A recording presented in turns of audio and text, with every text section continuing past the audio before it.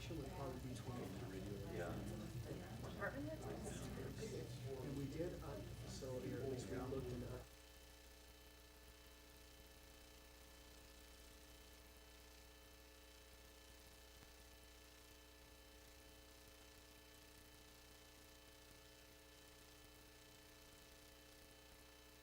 Are we all set in the control room? Yes, we are. Thank you so much.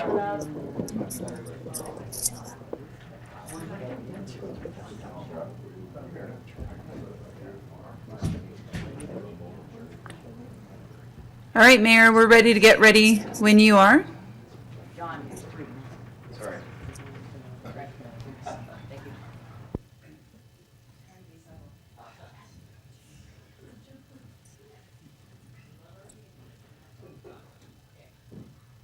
Good morning. Before we call this meeting to order, we'll hear instruction on how the public may access Spanish interpretation.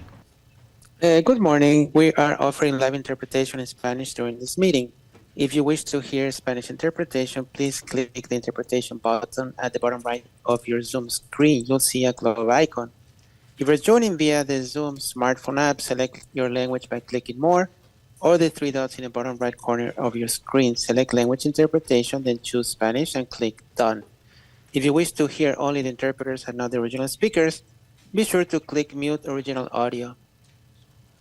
Buenos días, estamos ofreciendo interpretación en vivo en español durante esta reunión. Si desea escuchar la interpretación en español, haga clic en el botón Interpretation, que significa interpretación, en la parte inferior derecha de la pantalla Zoom. Verá un icono de globo terráqueo. Si se está uniendo a través de la aplicación Zoom para smartphone, seleccione su idioma haciendo clic en More, que significa más, o en los tres puntos en la esquina inferior derecha de la pantalla. Seleccione Language Interpretation, que significa interpretación del idioma. Después elija Spanish y haga clic en Done, que significa listo. Si desea escuchar solo a los intérpretes y no a los oradores originales, asegúrese de hacer clic en Mute Original Audio, que significa silenciar audio original. Thank you, and back to the council. Good morning. We'll call the August 22nd, 2023 City Council meeting to order. Will you please join me in the pledge?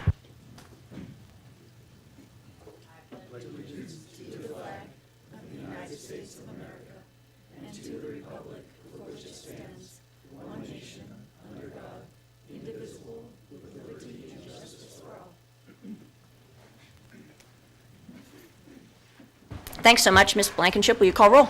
Of course. Councilmember Robbins? Here. Councilmember Wallace? Here. Councilmember Friedrich? Here. Mayor Pro Tem Bass? Here. Mayor Cregan? Here. All present.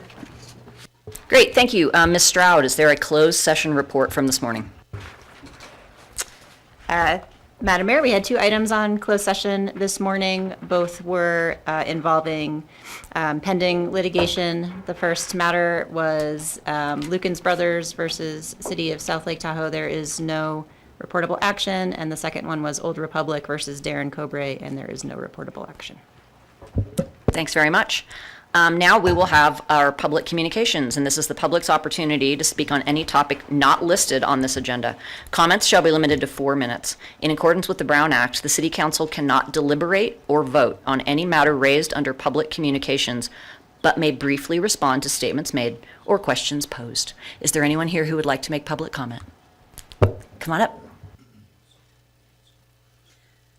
Good morning, Mayor, council members, and staff. My name is Heidi Meyerhofer. I am a resident of South Lake Tahoe. I arrived slightly before the Snowmageddon, and it hasn't scared me away. I've been a resident of El Dorado County for 23 years, and I recently joined Senator Marie Alvarado Gill's team as the District 4 representative to primarily El Dorado County and specifically the Tahoe Basin. The senator has a deep commitment to the Tahoe Basin.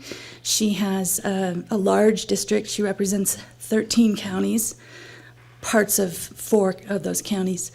But she has the entire Tahoe Basin in her district. She participated in the Tahoe Summit, the Environmental Summit, and continues to be impressed with the multi-jurisdictional collaboration that is doing amazing work in protecting this environment. And to that end, she wants to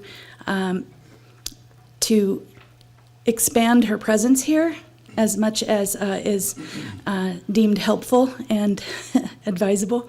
So to that end, I've spoken with Joe last night, and I've requested an opportunity to create space for mobile office hours once a month to be available to constituents and to city leaders, so that we can continue the conversations about what is important to this community looking forward, and so that we can engage the state in any of the work going forward as desired. So that's my purpose for being here today, and I look forward to getting to know you all a little better and being a little more visible. So thank you. Thanks very much, Ms. Meyerhofer. Is there anyone else? Mr. Mosier.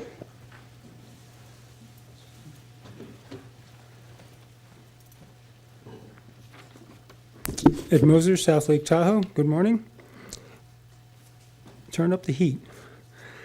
Yeah, first thing is, last meeting I requested that a report or summary of what Reva Feldman did here for her $25,000. Because with a records request, there was pretty much nothing other than coming and facilitating one meeting. So requested that of Mr. Irvin, since he gave her the contract. It was without council approval, didn't need it. So we'd like to know if that has been done or is in the making or what, so I can request a copy of it. Second is prior to the last election, or the first election prior, council election, when Mr. Bass and Ms. Wallace were elected, Peggy Borland suggested to me to maybe vote for the two of you because you're against the Loop Road and will ask for an audit of the Whole Foods project. So I would like to know whatever happened to the audit for the Whole Foods project, if that was a reality or what, or it got confused through the grapevine. But I think that is something that should be looked at and request that that is done. I stood up and stated a couple of times that, we didn't receive anything for the 88 parking spaces, absolutely no value. When the city just prior to that had put a value of $14,000 plus of creating new parking spaces in the garage. Third and last is Channel 21. Request that you edit out the breaks. This most recent one here is running like 18, 19 minutes or so when I turned it on because you had technical difficulties in the beginning. So it just shows the logo there and the date and the council meeting and nothing. So people are going to tune out after a while, figuring it's not coming on and something is wrong. And also when you take your breaks or lunch breaks there, it just keeps on rolling there with that a break is in action and you have no idea how long it's going to be or when it's going to resume. So technology is there. We paying, I presume, still paying that outfit from Reno to do it, take care of it. And so it's pretty simple. It should be pretty simple to just edit out the breaks and the dead time. Thank you. Is there anyone else in the room who'd like to make public comment on non-agenda items? Seeing no one, is there anyone on Zoom? Yeah, we'll go ahead and open up our Zoom platform for anyone who wants to provide non-agendized public comment. There are no additional comments, Mayor. Okay, thank you very much. We will move on to item number 1 under regular unfinished business, which is the franchise agreement with South Tahoe Refuse Co. for solid waste recycling and organic services. Ms. Stroud.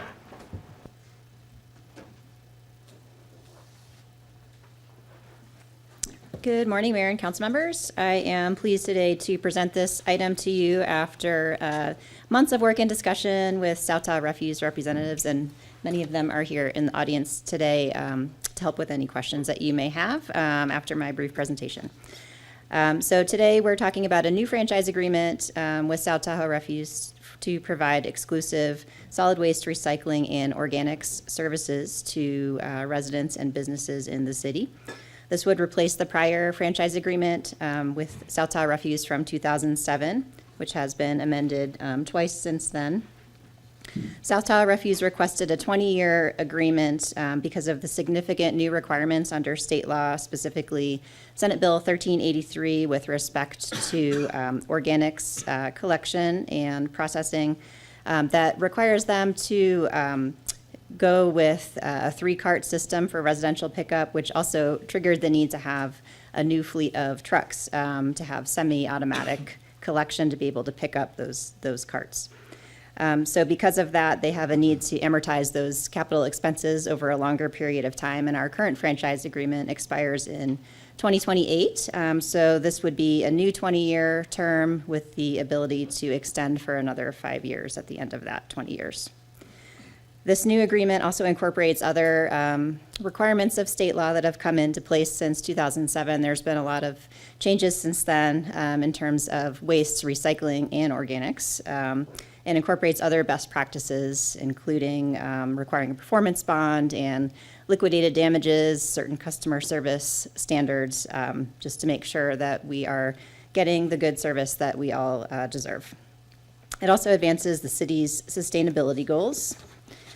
Specifically, South Tahoe Refuse has agreed to annually investigate the feasibility of zero-emission vehicles for use in its fleet of collection vehicles, including potentially establishing a pilot program to test these ZEVs on one or more collection routes when that becomes feasible at our altitude and our climate. And then upon implementing zero-emission vehicle fleet, or once a disposal facility closer to the city implements methane capture, the parties will cooperate to work on transporting solid waste to a disposal facility which has methane capture, and that would advance our climate goals.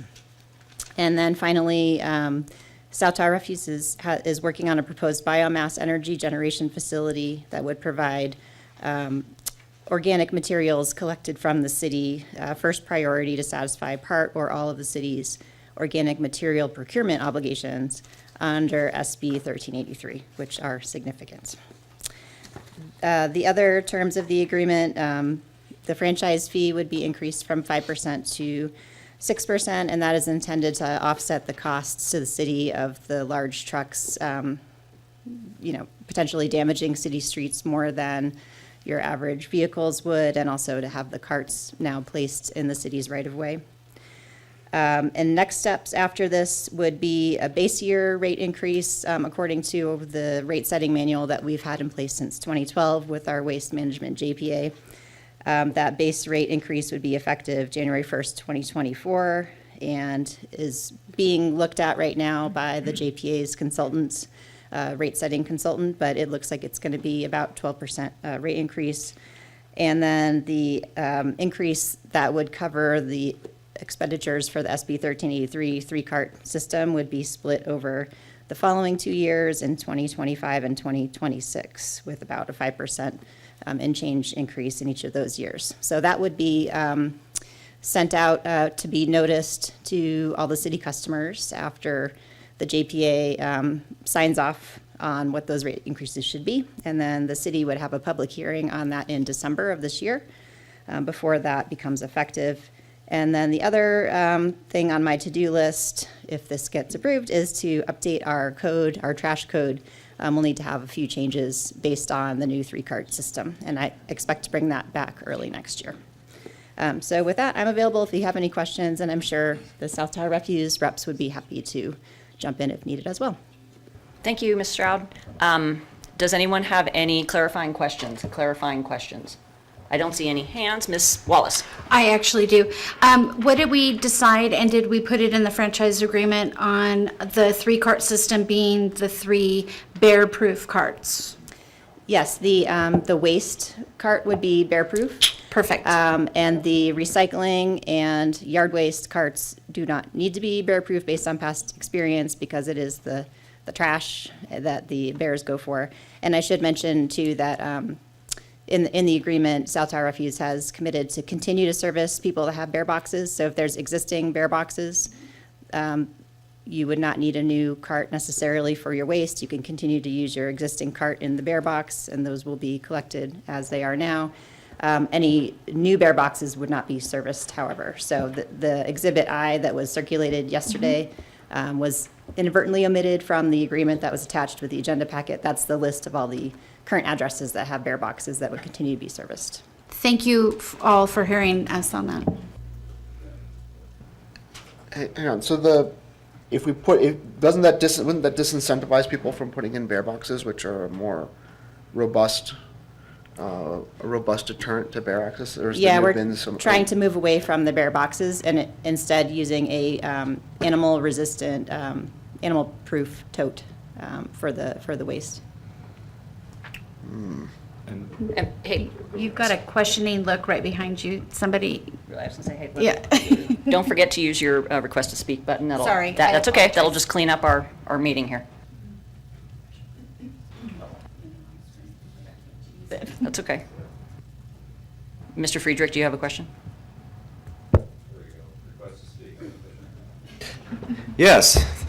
Thank you for the presentation and our STR friends for being here. I'm glad to hear about the commitment to move toward zero-emission vehicles. And just a clarifying question, CARB just passed the Advanced Clean Fleet rule that if we were operating our own fleet here and not working through a franchise agreement with STR, we would be bound by those terms, right, which are for municipalities, for medium and heavy duty vehicles like refuse trucks, 50% of new purchases have to be zero emission vehicles starting in 2024, 100% in 2027, right? So other municipalities across the state will be bound by those terms and moving quickly to move to either electric or hydrogen for refuse trucks and related equipment, right?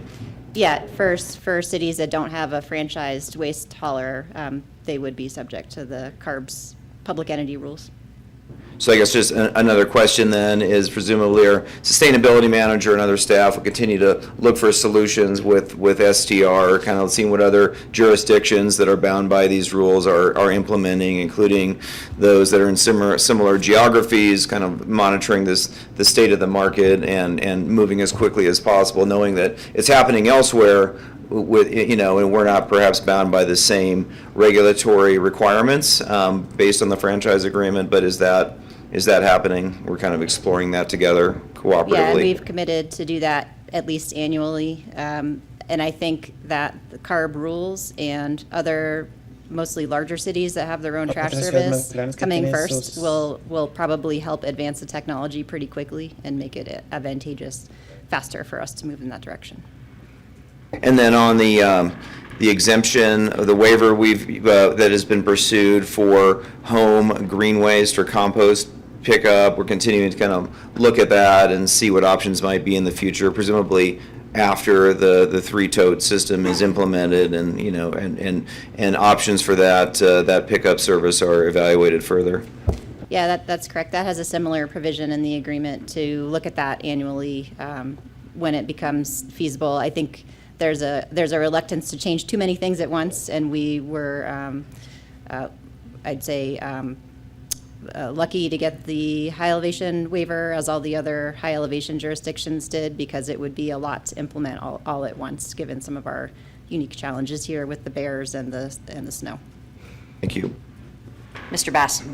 Yes, thanks for all the info there. I'm curious with the rate increases and the commitment to go electrification, and I know it's not on the state terms, but are we going to see more increases to meet those goals as we go forward, and that may be for STR to answer, but. Yeah, I'll give it a shot, and then if anyone wants to add to what I have to say on that. But the current rate increases don't include electrification of the vehicles. That would have a pretty significant cost today as the technology is, but there's a hope that that's going to level out as more entities are moving to electric vehicles for trash collection. The feasibility is both the technology and whether it would work in our cold, high altitude with battery life, and then also the cost. So that's part of the feasibility as well. So we're not quite there yet, but we're hoping that things will move quickly. Okay, and this may also be for STR more, but with Douglas County as well as El Dorado County, are they going through the same franchise agreements, and are they going to see the same rate increases that also support the 3-bin system, bear-proof containers, and hopefully electrification is being put into the thought with all three of us, because it's, I would imagine, the same equipment that's going to serve the whole jurisdiction. Yeah, that one. No, Mr. Martini, I wanted you to, but I also just wanted you to, in response to this question, lay out the, how the JPA works.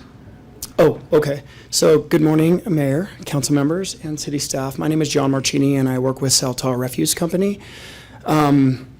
So, to answer the question that Councilmember Bass just asked, yes, we are currently working with El Dorado County, and we are currently working with Douglas County on similar franchise agreements. El Dorado County should almost mirror this one exactly.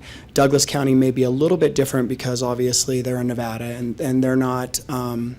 They don't have to kind of abide by the California state requirements. So we're working through that with them right now.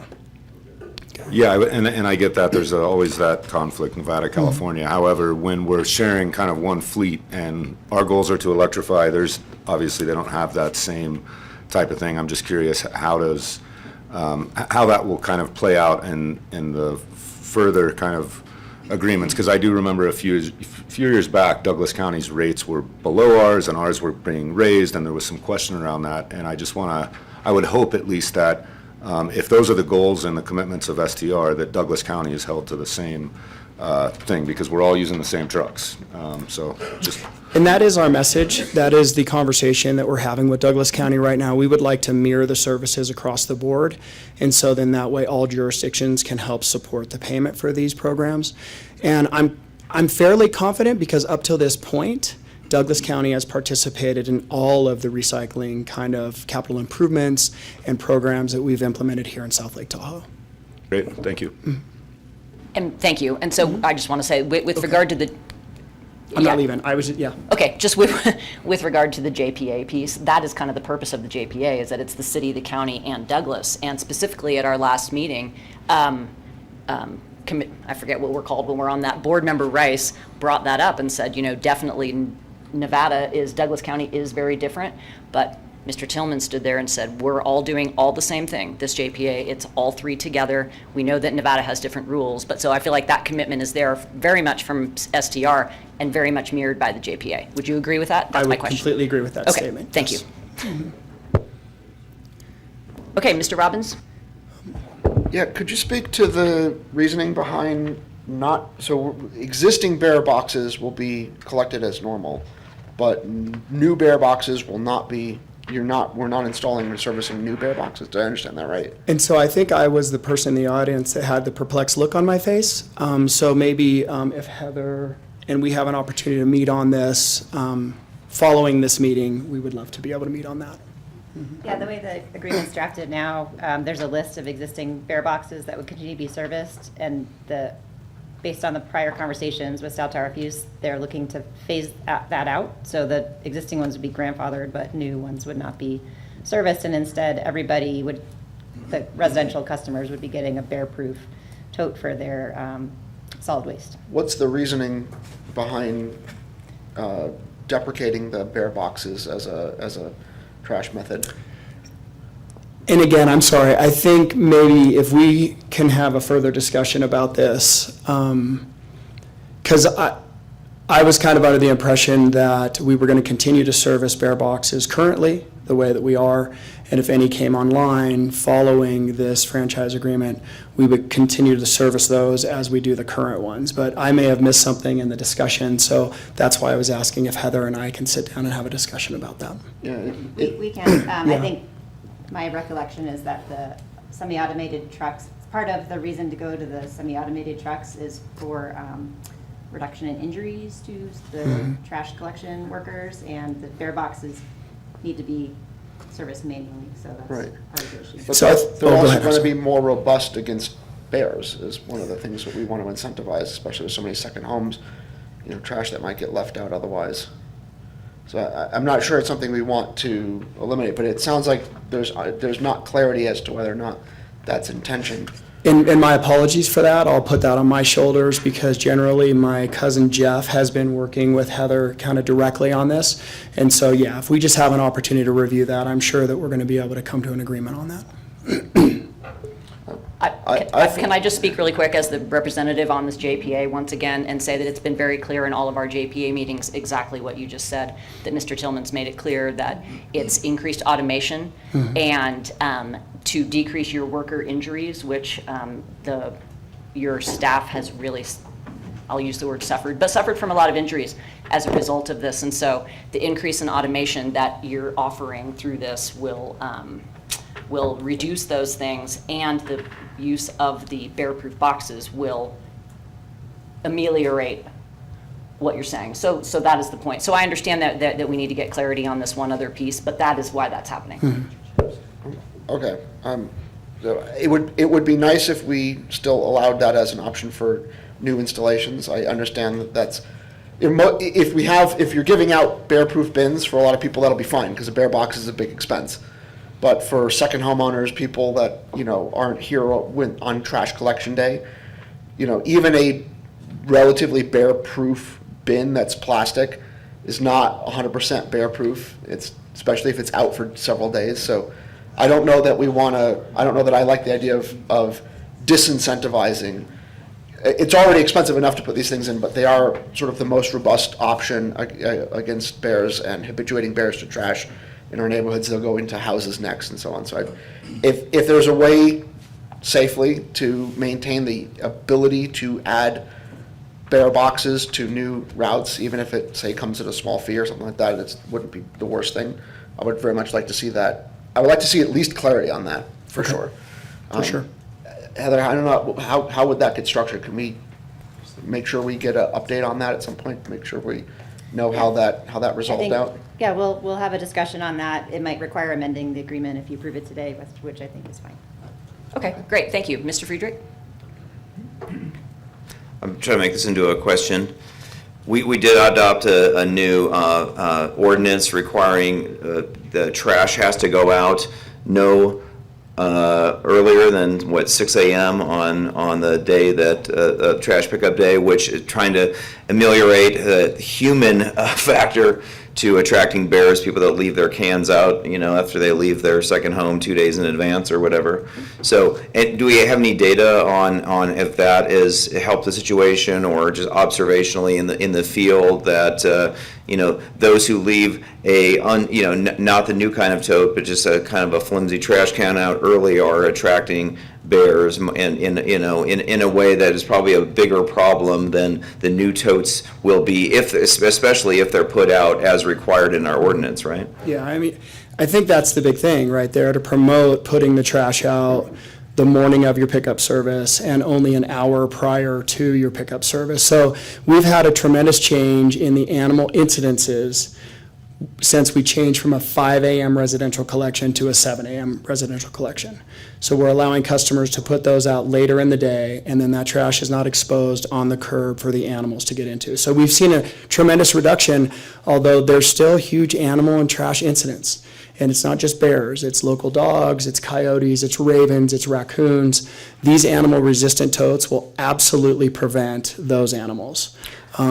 Bears, you get Hank the Tank out there that tosses that thing around a little bit. We may have some issues, but it will significantly minimize the animal and trash issue. But if their opportunity time frame is only an hour or two, and you have the tote, it significantly will minimize our issue. If we have the human behavior is compliant with our ordinances and we enforce it, and you're using the new totes, and it has the benefits of less worker injury and easier to pick up, it seems to me we're accomplishing the objectives without having to put workers at risk to ameliorate bad human behavior, Absolutely, I couldn't agree with you more.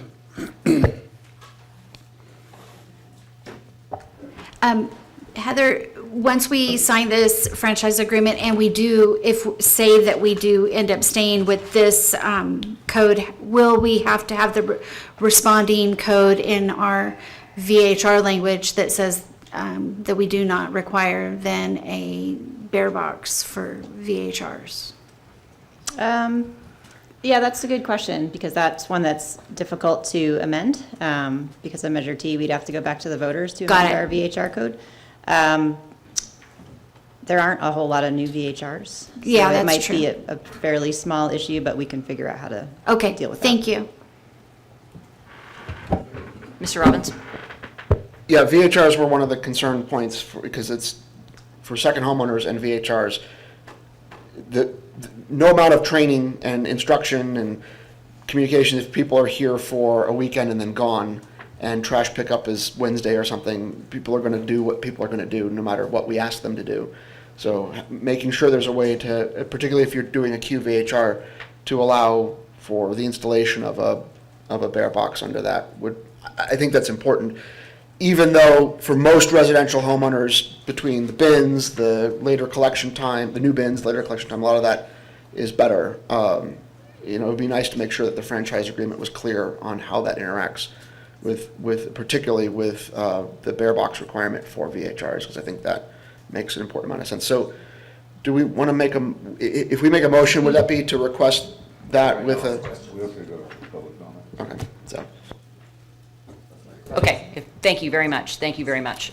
So, And while I'm here, Sure. can I jump in really quick? So I just wanted to take this opportunity to say thank you to Joe and to Heather, and I know Anush has been involved in our meetings as well as Sarah. This has been kind of a long process, right? And it's a heavy lift. And I just want to express my appreciation to all of them because it's been very seamless. The working relationship has been absolutely amazing. And the trust and confidence that you all show in our company really means a lot to me. And then, we have established a really good team, because this is a little out of our kind of area of expertise, right? And so we brought in Jennifer Arbuckle to really help us with our 1383. Roger Williams has been a part of our company, since I was a very young boy. So he's really helping us with the finances. And so we do have a really good team that we put together, a team that I'm very confident in. So we're here if you have any additional questions, and I really appreciate all of your help. Thank you. thanks very much. So we'll consider that our first public comment. Is there any other public comment on this item in the room? Mr. Mosier.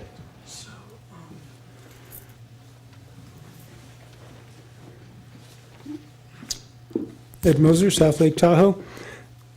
First, I'd like to see that bear-proof container, because just this weekend I had one of Hank's relatives rip off rebar that I put on a house to keep it out from under a deck. Tore the 2x6 off, bent the rebar over 90 degrees, and I couldn't even straighten it out. So I'd like to see what plastic container can keep them out, because I haven't seen one yet. So what I would like to see is, in this down the road, or added to this and added to the agreement and looked at, and the process started, is where we take the refuse to, down in Carson Valley, I believe, still. And a way of putting in a system to trapping the methane. There's a lot of jurisdictions, I understand, that bring their garbage down, refuse, down there. And that's a lot of methane it puts out. Place I used to use and frequent when I lived in Sonoma County, if you were to take a visit there, take a field trip, and see the setup that they have in place for quite a few years, generates a heck of a lot. I was shocked because they was running like 10 generators, big Caterpillar 10-cylinder, 12-cylinder engines. Also compressed the gas and used in their bus fleet, Sonoma County's bus fleet. And it was I was shocked at how much it actually produced, how much it put out. So when you do trap it, there's a lot of money saved, and also keeps a great deal of methane out of and gases out of the atmosphere. So along with having clean feet, it's good to have clean feet, clean fleet. Also, take care of the dump where it all goes. Just because it isn't in our backyard. I would suggest using, consulting with TRPA, using some of the Southern Nevada lands sales money, because I'm sure the place down there cannot afford to do it, probably on their own.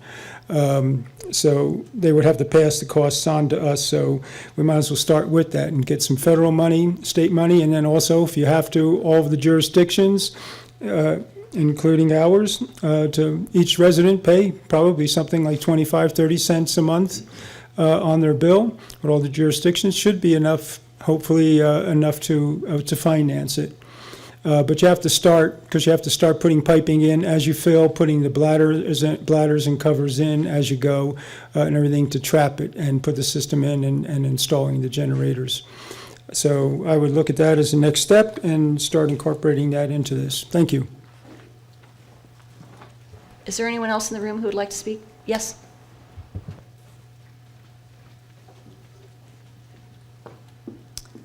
Good morning, Madam Mayor, Council. I hadn't been aware of, Amelia Richmond, South Lake Tahoe resident. I wasn't aware of the bear bin piece of this agreement. I definitely would love, I guess my request would be to council to delay the vote so that we can hear from the wildlife community about their opinions on the the bear-proof totes, I believe they were called. There's a lot of expertise in the community, and without hearing from them on this, I do wonder about how that affects, especially the bear situation, especially when we do have communities of second homeowners who would likely put trash, need to have some way of managing trash that they leave on Sunday. It might not get picked up till later in the week. And I guess, yeah, I was just surprised to hear that. I think the other part of it is it's great that we are now having the later pickups. That's been wonderful, but I do want to acknowledge that there are working class members of the community that don't have flexible work schedules, and so there's just a limited amount that some people can accommodate that schedule with their work and commutes and everything else going on in their lives. So just want to be respectful for that community as well. I think bear bins have been largely trumpeted by the wildlife community as something that's really been an improvement. It's something we've been pushing towards. I understand wanting to keep injuries down and wanting to progress with technology, but would love to delay the vote so we can hear more about that piece, if you want to consider. Thank you. Is there anyone else who'd like to make public comment in the room? Seeing no one. Ms. Blankenship, is there anyone on Zoom? Yes, we'll go ahead and open up our Zoom platform for anyone who wants to provide public comment on agenda item 1. We do have one hand raised. Mr. Spiel. Hello, this is Nick Spiel. I just wanted to express some disappointment at the lack of a residential compost pickup program. There's some discussion about electric trucks as a carbon reduction program, but meanwhile, huge volumes of food waste are going into landfills and decomposing into methane, a greenhouse gas many times more potent than carbon dioxide. I know that others in the community have tried to start up an entrepreneurial community compost pickup program, but South Tahoe Refuse has an exclusive right to do this, and they aren't using it. I'm concerned that these bear-proof containers are being proposed without any long-term plan for enabling compost pickup. We're buying new bins and new trucks, and none of it seems adaptable to support compost. Now is the time to act. Can you please discuss what the path forward would be to begin residential compost pickup in the future? Thank you.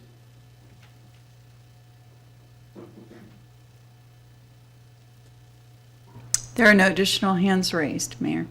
Okay, great. Thanks very much. I will bring it back to council for discussion, and Mr. Bass. Yeah, so, I think that we're moving in the right direction without a doubt. I do believe that the bear bin opportunity here is an opportunity for us to change behavior, which we really need to do for the bears in the community. We've never had a community-wide kind of mandated bear bin that people can use. So I think this is a huge opportunity for us to hopefully change bear behavior throughout our neighborhoods and hopefully get them more adapted to go back and feed from where they're supposed to be in the woods. So I'm really excited to see that side of it come through. I do have some concerns a little bit around the goals with us moving into the electrification and the cost of that and what that's going to mean to some of our residents and things as we move forward. It doesn't make me want to stop this for today, but I think that's a real concern as we look at everything as we go forward and how we have these goals. Over the next 3 years, it's about a 22% increase that we're going to be looking at just to accomplish this side of it. So I think we need to be mindful as we move into this and looking at the cost increase around everything that we're dealing with.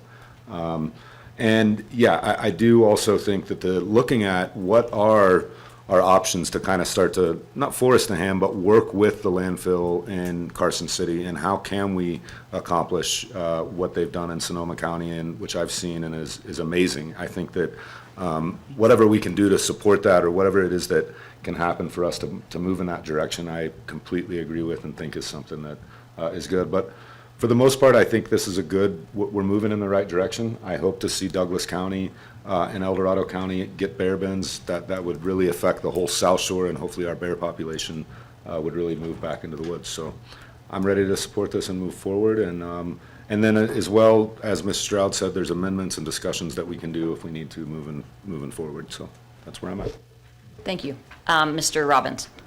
Yeah, so how would this work if we wanted to approve this, but make sure that the bear boxes, and we get the terminology confused here, the boxes the metal boxes, to make sure that those, that new installations of those are still permitted, would that be returned to council as an amendment or as an alteration, or would it be approved partially? How would that work?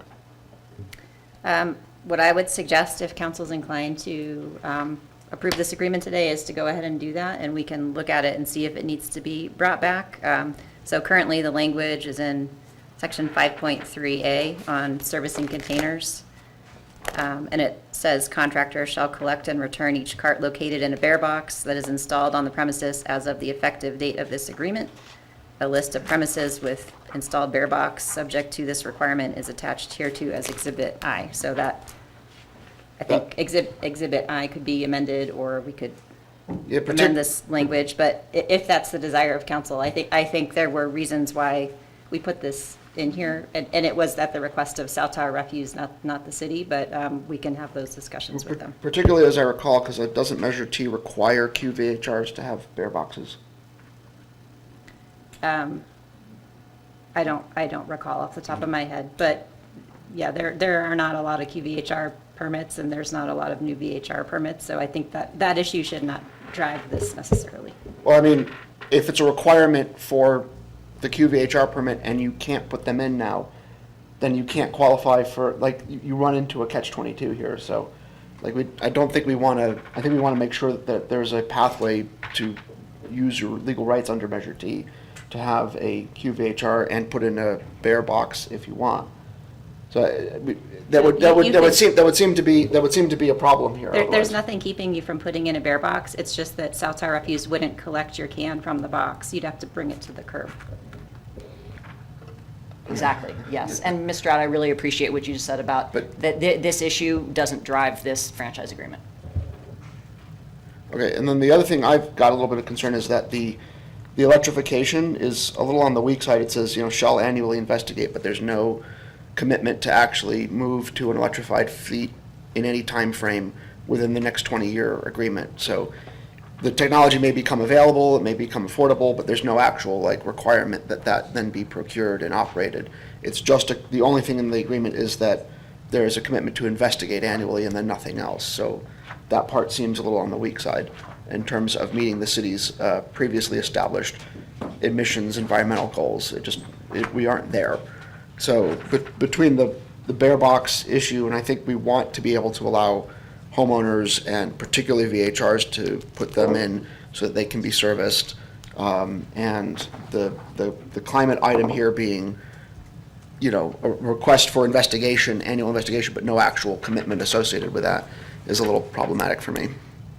Okay, thank you. Mr. Friedrich?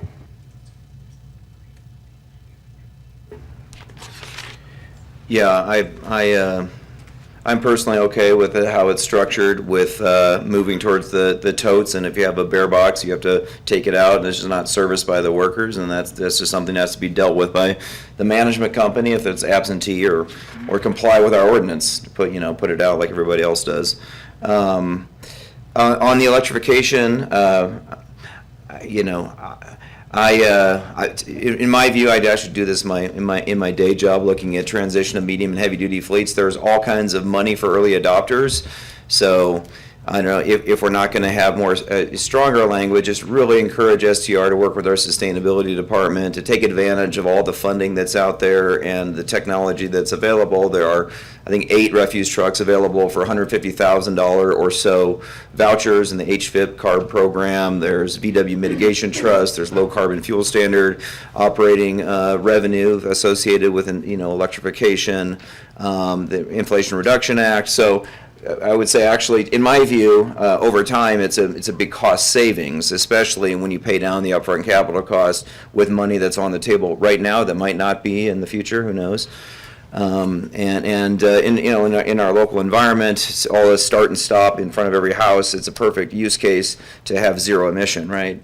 So if the technology works to take advantage of the money over time, I think actually it's a lesser burden on ratepayers, just for the record. So I would, and maybe in lieu of like enforcing that transition, though, just really look at taking advantage of those opportunities. Hopefully kind of try to track what if we were a municipality doing this ourselves, we would have to comply with the transition timeline.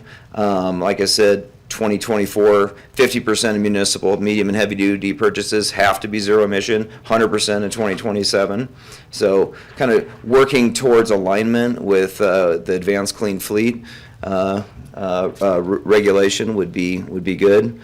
And then I also agree on, if we can, find ways to get past the high altitude waiver on curbside compost, I think that would be a kind of an important direction to move into, and hope we continue to look, as aggressive as we can and into offering that service after the 3-tote system is established. I know there'll be some extra costs, but I just think the environmental benefits are worth it. So, Thank you.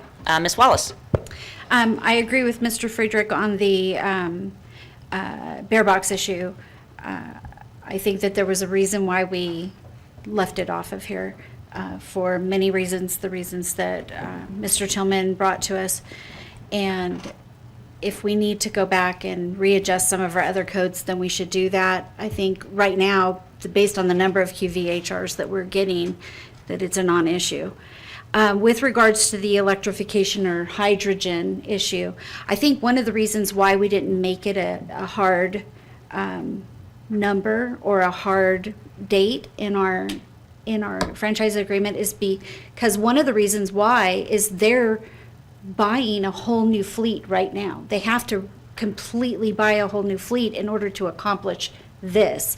So that fleet has a lifetime in it. And so for us to say, well, by a certain date, you have to buy a whole new fleet of electrified or hydrogen vehicles, it feels like we're making them buy. I think the way that we've written it is good, because I think, having dealt with this company and having them being a partner in our community for as long as we have, we've seen them go above and beyond so many times. I think that we have a really good situation with them, that they are going to do as soon as the bugs have been worked out in electrification or hydrogen at that high altitude and the cold weather and things like that. I think that they're going to do the right thing. And and if we need to go back and later on and change the terms of the franchise, I'm sure that they'll work with us then. So I'm 100% in favor of the franchise agreement as it's written. Thank you. Mr. Bass? Actually, that was kind of covered really what I was gonna say as well. Is I think it's great if we can get to a place where there's the cost savings, the money's up front to do it. Even at that point, the fleet that they've currently bought could probably be sold to another outfit where they don't have these kind of electrification requirements. So, yes, moving in that way. And with our VHR ordinance, from what I remember at least, the VHR ordinance that requires the bear box is actually what was passed by council before Measure T. And so I do believe possibly there's some room there, but regardless, where we allow VHRs in the commercial areas as well as the tourist core, I feel like there's a lot to learn about how these bear boxes are going to work, and that will allow us to amend our code one way or the other. But let's kind of see how this goes and see how it works, and there may be no need to, we may amend our code and say that you can leave your trash on the curb when you leave it there because it's actually bear defensible. So I think there's a lot to kind of learn for us as we implement this and figure out how to amend the code to make it work best. Good point. Mr. Robbins? Did we talk to the Bear League about these plastic bins here in Tahoe? Did we get their We input? talked about this at City Council back in January, and one I of the believe first meetings they were here, or there were representatives of the wildlife community. I can't remember if the Bear League was here specifically, but we had a pretty lengthy discussion about the bear totes at that time. And their view was that these bear totes are as defensible as the bear bins, as the boxes. I don't know that specific question was raised, but I think, this is going to be something we'll need to try and see how it works. If this comes to a vote, I would like for the, my concern is with, particularly with workers who are doing shift work in our community. I have friends who are nurses that work overnight and they work in the morning shifts and they're not there. They can't be at home in the hour before the trash pickup comes along at 7 a.m. They have to be at work. And so they're not on flexible work from home schedules, and they're not small business. They don't make their own hours. And so taking away the ability to put the trash in the bear bin and have it be safe and be picked up for new installations is problematic. I think we want to have bear bins, particularly for VHRs, because we don't want to have that be left out for a week or two on end. I want to see that be something that is maintained as an option for residential homeowners going forward. And I am concerned about the electrification. I think it's going to be, we are committing to buy a bunch of new trucks now, and that's going to be a capital investment that lasts for the next 20 years. And that's not something that's going to be easily replaced unless there's something a little stronger about mandating a shift. The rest of the state is moving towards this in the next few years, but we won't because we're under a franchise agreement, not under a municipal requirement. So those are my concerns. Can this be? Is there any support then for approving this with the bear boxes to come back, or is the rest? I don't know where everyone else is on that, but I would certainly like to see the bear box issue at least come back. I don't know if there's support on the sustainability and the carbon, the electrification of the fleet along with that.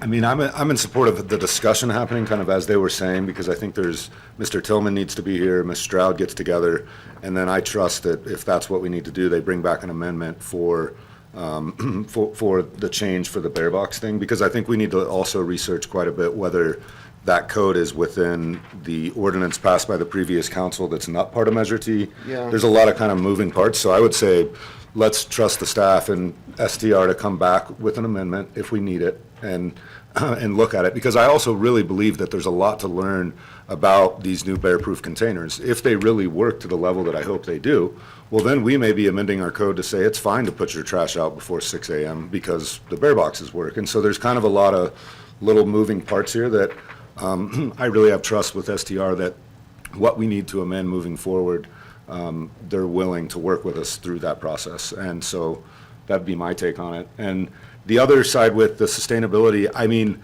yes, I as Mr. Friedrich pointed out, like there's possibly a lot of money on the table to get to that point we want to get to. There's savings for STR and their operations as the technology gets there. But tying their hands right now when we don't know exactly what's possible is difficult, especially with the capital investment for these new trucks. But the thing is, in 5 years or 3 years or whatever the time frame is that technology is there, there's no reason they can't sell the fleet to somebody in Michigan and rebuy a new fleet of electrification. So I don't want to, because of our high altitude, because of where technology's at, I feel like tying the hands of them is not, and our unique situation with Douglas County, Nevada, El Dorado County, there's a lot of things that we're up against, which would be different. If it was just El Dorado County and the city, we'd probably be in a much different kind of discussion, I would think. But anyways, that's my take. Thanks very much. Ms. Wallace. I move that we pass a resolution approving an exclusive franchise agreement with South Tahoe Refuge Company for solid waste recycling and organic services. I'll second. With that, we can vote, Ms. Blankenship?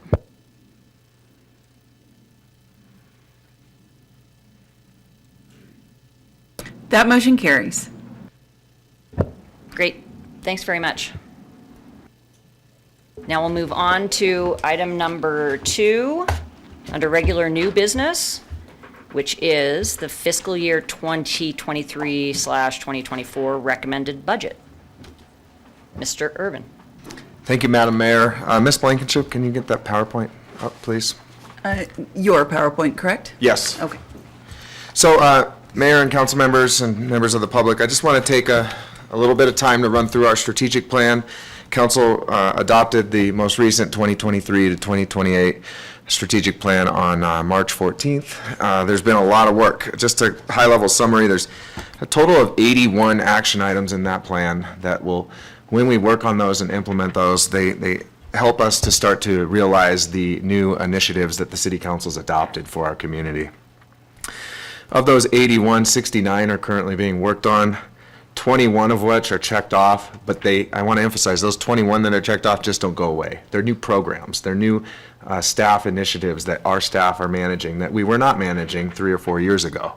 We have new arts programs. We have more involvement in mental health and behavioral services with our police department. We have continued call for service with fire and police on top of public works calls for service.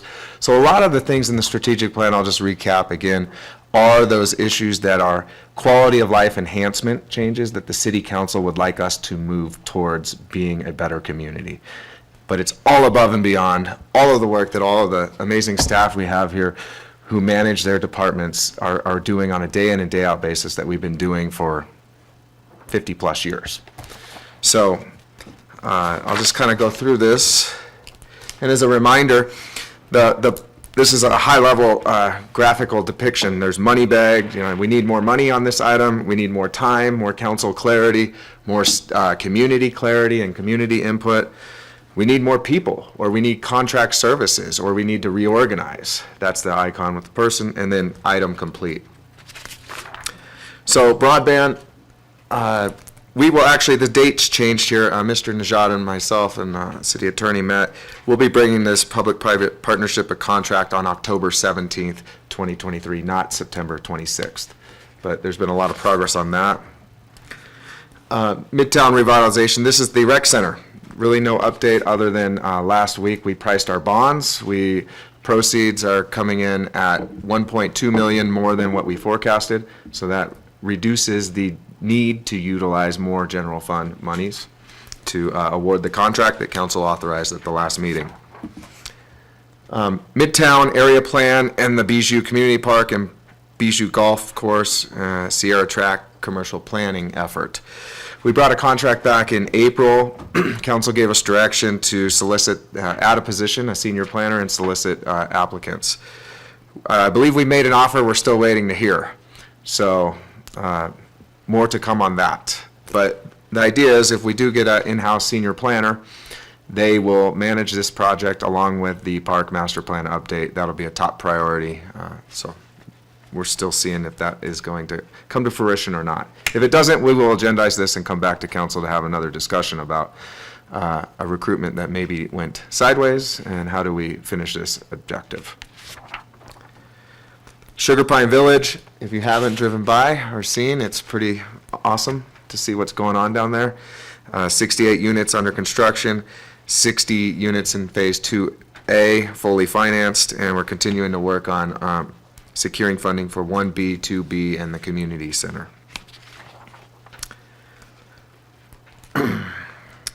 3900 Lake Tahoe Boulevard, otherwise known as the piece of land the city owns where the loop road was once going to go through behind the 7-Eleven on the eastern end of the city. So we're working with Novin Select. Council gave us direction on this. We're looking at bringing this back to council in October, I think, is our timeline right now.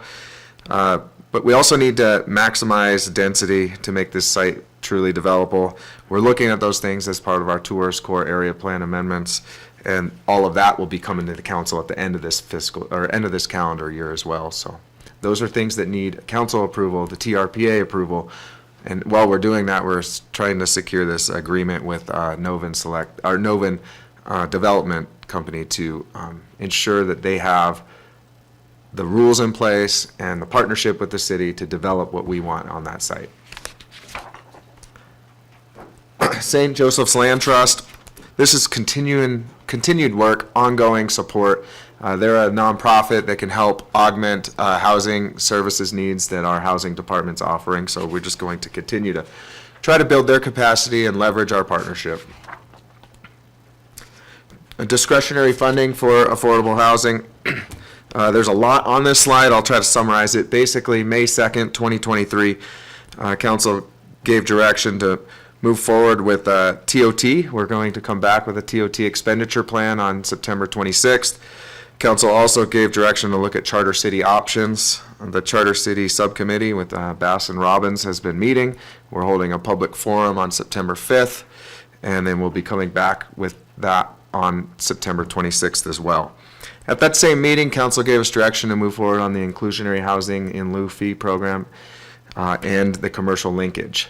As you know, last meeting, the in lieu fee moved forward. We're going to the Planning Commission on September 17th, and we will come to City Council in October with an ordinance to implement the in lieu fee and a commercial linkage fee update on September 26th. So a lot of things with housing. That September 26th meeting will circle and hone in around ballot questions and funding revenue options that the City Council will get to decide. Currently working on bringing an item to the multifamily inspection single room occupancy September 26th as well.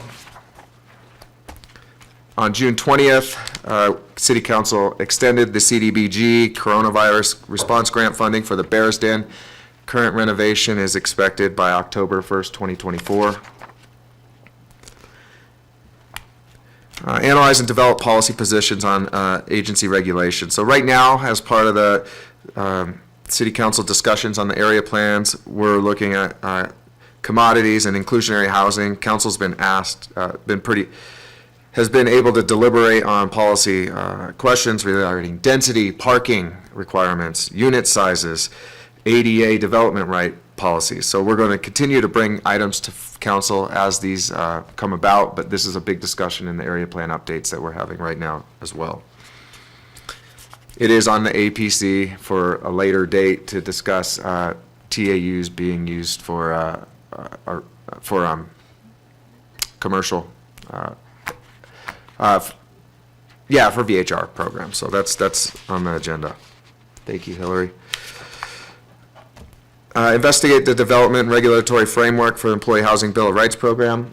I met with Ms. Roverud, Mr. Thomas, Councilmember Robbins brought this up, so we asked for some insight from him as we were teeing this up to bring to council. It'll come to you on September 26th, just to kind of understand the thought process. So it was a good meeting, and that'll be the first of a few meetings I believe council will have to discuss this. Local revenue sources, T-bid, basin entry fee, paid parking, overnight parking. Currently, we've been working on enforcement of our high demand parking areas. We've built our parking enforcement program. Through conversations with regional entities, the basin entry fee has been determined to be infeasible by the states of California and Nevada at this time. We will be bringing a TOT discussion item on September 26th to talk about what a transit expenditure plan could look like, along with the housing expenditure plan, along with the charter city, and along with the snow parcel tax item. So as I said, the 26th will be ballot question and council direction day. Van Sickle State Park, by State Park, Segment 1C, this is really the section that's from Herbert to Ski Run. A preferred alternative has been looked at to look at the environmental impacts of utilizing existing roadways from Herbert to Ski Run. That would most likely include Tamarack. So our Public Works Director is working with CTC to secure grant funds to get us to a point of 60% or 90% design, along with environmental review to be complete.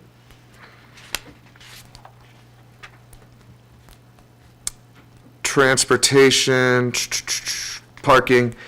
So I'll note that this was a goal identified in our work plan for 24, 25, and 25, 26, but we kind of got pushed into this a little bit because of the residential parking permit programs that we're working on with Heavenly.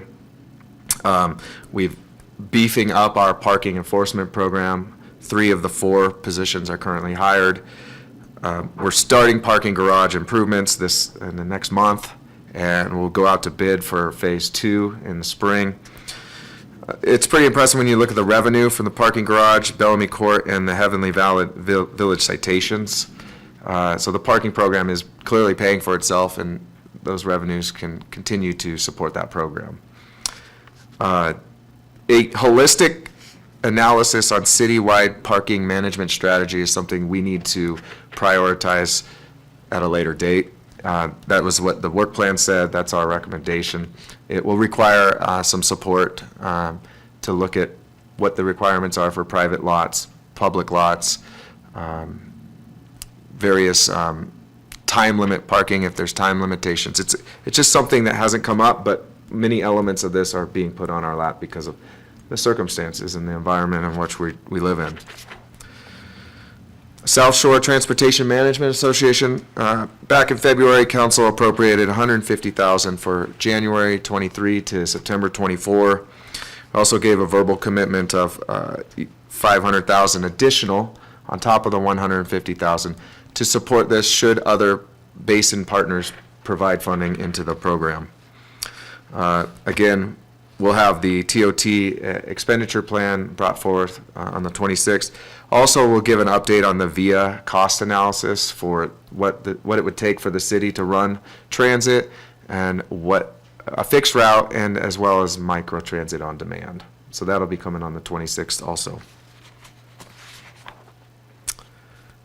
The US 50 corridor plan, again, this is a 24-25, 25-26 plan, but I think we can thank our partners at Caltrans for having us bump this up a little bit. Sure, we had a victory on US 50 speed limits, but we need to secure grant funding to start the conceptual planning process to look at what a corridor plan would look like. We also have started conversations with the TRPA staff to add this project into the regional transportation plan, because that's something we agreed that we would do with the district director to make sure that our region supports our planning efforts on this. Otherwise, we're just going rogue and there's no coordination with those that hold the purse strings to fund projects. Again, the VIA study, this is a repeat, that's coming on the 26th. Carbon neutrality, in February, we funded, council appropriated $71,000 to support our Civic Spark program and also pay Sierra Business Council is who we engaged with to do a 2021 greenhouse gas inventory. This is going to be an ongoing effort as long as we have our sustainability goals. The capacity we get from the fellows is great, and it's a good value for the price. Staff continues to meet with our South Tahoe Zero Energy District members. Those are all the public agencies, STR, Barton, in the South Shore, to talk about ways we can develop robust infrastructure fleet deployment plans. We're also gaining traction with the CPUC, the California Public Utilities Commission, to gain better understanding of what their rules are and what tools are available to us. I talk about it in the next slide, so I'll just get there. But one of the biggest things that's proving to be a concern is that they are not subject to the same tariffs and rule structure that the big three utilities in California have to adhere to. And so one thing we're in the process of organizing is meetings with the CPUC commissioners to have a conversation about those things. Just because they're not a big utility over a certain size of population served doesn't mean the communities they serve don't have the same goals as those other areas. So that's progress there. And Ms. Letton is also working to build a pathway for community choice aggregation program. There's been some, it started off that it was pretty tough for us to gain momentum in that because the only one that was close to us was the Pioneer CCA that's over on the West Slope, and it's connected to PG&E. But we've started asking CCA providers if they're willing to take, if you will, a separated jurisdiction who's not necessarily abutting their service area. And so those are the conversations we're having to see if we can make ourselves as an attractive partner to join a CCA. So stay tuned.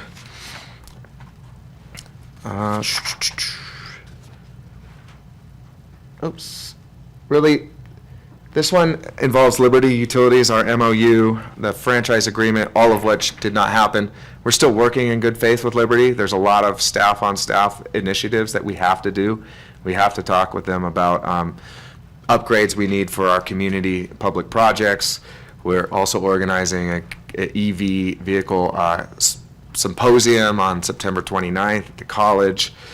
to talk about what technologies have evolved, what resources are available to those interested in electrification.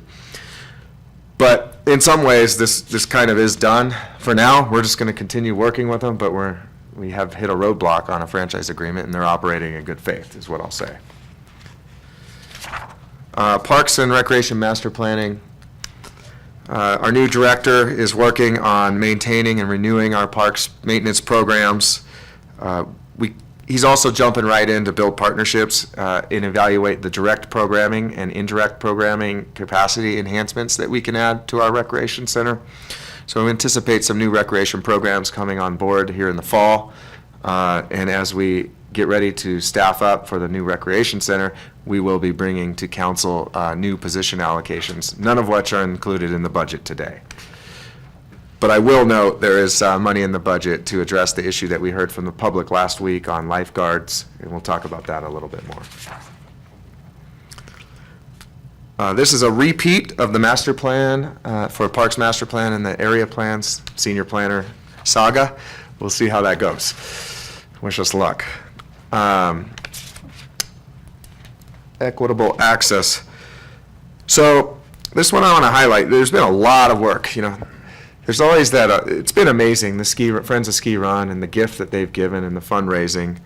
But having worked in local government for almost 19 years in 4 different cities, every time there's a free gift, it adds complexity to the project. I just want you to know. And our team's really stepped up to help carry this to the point where we're at. ADA parking stall will be built by the end of October, or end of August. They're looking at doing the park infrastructure to complete by October. And tied to this is this analysis of new parks in other neighborhoods. This is really a spatial analysis exercise that our GIS coordinator needs to do with probably special interest groups, the Parks Commission. But I'll just caution here that we're strapped already providing service and maintenance citywide. And so adding new parks is not something we should do without new positions. I'll just put that on the record. Access Tahoe, what an amazing gift this has been. Seeing the coordination and the organic engagement of this has been really neat. And I appreciate Mr. Najad and Mr. Stark just jumping in and learning from this group and being responsive. You'll see in the budget, we have $150,000 for ADA improvements. We're also, looking at these Moby mats for wheelchair access. A couple locations, El Dorado Beach, Connolly Beach, are some of the areas we should look at. So kudos to the community and staff for just fostering that relationship. Comprehensive wayfinding sign, a lot of work's been done. Another example of community engagement. The Bicycle Coalition was a huge part of this. Emily in our Public Works Department has been working with Mr. Najad. This work should be put in place by October 15th. Bike repair stations, changing stations, racks. $50,000 from ARPA was allocated towards these. We're continuing to gain input from the Bicycle Coalition. And the new EV charger siting plan notes that we should look at adding vehicle chargers along with bike chargers where appropriate. So we're going to be looking at those as well. Communication strategy, everybody loves Pete Fink. There's Pete. So that was a great video, and I give our SOSU team and our staff kudos, and we're going to be coming out with a new video. And if you haven't seen it, it's really cool to see how one needs to equip their bike to ride in snow. State Lands Commission, what's up with signs on the beach restricting people from walking along Lake Tahoe? Ms. Stroud has been taking the lead on this, met with the State Lands Commission to discuss a joint enforcement effort, and we're in the process of retaining an intern to help us do an analysis of what signs are illegal and how we can improve making this more accessible to the public and promoting that. Mental health staff stacks is still fully operational. We now have weekly infield meetings. Our police department is tied at the hip with El Dorado County Mental Health Services and the Tahoe Coalition for Homelessness. This is one of those areas that I believe 3 or 4 years ago we were not heavily involved in. The coalition was doing this rotating warming room, but now this is an area where we're trying to minimize the calls for service to the men and women with a badge in blue and bring different types of services to the people that are out in the field. And I think we have an officer that's truly dedicated to this, and I appreciate his hard work on this. The opioid settlement money, Chief of Police has been working with, jumped ahead, with Barton Health to bring forward an agreement for how we can partner with Barton to utilize their staff and services to enhance outreach and services related to opioid substance abuse. That's consistent with the settlement guidelines. So that'll be on the next agenda. Again, Bears Den is one of the permanent supportive housing units that offers temporary and permanent supportive housing. An area that is still in gray that needs some evaluation involves that emergency shelter. You know, I know that Coalition for Homeless has been able to help in those times of need, but I don't think it's a sustainable and reliable shelter for those emergency. Transitional and permanent supportive is really what the Coalition for Homeless is providing in their 3 motels throughout the city. Incorporate equity and inclusion best practices. Our HR staff has revamped our entire recruitment processes.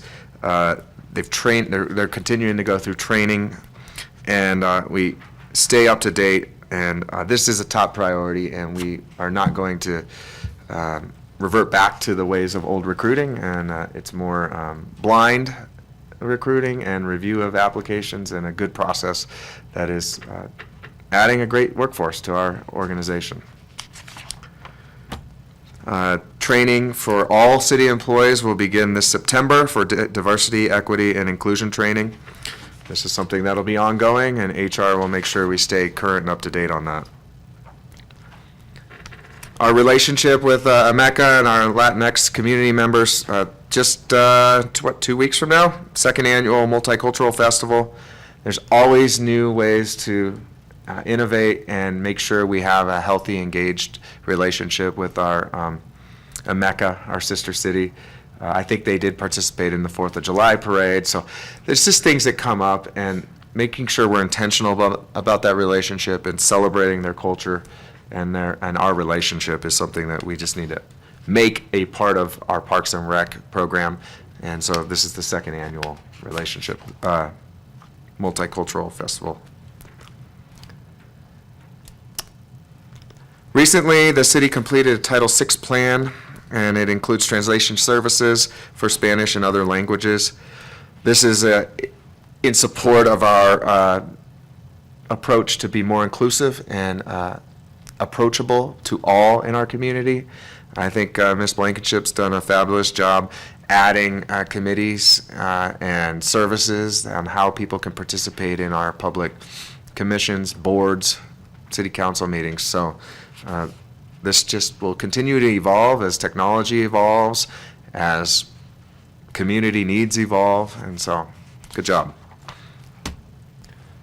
The ACT Commission, there was this has been memorialized that we need a racial equity statement. They're looking at updating a master plan or creating a master plan that'll help guide art policy decisions. They're working through that. The question is whether we do it or we hire a consultant. I would advocate that we do it, and they're continuing to work through that. So that's all I have to say there. It's been a new commission. They have a lot of good ideas. It's been a little bit in flux, but right now it's really under the leadership of John Stark and the Parks and Rec Department. So I just want council to know that. Our city manager's office has provided support, but that's not sustainable. We can't have 4 or 5 people working around for one commission. So it's going to have to couch in Parks and Rec. Waste management, single-use plastics bottle ban will be ramping up this fall. There was a big outreach last spring, and we're in the process of building, installing, and replacing 7 high-use sites this fall and indoor units this winter. So communication, PR, outreach will begin, and the infrastructure will be put in place. And that all has to take place before Earth Day of 2024, which I think is April 24th or something. Bear-proof trash containers in the franchise agreement. This was a goal, and as we just saw, it was approved and it's implemented. And note, South Tahoe will continue to service trash cans and bear boxes if preferred by the customer. We're almost there. Thanks for your patience. The franchise agreement does include the language that we talked about for residential food waste. We'll evaluate that on an annual basis. But another leverage opportunity that Ms. Letton worked on with STR was securing California Climate Action Core Fellows.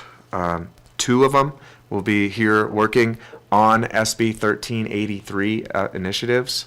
They're going to be couched at STR's office, but we're a partnership with them to make sure the outreach and the education that's provided to adults and youth is there. I mean, they can infiltrate into school programs. You know, we'd like to work with the school district to make sure that they teach kids about SB 1383, and maybe they can go home and tell their parents how to save their food waste or compost it. Economic diversification. You know, we talked about this. This economic development is a long ball game, and we, January of 23, we had a retreat to talk about economic development specifically, and many of those action items the council gave us on that date have now built what we're working on here. So all of these slides have like the time, the question marks, the people, the money icon, and they're ongoing because it never ends. And Ms. Roverwood's preparing a summary of vacant and underutilized lands that we'll bring to council in November, so we can have an understanding of where are priority redevelopment areas. And the next thing is, how do we attract investors to want to invest there? There's a couple tools. We did create a development brochure that we shared with commercial real estate brokers as well as investors from around the state. I've also been in conversations with Buxton Company. They're used by a lot of municipalities around the country who really help answer our most important recruitment questions. They look at where we're losing retail leakage and how do we retain those types of businesses in our town.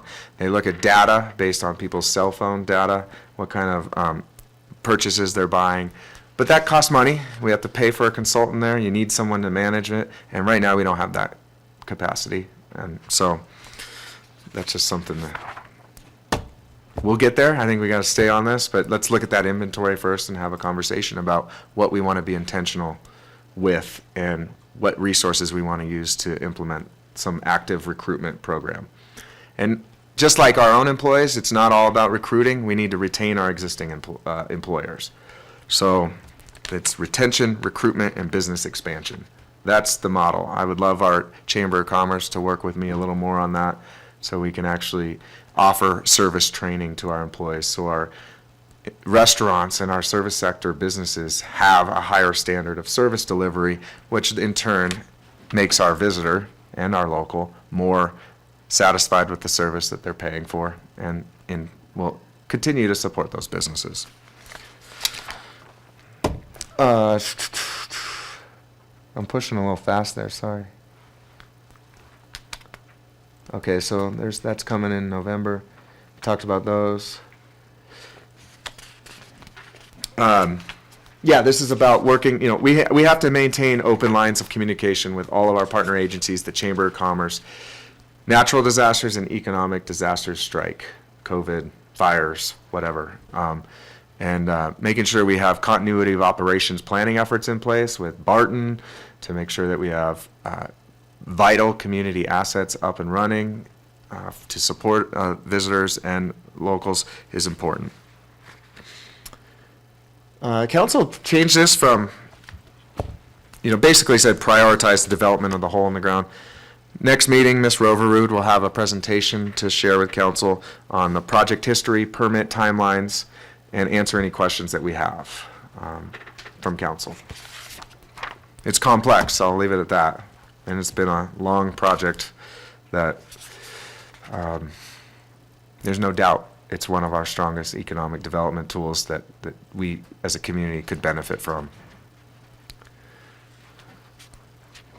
Capitalize on grant funding. This is something from my experience, a city our size, 25,000 with 215 employees, securing the types of grants we get is like second to none. That's a reality. This is $6.5 million that was from cap and trade monies through the Affordable Housing and Sustainability programs. This is for new mobility and connectivity improvements on Tata, B Street, Delta, Lake Tahoe Boulevard. 2 new buses purchased for connection to South Lake Tahoe and Sacramento. This is through El Dorado Transit improvements.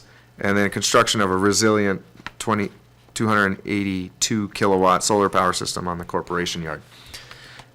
None of that's been built. The money's been secured and the planning efforts are beginning to tee us up so we can build that. Bijou Drainage Project, $171.7 million from U.S. Forest Service. Tahoe Valley Greenbelt. This is a slog of a project, but Mr. Hill's been doing a great job bringing in money, minimizing the amount of general funds we need to build this. Pioneer Trail Phase 2, this is Larch to Ski Run. This is sidewalk and lighting improvements. This is something that will be moving forward next year. Defensible Space Program, $881,000 from RCD and the BLM.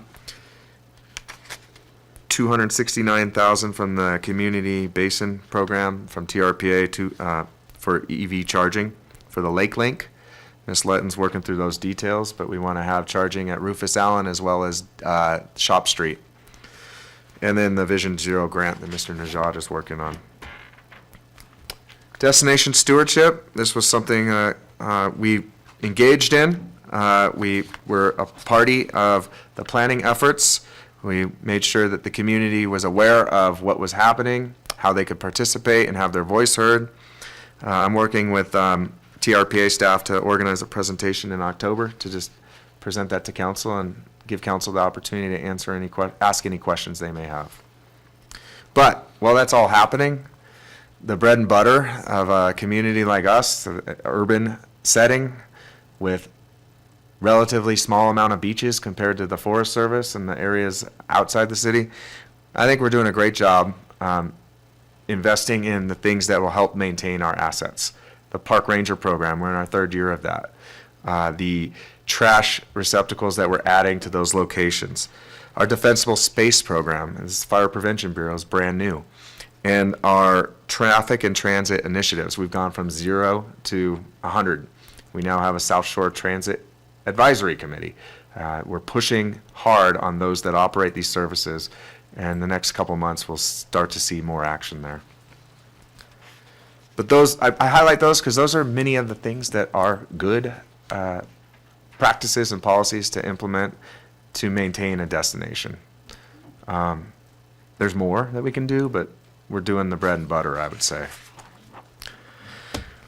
Resident retention and workforce staff is working with LTCC, the fire science classes, to make sure there's shared information about recruitments.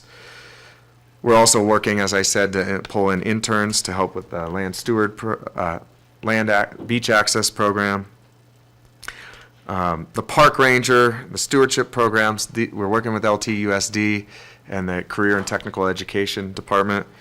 And most recently, this is a big highlight, and this is what I want to say, from last meeting when we heard about lifeguard hiring issues. We met with Mr. Stark and our finance team. We are changing our notification process to say that, yes, this is the range. You know, the range for pay is $15.50 to $22 and some change, I think. But we can hire at a mid-range to a high range.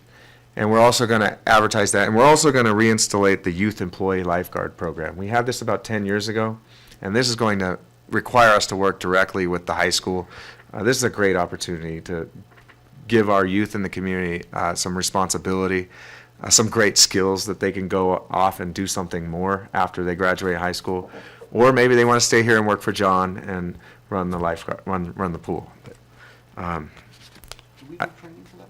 We will provide the training for that. So that's another incentive to get more people. Talk to the swim team. Exactly. So this is a really neat effort. I'd like to give Ms. Letton some kudos on this. We officially joined the Community Economic Resilience Fund program, Valley Vision. Building workforce development and sustainable green jobs is not something we can do alone. We need educators, education institutions, we need contractors, private sector, and this is something that can actually help us start to tell our vision and potentially secure some grants and build leverage with the college or the high school to build programs that would actually provide resident benefiting jobs in the city. So again, economic development, many of it is long ball. It takes time, takes partnership, takes fostering those relationships, and I think this is a good step in the right direction.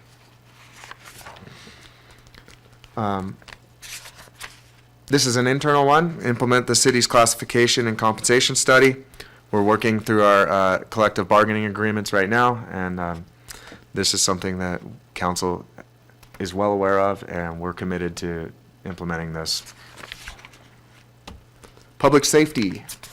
So this came up last year during the Snowmageddon. There's no doubt that our snow, fire, and police are the core services to the city.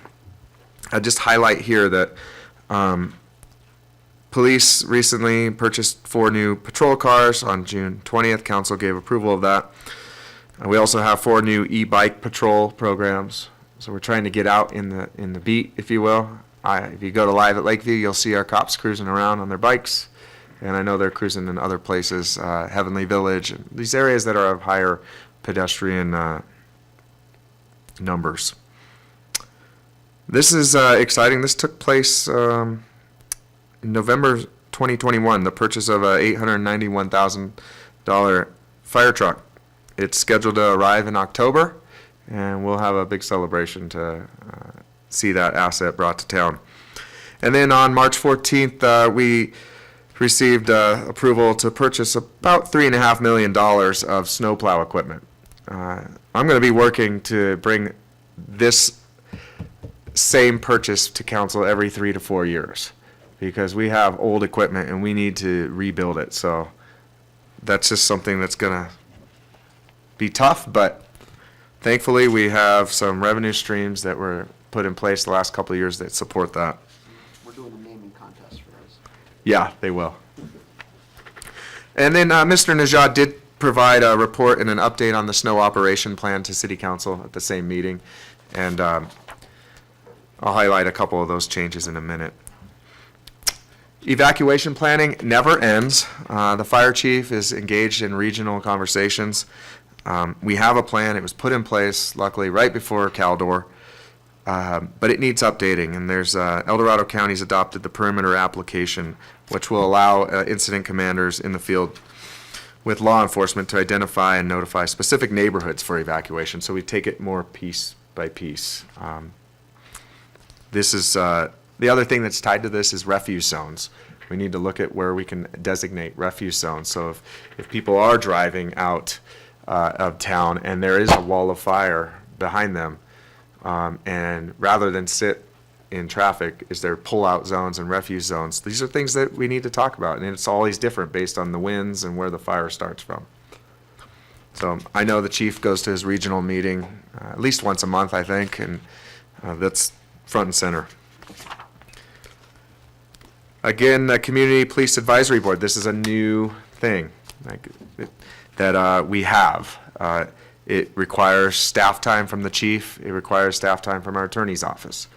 And we're supporting them. I think they're still getting their water wings a little bit, but the chief has been working to make sure they're aware of what policies and procedures we have, what we have to adhere to, what state laws are changing that change our reporting requirements, etc. If you haven't heard, this Thursday you can meet the mayor, have ice cream, and go on a walk So this is something we're going to continue doing once a month.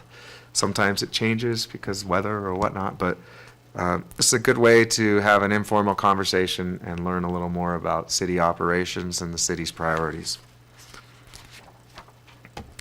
Development of a gun violence restraining order. City attorneys drafted a memo to the courts in coordination with County Council and Placerville City Attorney, and is reviewing relevant police policies while preparing a packet of court forms for this purpose.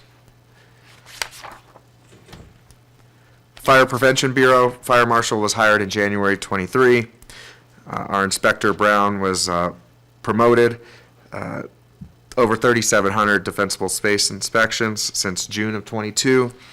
And commercial building inspections have ramped up, as that's also part of the Fire Prevention Bureau. It's not just the outside, it's inside of buildings that we need to evaluate as well. I've mentioned this, so I'll go quick. Parking enforcement. We're working on it, and I think it's moving in the right direction. And just to highlight again for the public's knowledge, the budget does include the addition of a equipment mechanic to support snowplow operations. Mr. Najad's snowplow operations plan changed to 2 12-hour shifts, where we're switching with the new graders that we're going to be arriving in November, I think. That's the schedule right now. So we'll be having full 8 graders moving all 24 hours. And so, and then we're also installing the GPS system so we can better understand our efficiencies. What areas are tougher and what areas might be required for enhanced training. That was presented on the 14th and accepted by City Council. Digital government. I know no one's happier about this than Hillary, I think. Community Plus is a really old system that we've been using, and now we're going to be working in the next 12 to 15 months to update Community Plus with the new software program that'll allow internal efficiencies, customer-friendly service operations, so you can submit from outside, pay online, just enhanced programs. So appreciate Finance and Development Services working to bring this to the table. And getting that done is great. City staff in the IT division is working to give an update on the IT strategic plan, as well as answer any questions regarding cybersecurity and a safety analysis memo to council. And that's never stops. That's ongoing, like many of these. We have completed condition assessment for storm drain pipes, ice rink, Bellamy Court parking garage, and we're working on ADA access and energy upgrades. So having these functional plans that show where our deficiencies are, allow us to build our CIP with available funds. The energy upgrade program, this is something that we could potentially leverage the help from these energy service providers to pile on, if you will, to that energy upgrade, deferred maintenance issues as well.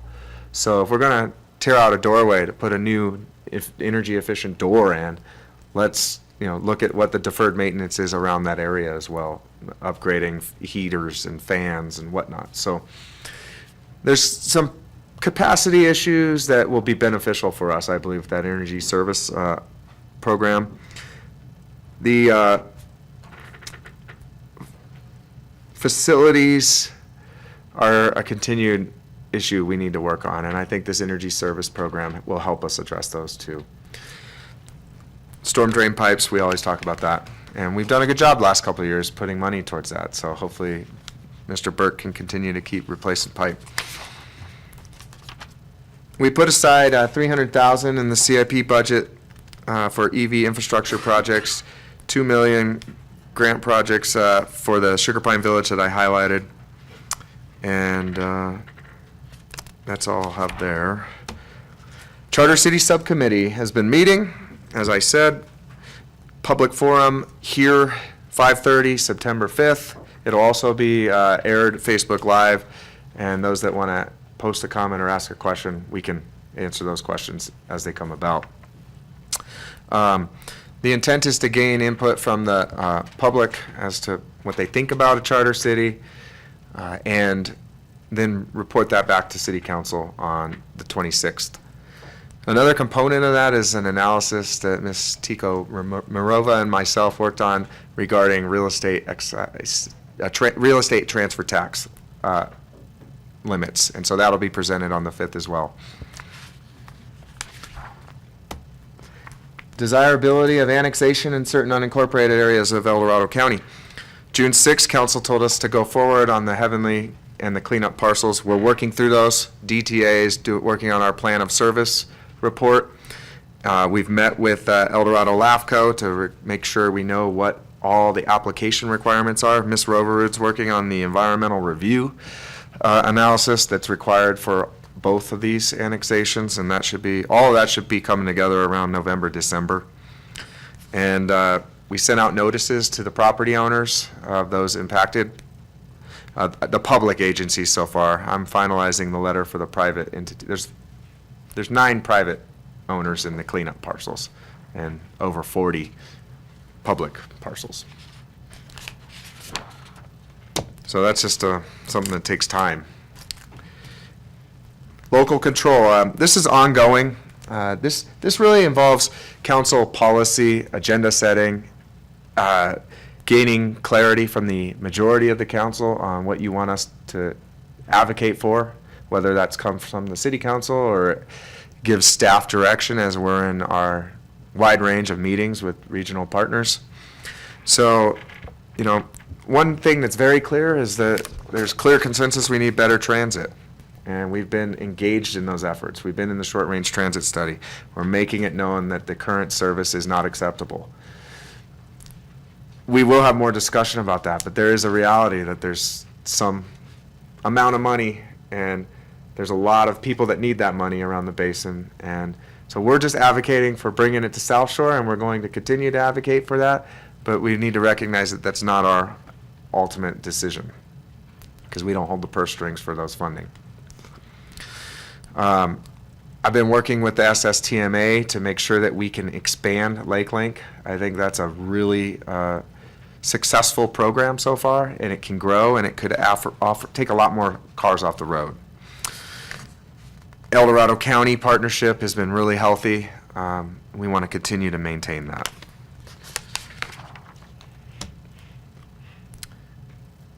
So I'll just put a highlight. I want to highlight one thing with this. For this action item, if council, you all serve on various boards and commissions, and if there's something that you know that's on the horizon, that's a policy issue that you want your fellow council members to talk about, try to work with your executive director or the person that on that board that you're working with to better understand what's forthcoming. So we have lead time, so we can actually, maybe you could bring it up and ask for it to be agendized, and we can actually address that more methodically. So often it's rushed, and so I just put that on you if you can to think about that and work with those executive directors to look at what the future calendar looks like for them, so we can do some preliminary pre-prep work. And then, almost. Thank you again for your patience. Fiscal sustainability and resiliency. We focus on this all the time. This is what Olga and I talk about daily. I want to highlight here, I said this earlier, the amount of grants. Finance Department's currently managing 40 grants, 42 million. We submitted 31 grants in 2023, totaling over 31 million. 20 have been received in the amount of 14 million. 5 are under review, and we've gained notification that we didn't receive 6. So it's a great record, and I think we should not recognize that. So, and all of those projects require, you know, a project manager and someone to lead the effort, working through environmental and preliminary design and in all of those. So we're going to always find ways to get more money when we can. And then ensuring we have transparency. I'm working with Stanford University crowdsourced funding team to design a participatory budgeting phase 2.0 version. But I'm also letting them know that we are engaged in a contract to work on a community-wide survey with Polco. I anticipate that'll be going out after January to our residents to gain insight as to what do people prefer. Do they prefer more money for parks or more money for housing? You know, it's just a good thing we haven't done in a long time, and I think we should do that. I think it's interesting if you look at like City of Santa Cruz, their budget has more money for parks than law enforcement, but that tells what they value. So the survey will definitely have us, hone in on what these priorities are and be a resource for council. With that, I'll answer any clarifying questions that council may have or any brief updates.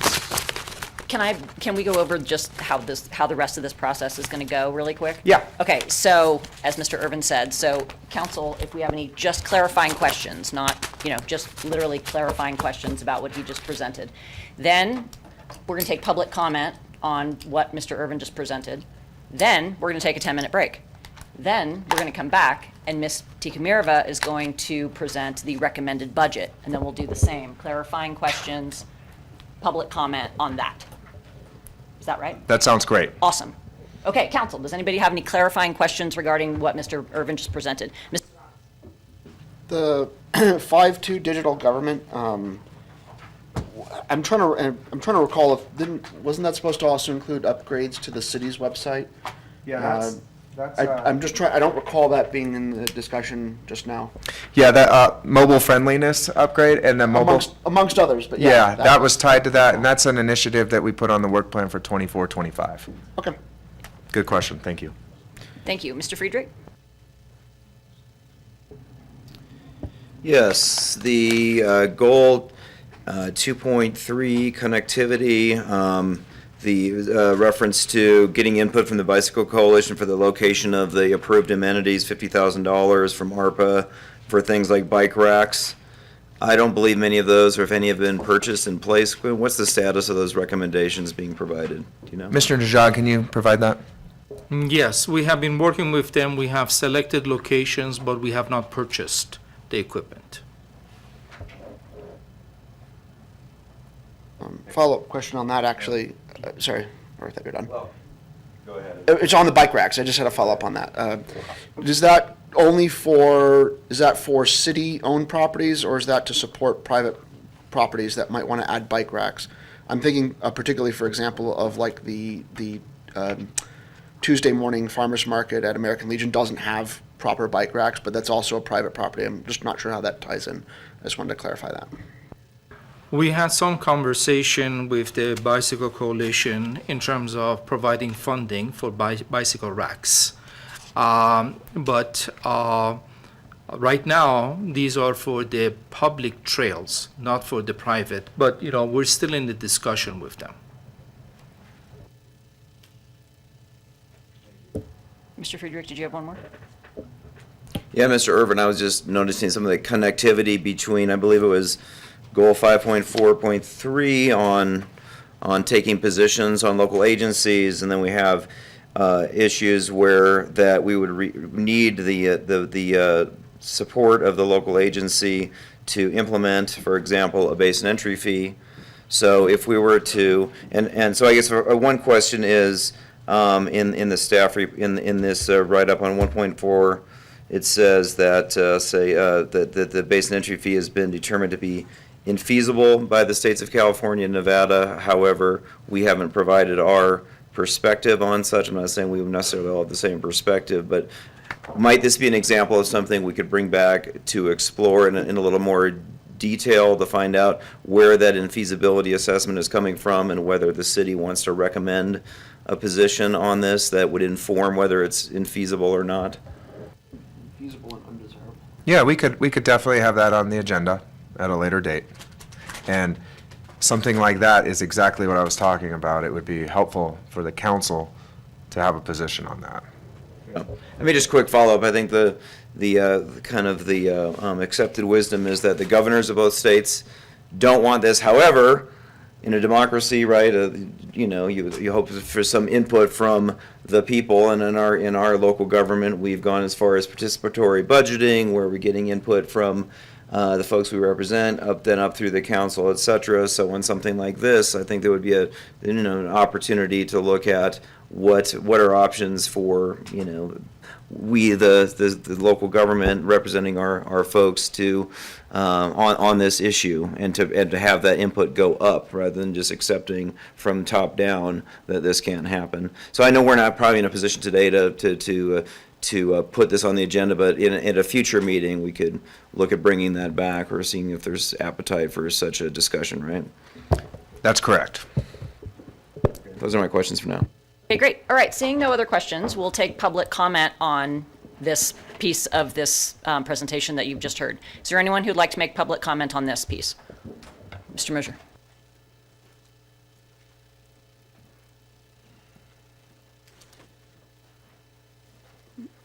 Ed Moser, South Lake Tahoe. First thing is in the goal 4.1, number 1, economic diversification strategy. You have down at Cedar Avenue and Park Avenue, the former Chateau Suites, which has had a fire and then torn down, and just a lot that's in quite disrepair, fence broken down. The folks at 968 that came to town and invested, did the first LEED certified project here, building 968, that's part of Beckett now, they sold out.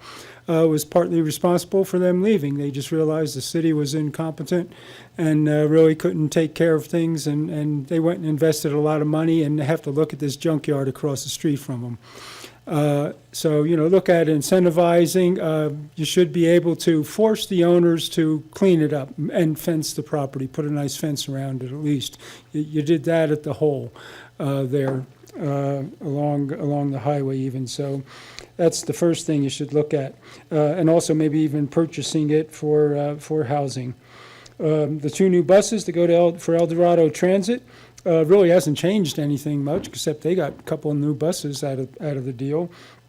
Need to have a bus service if you're going to have it, and we did buy them 2 new buses with the grant. To leave here at 6 a.m. and leave Sacramento at 6 p.m. coming up. The Amtrak bus, gets here at noon something and then leaves at 2:30 or something, and you get to Sacramento, and basically all you can do is go get all the ribs you can eat at Old Town. That's about it, and stay overnight. So you really can't go to Sacramento or Davis, UC Davis, which some people up here do, and more could go if you did have a bus that actually allowed you to do something in Sacramento and Davis and along the way, even in Placerville. Goal 5.1, public safety, parking enforcement. I've mentioned this before. You can get for $8,000 or $9,000. You don't have to have $50,000, $60,000, $75,000 pickups for the parking ambassadors to ride around in, or CSOs even. They're just going from the garage across the street to the Raley's ex-Raley's parking lot. So they have heated ones, and you can save a great deal of money. They're electric. They can charge them up in the garage. You're putting charging stations there. So for $8,000 or $9,000, you can get those and save tens and tens of thousands of dollars. Also, Mr. Irvin, you mentioned Lake Link taking cars off the road. I don't see that as a reality. It's 1 or 2 people, or they're empty. People don't have cars. So, and if they did have a car and weren't using it, it's going from here to pick them up, to bring them where they are, then later to go from here to pick them up to bring them back home. You're actually doubling the mileage. Thank you. Is there anyone else who'd like to make public comment on the strategic plan update that we just heard? Is there anyone on Zoom? We'll open up our Zoom platform for anyone who wants to provide public comment on the strategic plan. There are no additional public comments, Mayor.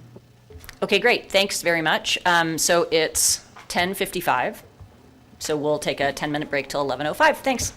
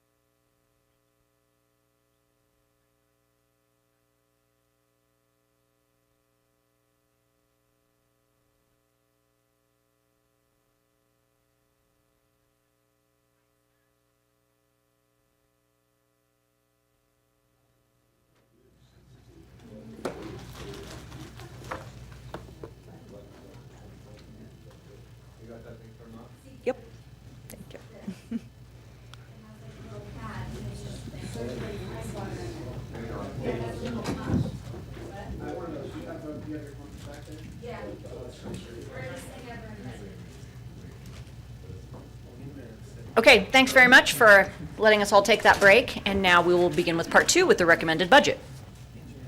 Awesome. Good morning, Mayor Cregan, members of the City Council. For the record, Olga Tikhamirova, Director of Finance. And the moment is finally here. I'm very excited. We're here today to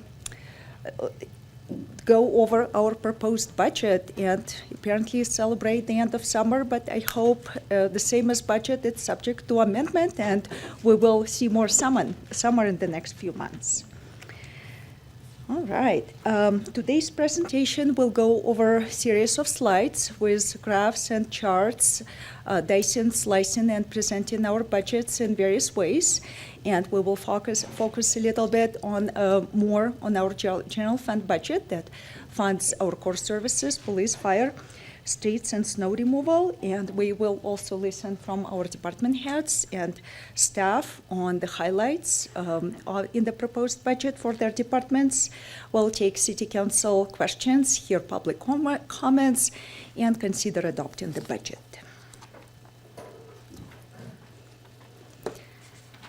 As previously mentioned in the staff report and by City Manager Irvin, the proposed budget includes funding at different levels for City Council strategic priorities that were just presented in detail. For fiscal year 2023-24, different funding is included for each of these priorities. For those members of the community and this audience who is less familiar with our budget process, I would like to describe it in some detail. We start the process, and it goes through a series of milestones.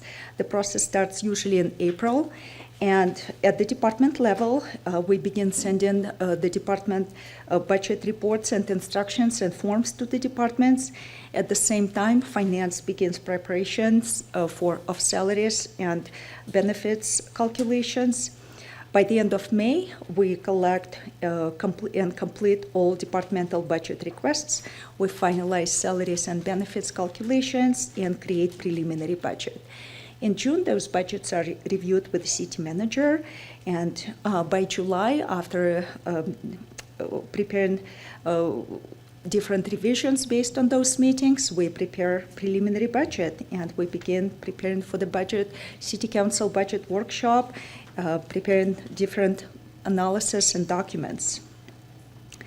One of the items on the attached agenda is a resolution to adopt 2024 budget, capital operating and capital improvement budget. And if council so desires, the budget can be adopted if no significant changes are requested.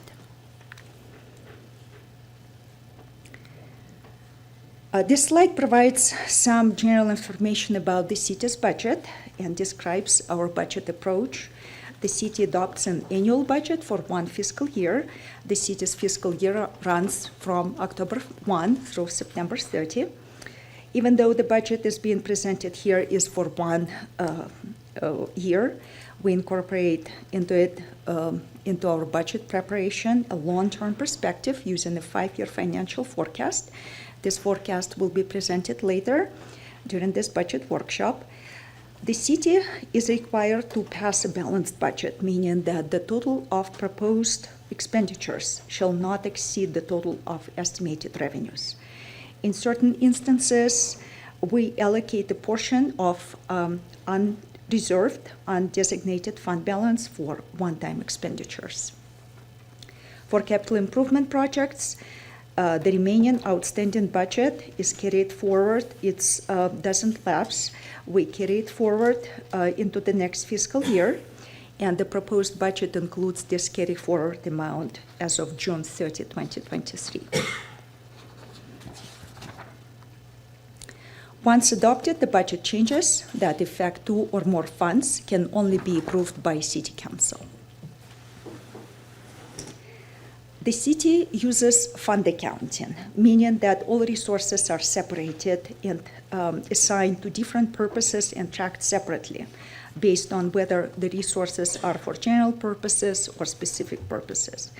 The city prepares budget for all of its funds, and we will go over all of them. What funds does city have? There are three types: governmental, proprietary, and fiduciary. And under governmental funds, there is a general fund, and it's like the checking account. It has few restrictions. Special revenue fund could be viewed as savings or money market or gift accounts. Funding is restricted and limited by regulations. Debt service fund is like a mortgage or loan or debt account. It's non-discretionary and it has legal obligations. Capital project fund is like a construction account. Under proprietary funds, there are enterprise funds that account for operations similar to private business enterprise. Internal service funds account for goods and services provided by one department to another department of the city on a cost reimbursement basis.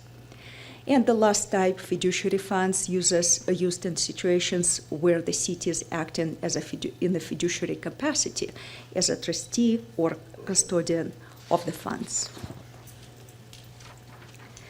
Here are some highlights of the recommended 2024 budget. 66% of the general fund budget for the upcoming year is personnel cost. Later in this presentation, we will go into more detail on what this is comprised of. The total pension cost is $9 million, and it's comprised of the normal cost and the unfunded accrued liability amount, or UAL, which is which is accounted for separately, and it's not based on the payroll cost. The normal cost rates in the proposed budget only saw marginal increases compared to the last year. However, the newly released actuarial reports show that UAL has increased more than we projected and put in the budget. When we budgeted, we budgeted what was available and known at that time. At early August, reports released by UAL show that we will need to appropriate approximately $995,000 at mid-year. This increase we anticipate will be mitigated by cost savings from the health plan, from the new health plan that the city just negotiated with its broker, and we budgeted for the health plan 10%, while the new plan will see only increases of approximately 6.5%, providing approximately $200,000 in savings. We will also search for additional savings and that were not known when the budget was finalized. The proposed 2024 budget is not a status quo from last year.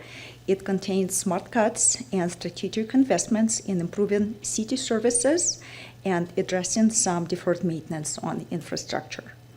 The budget provides funding for classification and compensation study that will be implemented over a 3-year period. The budget continues to maintain 25% of general fund operating expenses as a reserve, which for fiscal year 2024 equals $13.7 million. The budget is balanced without the usage of excess reserves. These excess reserves are projected at $2 million at the end of this fiscal year. This available excess reserve is proposed to be set aside for future years, providing a safeguard against slow revenue growth and helping offset the impact of pension cost increases for the next 2 or more years. And more detail will be provided later in this presentation. And this is a new slide, new presentation of the city's budget. It shows total citywide expenditures and total citywide revenues, not including the transfers, which equals transfers in equals transfers out for about $18.6 million. As I stated, this slide shows that the citywide revenues will total $110 million in the fiscal year 23-24 budget, while the total expenditures that being appropriated today equals $130 million. One of the largest citywide revenue sources is transit occupancy tax. This includes city TOT, redevelopment TOT, and Measure P TOT, and it equals almost $22 million. The next one is sales tax, and this also includes Measure S, Measure Q, and safety sales tax and regular sales tax. Grants revenue equals 19 million, and it includes federal as well as state grants and local. Property tax, including redevelopment tax increment, equals almost 19 million. There are service charges. A main portion of it is internal service charges for health and workers' comp. Rents reimbursements for 3.5 million, gas tax for 3.2 million that funds our streets operations and snow removal, and licenses and permits is 2.3 million. On the expenditure side, the largest expenditure category is non-departmental and debt service, and of that amount, this comprises citywide non-departmental and debt service. And 5.3 million of it is for redevelopment debt service, 4.6 of it is for other city debt, 3.1 million is for tourism improvement district, and other various expenditures for trust and agency, and a lump sum for projected class and comp implementation for year one. The next largest category of expenditures is for police, and it does not include transfers, it does not include UAL, however, it does include vehicle replacement for police department and various other grants and divisions. Streets and bike trails is the third largest expenditure category in the amount of 13.4 million. It's for streets, which is to 10.7 million, and for bike trails is about 2.7. So the largest portion of the streets and bike trails is for streets. And there are smaller categories for erosion control, 13 million, fire, 10.5, building and equipment, capital improvement projects, 9.6, development services at 9 million, general government at 8.4 million, which includes our general liability insurance of 1.4 million, public works at 7.9 million, parking garage expenditures, of which the largest portion is for the debt service parking garage bond payoff, and etc. If you don't have any questions about this slide, we will move to the next.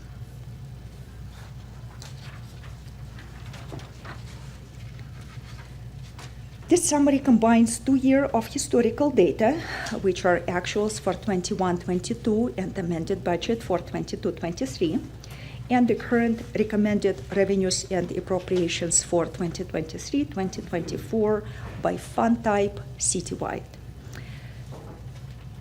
The previous slide showed us revenues and expenditures citywide by category. Now this table shows us by the fund type.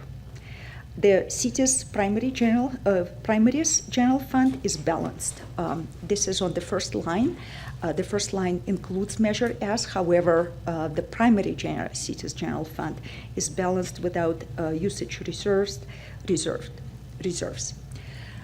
A balance of approximately 1.3 million remains unallocated in the Measure S sales tax general fund that, for transparency purposes, it is accounted for separately in a separate fund, but is included in the general fund category.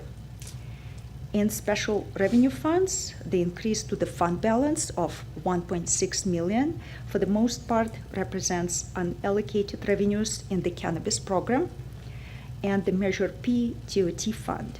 The balance in the cannabis program will be allocated at mid-year as part of the grant program and other needs according to the cannabis revenue allocation policy. And the Measure P TOT will be transferred out to the capital improvement project for the second phase of the rec center. A decrease in the enterprise fund of approximately 5.3 million is attributed to the payoff of the parking garage bonds, of which 5.7 million is needed and is projected to be available in December of 2023 for this early payoff. Capital improvement program usually has a use of fund balance due to project closing the fiscal year. These revenues and expenditures, as I previously stated, include carry forward balances as of June 30th and show the remaining expense portion of all projects citywide.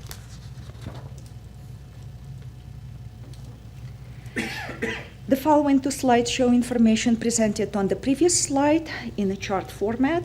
The chart on this slide presents revenues for all funds. General fund, including Measure S, is projected to generate the largest percentage of revenues for the city again this year at 50%. For special revenues funds, some of the largest funds included in this fund type are snow removal, streets, Measure P, recreation, cannabis, and improvement district.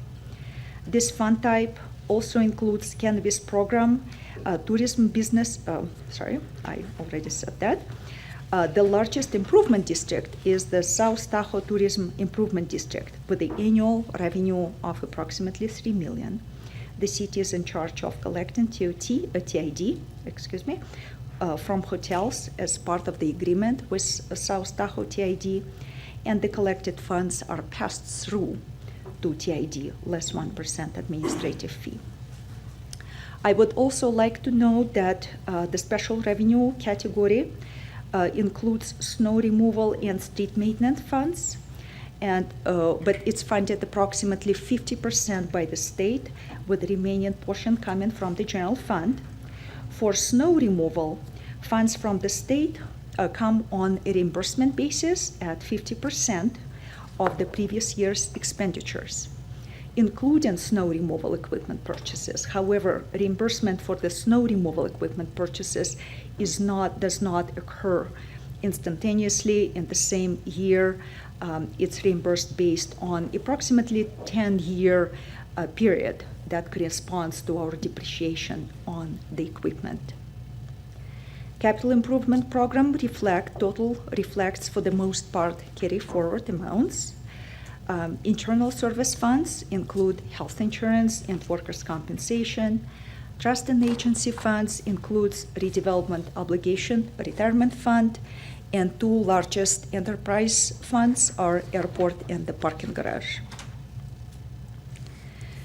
On this slide, we can see that expenses citywide closely match the revenue distribution that we have seen on the previous chart.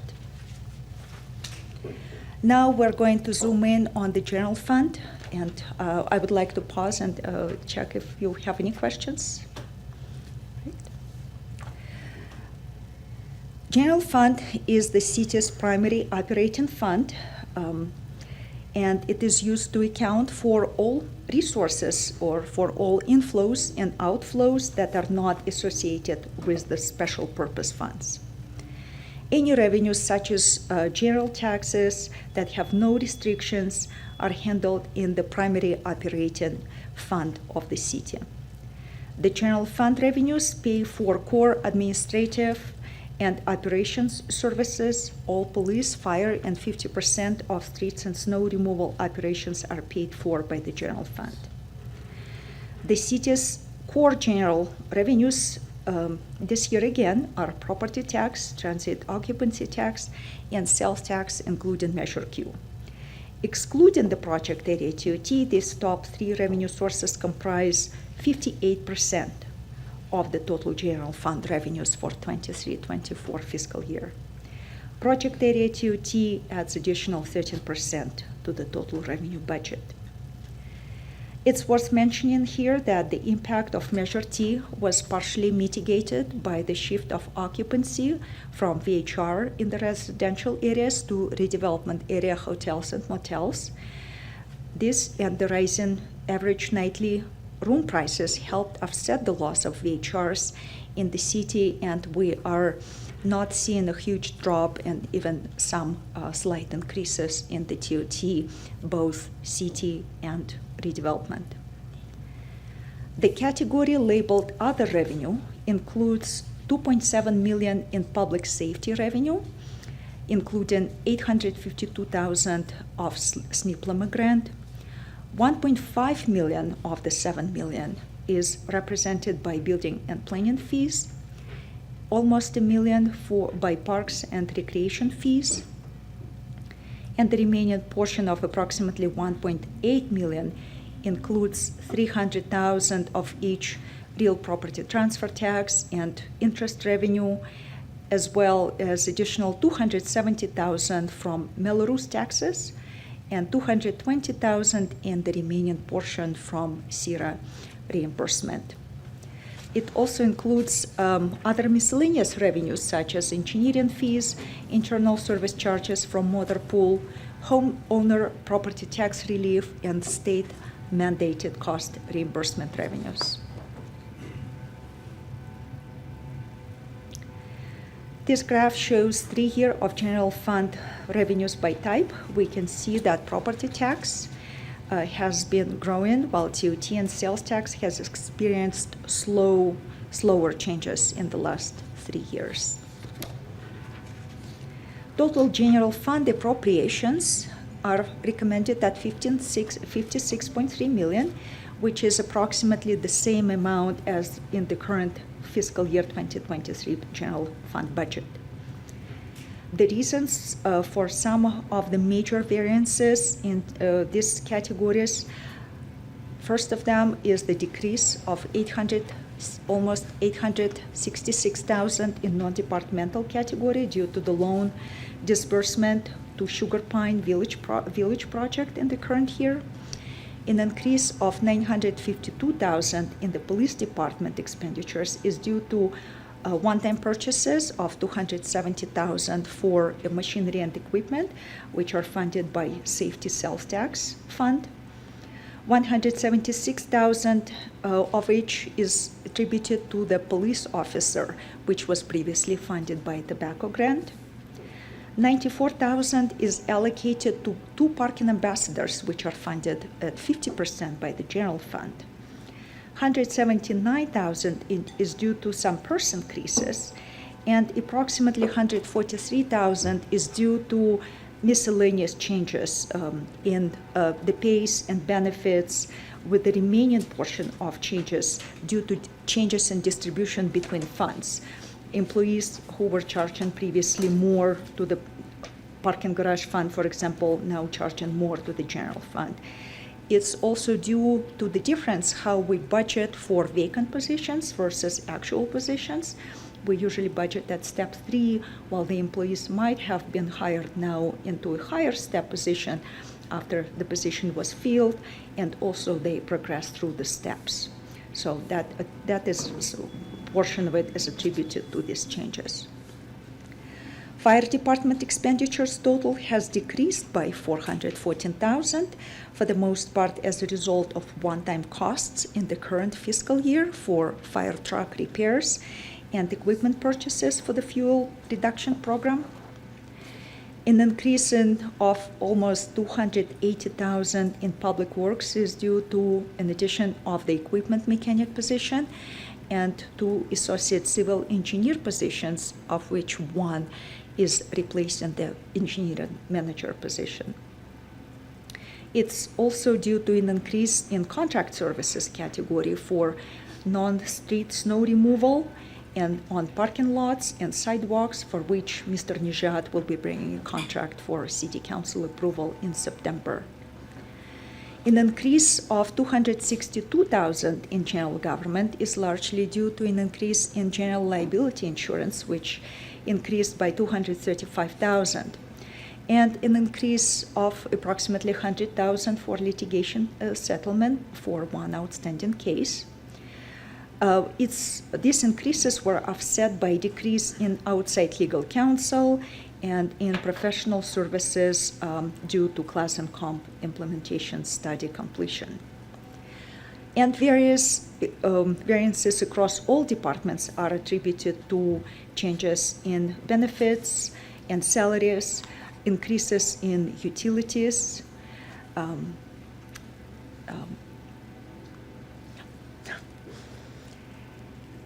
If you don't have any questions about the slide, we will move. Actually, Ms. Tikamarova, I'm Yes. curious if you could a little bit more with the police department on the 2.4 increase just from the 21 to 22, just to elaborate a little bit more on, I know you said there was the parking ambassador program, but I didn't catch what exactly the other kind of, yeah. Absolutely. I itemized it last night, and the increase from the last fiscal year based on actuals shows the increase of 2.4 million. However, 21, 22 actuals include the vacancies. So those actuals for all, and we had many vacancies in the police department, for police officers, for dispatchers. Additionally, there was a position added, police lieutenant position funded by Measure S. This accounts for approximately 300,000. There are 200,000 in one-time purchases.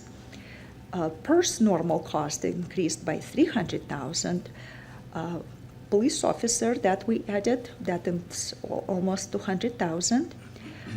Approximately 600,000 to 800,000 is not shown in expenditures in the actual budget, in the actuals compared to the budget. So when we budget for all vacancies. However, the actuals does not include those cost of those vacancies. So that is about 600,000 to 800,000 difference between the actuals and the budget. We also have 100,000 for 2 parking ambassador positions, and approximately 300,000 to 500,000 is allocated to various salaries and benefits increases. And I want to know that police department has approximately 60 employees, 68 employees, I believe. So this is, and it includes the dispatch, it includes various other divisions, and it's one of the largest departments in the city. Does this answer your question? I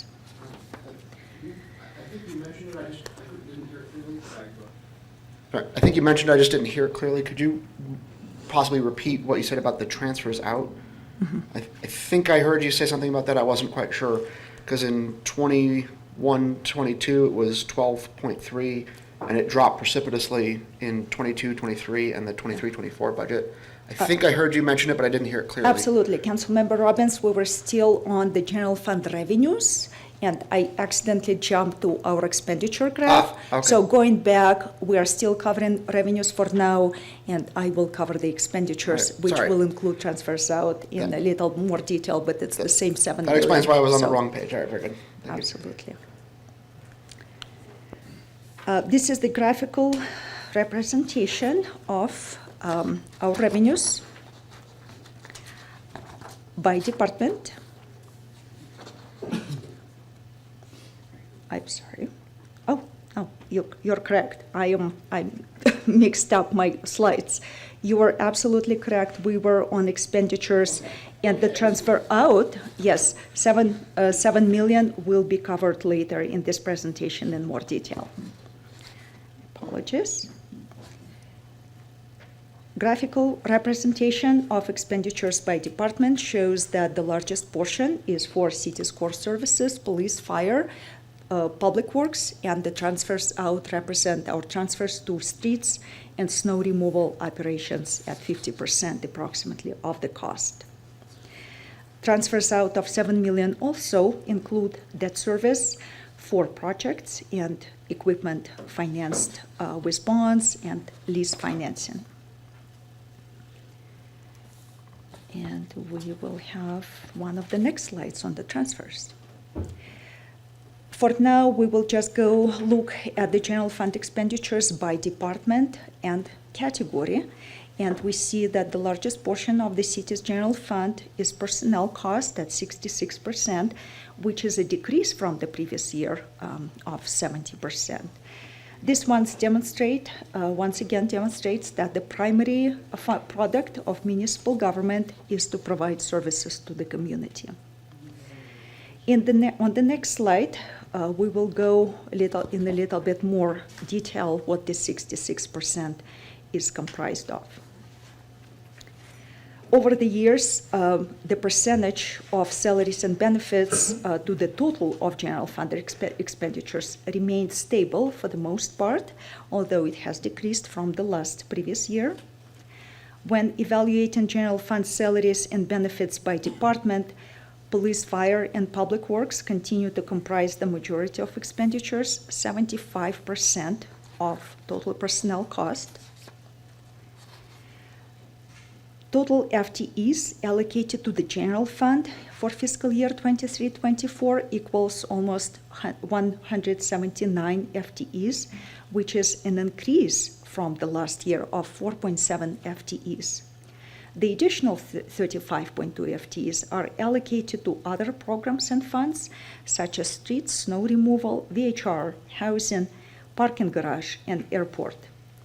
Some of these programs, in part, are also funded by general fund.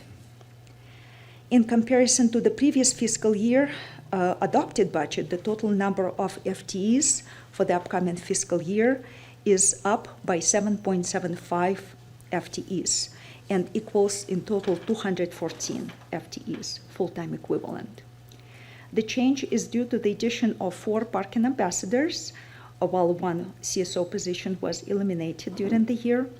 It's also due to an addition of 1 program coordinator for housing division, 1 equipment mechanic for the enhanced snow removal program, 2 associate civil engineer, elimination of 1 engineering manager, and the remaining difference is due to the partial year funding for positions eliminated during the last fiscal year, offset by partial year of 2 positions in the upcoming fiscal year.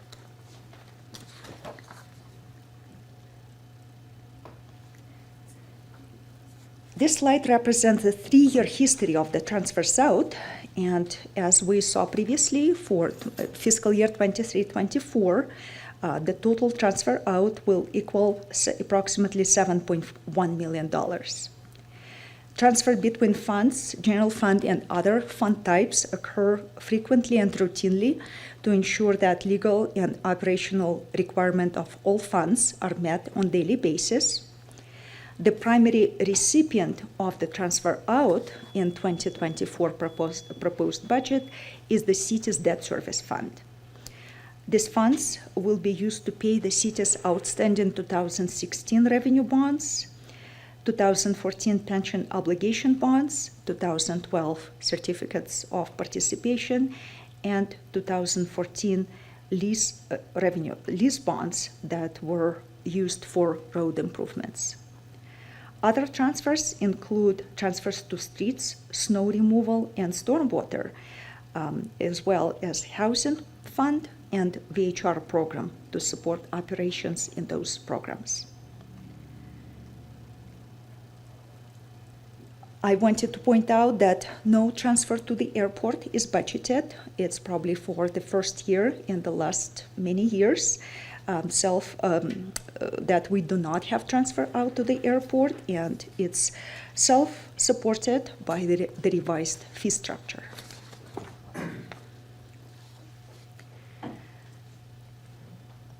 The second city's general fund is Measure S sales tax fund, where we account for transparency purposes for sales tax that were approved by voters in 2020. Measure S sales tax is projected to generate $7.6 million in revenue in the upcoming fiscal year. Of this amount, approximately $6.3 million was allocated to various uses. One of the largest uses is a transfer out to CIP of $3.3 million. It's comprised of road rehabilitation of $2.5 million, Fire Station 2 set aside of $500,000, and Pioneer Trail Phase 2 for $300,000. It also includes debt service, 2 debt service payments for communication system, which will be paid off next year, and the new snow removal equipment loan payment or lease line financing for $600,000. Sales tax also fund 7 firefighter positions, 50% of the fire marshal position, one police lieutenant position, fuel reduction program crew, and stormwater program. Funding for the positions are transferred on the actual, not budgetary basis, and it's based on the actual cost incurred in the year. If position was vacant during portion of the whole year, the transfer will be reduced or skipped, and the funds remain in the Measure S fund for future needs. The approximate available balance in the Measure S fund at the beginning of the fiscal year was $2.2 million. And the current budget is proposed to use approximately $200,000 of it.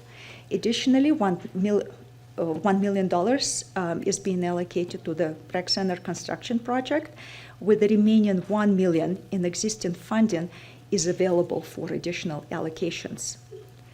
The proposed budget includes unallocated almost $1.3 million, and this available funding for a total of approximately $2.6 million is proposed to be used for Fire Station 3 upgrade project. And now we will move on to the department budget presentations. Each department will have a chance to present the most significant items in their budget. And first, I would like to invite City Clerk to present City Council and City Clerk's budget. All right, thank you, Mayor and Council. So the City Council budget is comprised mainly of AT&T cell phone costs, possible City Council upgrades. We are doing some upgrades into the City Council chamber. Some of that might not be covered by PEG funding, so we allocated for that. We also spend a majority of our budget on our Granicus agenda management platform, reliable translations for our Spanish translation services, and last a little bit for our Castus, which helps us with our broadcasting of Channel 21. Oops, next is, oh, there I am. Okay, next is the city clerk's budget. So the funds, the major funds for the city clerk, phones, legal notices for $7,700. Those are the legal notices I post in the Tribune. $3,000 for code publishing. Let's see, $3,800 for our general supplies within the city. These go for like city council meetings, a new cherry placard for our memorial 20-year placard in the back of the room. We spend $2,500 for a page freezer. That is our archiving of social media on our website and social media platforms. And the majority of our expenses is for ECS imaging. That's the city clerk's online repository for our permanent records. Those are available to the public on our city's website. So relatively small budgets for both, but very important for public outreach and transparency. And that's it.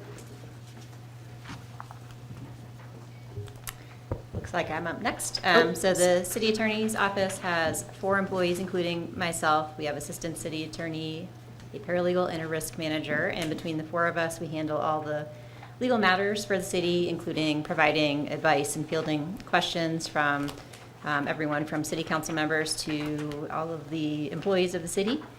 In addition to providing legal advice, we handle all the city's litigation, either in-house or overseeing outside counsel in some of our cases.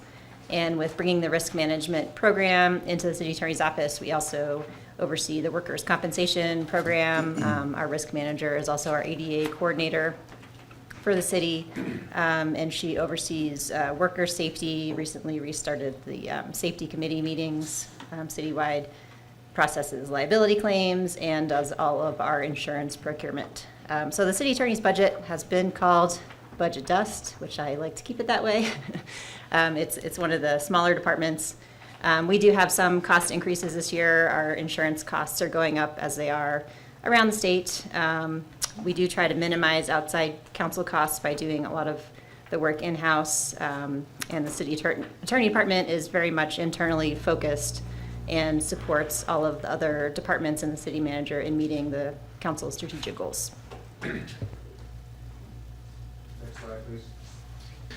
City Manager's Office focuses on communications and government relations, human resources, employee relations, labor relations and negotiations, and citywide recruitment, as well as our sustainability and facilities and efficiency upgrades program. This is comprised of 4 employees upstairs here at City Hall, including communications, assistant city manager, and sustainability, and 3 employees in human resources. So that's the manager's office. Public messaging and outreach and education is a focus area that we want to continue to stay sharp on and improve and evolve as those that are seeking information's preferred method is evolving. So that's something we'll be working on with our new assistant city manager and Cherie in our communications world. Staff recognition and retention. We've created the employee engagement leadership team.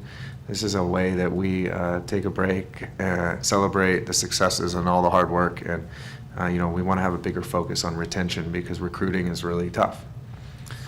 And then we're just focusing all the time on the city's council strategic plan and the climate action plan implementation. I like having sustainability in the city manager's office because it kind of breaks down the barriers and lets that DNA infiltrate all the departments equally and kind of becomes a way of how we operate. So that's what I have.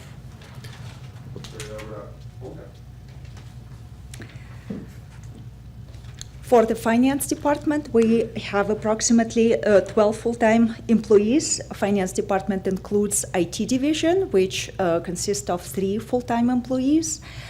In addition, in the finance department, we have several divisions: revenue division, financial accounting, and reporting. We're responsible for accounts payable, accounts receivable, payroll, fixed assets, as well as preparation of the budget, update and preparation of the financial policies, reporting, and internal control. We collect all the revenues across the whole city, and we perform cash management, debt management, and debt financing. We have one person dedicated to grant management. We are in charge of overseeing the purchasing. However, purchasing department is not the primary function. We only administer policies for citywide purchasing. And it includes information system. For 23-24 budget, our goal is active and targeted pursuit of grant funding. In the current fiscal year to date, we applied for 31 grants, equaling over $31 million. We received 20 awards for approximately $14.5 million, and 5 are still under review for $7.5 million. Our goal is also development of IT security policy user manuals and formal security awareness program. We plan on actively working on conversion of our old Community Plus system to HDL Prime Cloud for business licensing in TOT, and we have on our plate implementation of several GASB rules as part of our audit.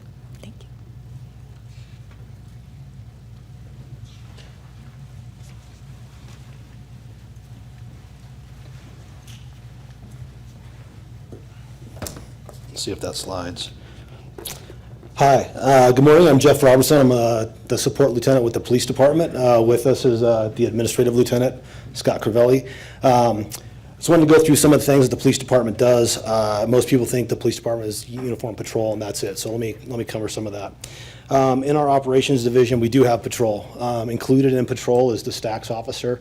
The stacks officer does mental health outreach and homeless outreach in our community, and he's doing a really good job right now.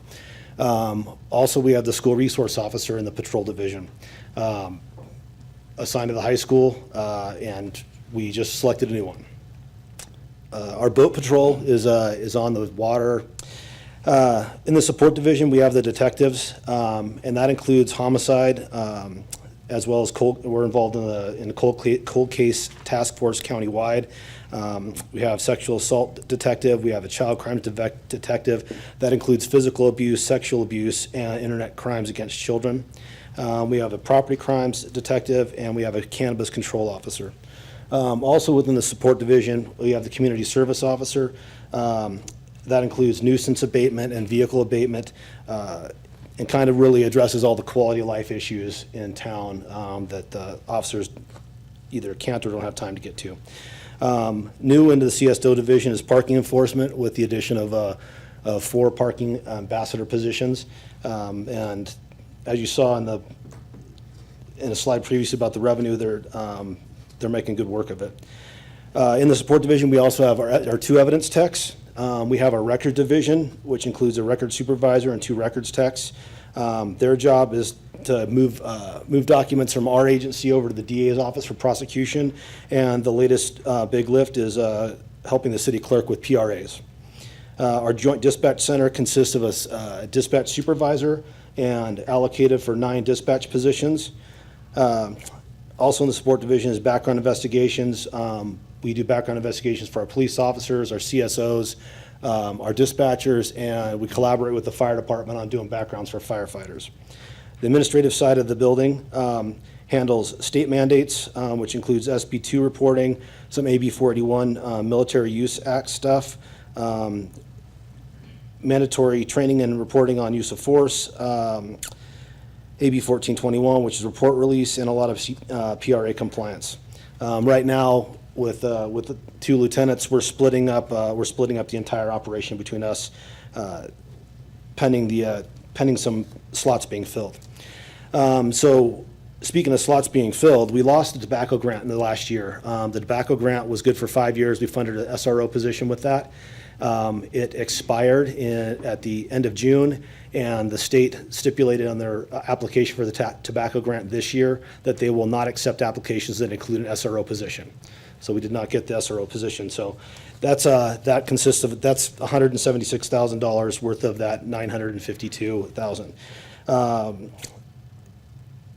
The other thing that let me do this other one. Some of the things that we're doing in the support division, we have most investigations are not conventional investigations anymore. They have a lot of tech components to it. And we talked earlier about the gun violence restraining order. We'll talk about the SRO position, and we'll have a lot of tech required to do some of those investigations. So this year we're asking for the Gray Key mobile forensic solution to complement our other digital platforms. We're also asking for money for active shooter response equipment, helmets, Halligans, rams, and replace our reusable respirators that are kind of at their end of their lifespan.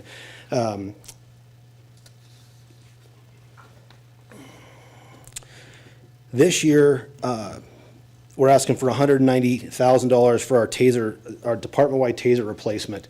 They have not gotten cheaper, and we're asking this year because next year is the expiration of our body camera contract, and I'll be coming back asking for a renewal of that contract, and that's a heavy lift that next year. Like the finance director indicated, there's $300,000 worth of account distribution changes. And remember that we built a parking ambassador program basically on unfilled CSO positions, and those CSO positions are now being filled, and the parking ambassador, 2 of those positions are now funded from the general fund, and then 2 of them will be split 50-50. So that's another $94,000 there. Other expenses that haven't been addressed and have been carried by other entities that are no longer going to carry them, about $10,000 annually for our license plate reader cameras, $7,000 for our graphical user interface and dispatch. We're going to have to hang on to our our old records management system for 1 more year to make sure the data crossover is going to be fine as soon as we get done landing the RIM system. Last year, 2 years ago, we budgeted about $25,000 for an air system cleaning. Found out that was about half the cost. We did half of that last year, so $28,000 of that this year is going to clean the air handler and some of the stuff upstairs. We need to upgrade our door lock system for security purposes. Our mobile command vehicle, we're including $9,000 a year for annual Starlink access. We had a satellite uplink for that. I think most of us here remember the Caldor fire, and the mobile command vehicle was parked out here, and it kind of gave us internet access being backfed through that system. So we're adding that too. One of the things that we didn't anticipate in the last couple of years is nuisance abatements that were ridiculous. We had a nuisance abatement that was a hoarder with 100 plus something rats. And so going forward, we are asking for money to preload the nuisance, that cost of abating the nuisance there. And I think it hit everything.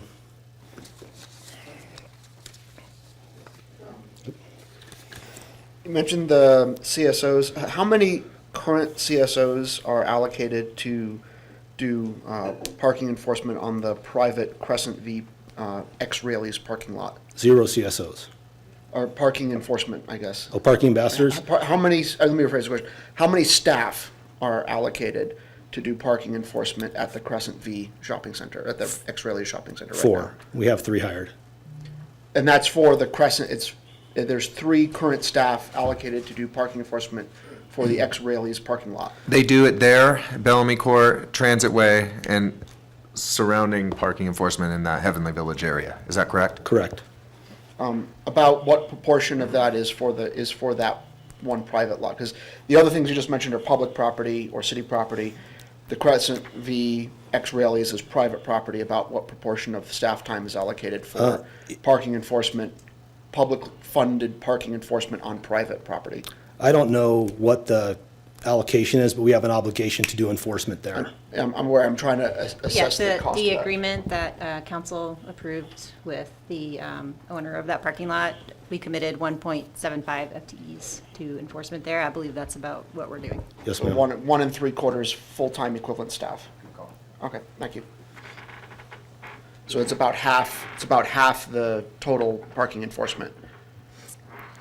I'm not sure. We have 3 right now, 1.75 are allocated to that lot. Is that correct? That would make sense. Yep. So about half, okay, a little more than half. Thanks, Mr. Friedrich. Yeah, thanks for the presentation. Has the cannabis control detective issued any citations or taken any enforcement actions? No, he's pretty proactive and make sure that he's got a good relationship with the shops. And I don't know that he's issued any citations, but he's pretty active in their applications and their backgrounds. Okay, so it doesn't sound like there have been any issues. And then, so the 4 patrol cars are to be replaced this coming year, yes? Yes, sir. And are you working with our sustainability manager to look at, say, electric alternatives? I just recently spoke with the San Luis Obispo Police Department. They're fighting over their new Ford Lightnings they're being used as patrol cars. So kind of wondering about that item. We have had an extensive conversation about that, and the infrastructure is not there to build out that electric fleet yet. Charging infrastructure? Yes, sir. Because that's certainly plenty of funds to deploy charging infrastructure, and that could be put in place in time. And that's the discussion that we've had is in time. Yeah, the project needs to be designed. We can't just go ask for money for chargers. We need to design a project that'll include, retrofits to the building. So that's what we're going to be working on, designing the projects. Making.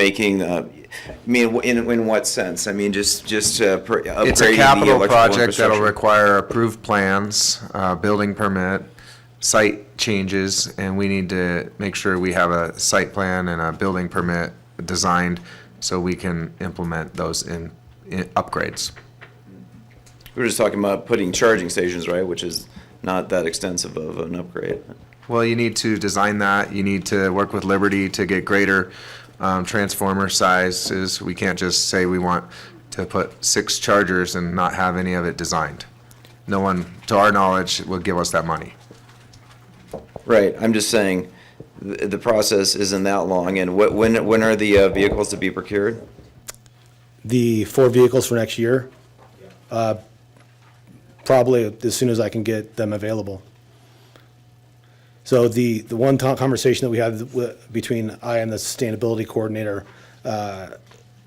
was making sure that we do this once if we're going to do it to the PD, because if we start building out a fleet, we don't have to go back and redo it. So we're talking about infrastructure upgrades, which, are, as I understand it from Public Works, is our electrical system is maxed out, and we'd have to upgrade a transformer, do some groundwork, and pretty extensive stuff like that. The other thing I'd highlight is that part of that site planning that I'm talking about in the building permit, we don't want our police cars charging somewhere that aren't protected by snow. I mean, there's just a lot of capacity, overhead protection issues we need to look at, make sure we have the site accommodated and designed to accommodate the full fleet that we're going to implement to this conversion. Okay, well, I hope that happens soon. Certainly like level 2 charging stations don't require that much capacity. I'm sure there'll probably a fast charger in the mix. But I know we keep having this issue of new cars coming on, and we're never quite ready to buy them, where other jurisdictions are, making that procurement choice. So hopefully we can make that happen quickly. What I'd also like to say, we do have those 2 other grants that we're working on for charging stations at the Rufus Allen and the D Street. And those do require Liberty to upgrade our transformers, and there's also site and building permit issues related to that. So this would be those projects times 2 or 3. This is a large fleet of police department vehicles, so it needs to be thought about in a more holistic manner. But I understand what you're saying. I often joke with Lieutenant Roberson that I get PTSD every time a vehicle purchase comes across my desk. But and I hear you loud and clear that we are, have these goals, but I just, we're not seeing that we can just apply for money and put in chargers without a plan and a building permit and coordination with Liberty to support that. Right. Yeah, in general, there's lead time on things like switchgear and transformers, 6 to 12 months. But just saying, if we're thinking about, okay, the next budget, we're gonna have another 4 replacements, or if we could have thought a year ago just to start the process, we could have been in place by now. So, just hopefully we can just get that started soon, so we're ready for the next round of vehicle replacements, so the infrastructure is not a holdup. It's not a year's process, right? It's just a matter of applying for the relevant utility upgrade programs and getting in line and getting that equipment placed. But yeah, I'd second what John said. My concern here is what seems to be happening is we keep buying new vehicles, and we keep saying we need to have like a holistic understanding of how to move to electrification, but then we keep not doing that.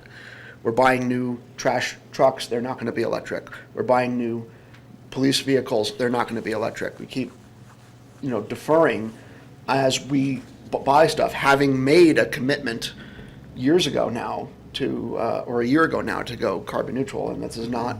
We keep deferring this. So yeah, we need to have a larger conversation about how we put this plan in support. So let's have that. Yeah, part of it is going to involve that? our energy services program that is coming to council next month. We just did this RFP. Just by having a sustainability coordinator, that's not in her bailiwick to design electrical upgrades for charging. But this contractor should be able to help us design these projects and get them to a point where we can bring them to council for a thoughtful conversation. It's just been building that capacity. Again, this is a whole new thing that the city wasn't doing 3 years ago, 2 years ago for that point. Okay, thanks. Mr. Bass, you have a question? Yeah, definitely. I thank you for the presentation. The SRO position is where I'm concerned that we're losing that position. I feel like the middle school, I'm hearing more and more issues there where we need an SRO at the high school and middle school. And I don't want to cross over recusal issues, but I'm wondering, can we not use other positions that are in the department? And I am thinking cannabis, and let me know, Ms. Stroud, if I'm crossing over, but could that position not be allocated as an SRO for certain parts of the year because it is the cannabis money trying to, what would you call it? Yeah, mitigate the issues with children and cannabis or some of those type of things. I'm just wondering because. My understanding is we're not losing an SRO, it's just being funded not by the tobacco grant anymore. So we're keeping the same amount of officers, We including only have one SRO. at the high school, is that right? That's correct, and right now we have 4 vacancies and 2 IODs, so we're short about 25% of our patrol staff. Right, so I guess my question is whether or not that position could be used in the middle school as an SRO, just as, yeah, I just feel like the youth and having somebody at the middle school is something that would be important. Lieutenant Roberson, what's the workload like of this cannabis control detective? And what would that look like in your viewpoint? To have it at least have some presence at middle school? So that cannabis control officer, because of the access that they have, to the cameras inside the cannabis dispensaries, they provide a lot of support to the detectives in investigations as we go through either property crimes, literally run the gamut, property crime, sexual assault, domestic batteries. We get a lot of information from the cameras that complement the work that the detectives do. So it integrates much better into detectives than I can't say that it wouldn't integrate into a middle school SRO, but it's one of the backbones of how we do investigations now. Just to be clear for the record, I'm not saying that Officer Spate's great. I'm sorry, sir? I just want to be clear for the record. I'm not saying, I'm just wondering if there's a way to kind of move the positions around and where I'm not saying that we want to move him out of detective work because I think he's great at what he does. I'm just wondering if there's a way to kind of reallocate, not that it would be Officer Spaeth moving to the middle school, but there's probably somebody better maybe in that role. Yeah, I'm just wondering if there's a way to move that around. So specifically with cannabis money, or that came out as officer? That's kind of where I'm going with it, even though I probably, yeah. Miss Wallace. Correct me if I'm wrong, but I believe that the SRO position at the middle school, we lost it not because we lost the tobacco money, but we lost it when we lost an officer due to injury, and that position needs to be filled by a specific officer. An officer applies for that position. Is that not correct? They would apply for the SRO position. Yeah. I don't remember the specifics about why we lost the middle school SRO. It was Officer Cushland, wasn't it? Yeah, at one time. Yeah, and he left the force due to injury. But the SRO position isn't just like any officer can go in and be an SRO. They have certain qualities and skills to be able to work with kids in a certain way. Yeah, some things that don't pencil out on paper. Correct. And so has anybody currently on the force shown an interest in that position? Because we still have the second position on paper. Is that not correct? We did have a couple people apply for the current position. Oh, good. Okay. And isn't it also true that the SRO does go back and forth between the schools? They do. It's very labor intensive though. So are we recruiting actively for the SRO at the middle school? No. Okay. We were recruited for an SRO and we filled the single SRO position. So I guess it gets back to the question around whether if we were able to use this cannabis money to recruit for an SRO and keep the Spaeth and detective work, and I know that, Jane, that's a lot, but I just think it would be money well spent, in my opinion. I totally hear all that. So is this the appropriate place for us to be having this discussion? Do we, like? I would say yes. I'm sorry. I have a question. I'm trying to use my button. I know, thank you. Go ahead. So for clarification, the tobacco grant is paying for an SRO position, but at one time we had budgeted for 2 SRO positions and we were being reimbursed from the school district for a portion of both of those. Currently, do we have budgeted 2 positions? No. No, we're only budgeted for 1. Right. We have, because we lost the tobacco grant June 30th, $70,000 that the finance director talked about out of Measure S covered for that, the remainder of the state's fiscal year to the beginning of our fiscal year. And then the tobacco grant did not give us money Allowed. this year, yeah. But was that this first position or the 1 position, or was that the second position? I'm not sure. Can I add some? Yes, please. Everybody. So we were never able to have fully 2 SROs staffed at each school. The school district help pays about for the one at the high school. The tobacco grant, the intent was that to be able to put one at the middle school as well. We established who those 2 were going to be, and then significant injuries happened, and that person had to then balance time between the middle school and to the street, which then in turn to more time on the street. Because of injuries, we had to keep patrol staffing. So we never really went a length of time with 2 SROs dedicated to each school. I completely 100% agree that that would be a great idea. On the cannabis officer / detective, they don't just do the cannabis control. Obviously, that sounds like they don't have much to do all day long. They also do the domestic violence desk. So they do all the domestic violence cases, follow-ups, things like that, and the cannabis control is an ancillary duty. Like Lieutenant Robertson was saying, they have access to the cameras and communication with the shops, and it's a great relationship to have that we like having with those businesses, so I'd like to see that stay.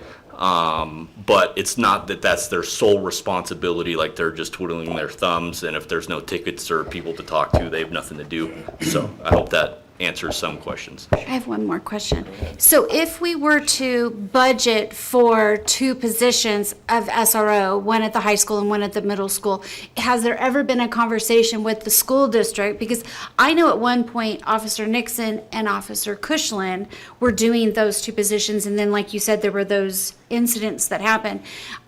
Have we had the conversation with the school district that they would do the reimbursement for a portion of those 2 salaries at the level that they were doing? Because it was like a portion of the salary for 3/4 of the year during school time.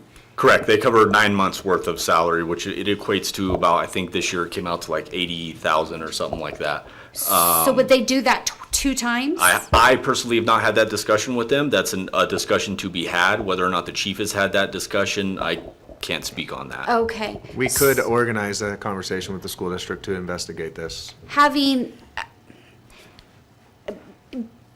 had 5 children go through the school district, and being as involved in the school district as I am, because I have 2 kids who are teachers, I would be in favor of having an SRO at both the middle school and high school. I would even be in favor of a 3rd SRO that would rotate between the 3 grammar schools, because I think that the relationship that the police department builds with the children in our community is so incredible. You can see it at like National Night Out when those kids come through that National Night Out and they have such a great time interacting with the police departments and the fire departments at that thing. So I would be in favor of 3 even. Okay, Mr. Robinson?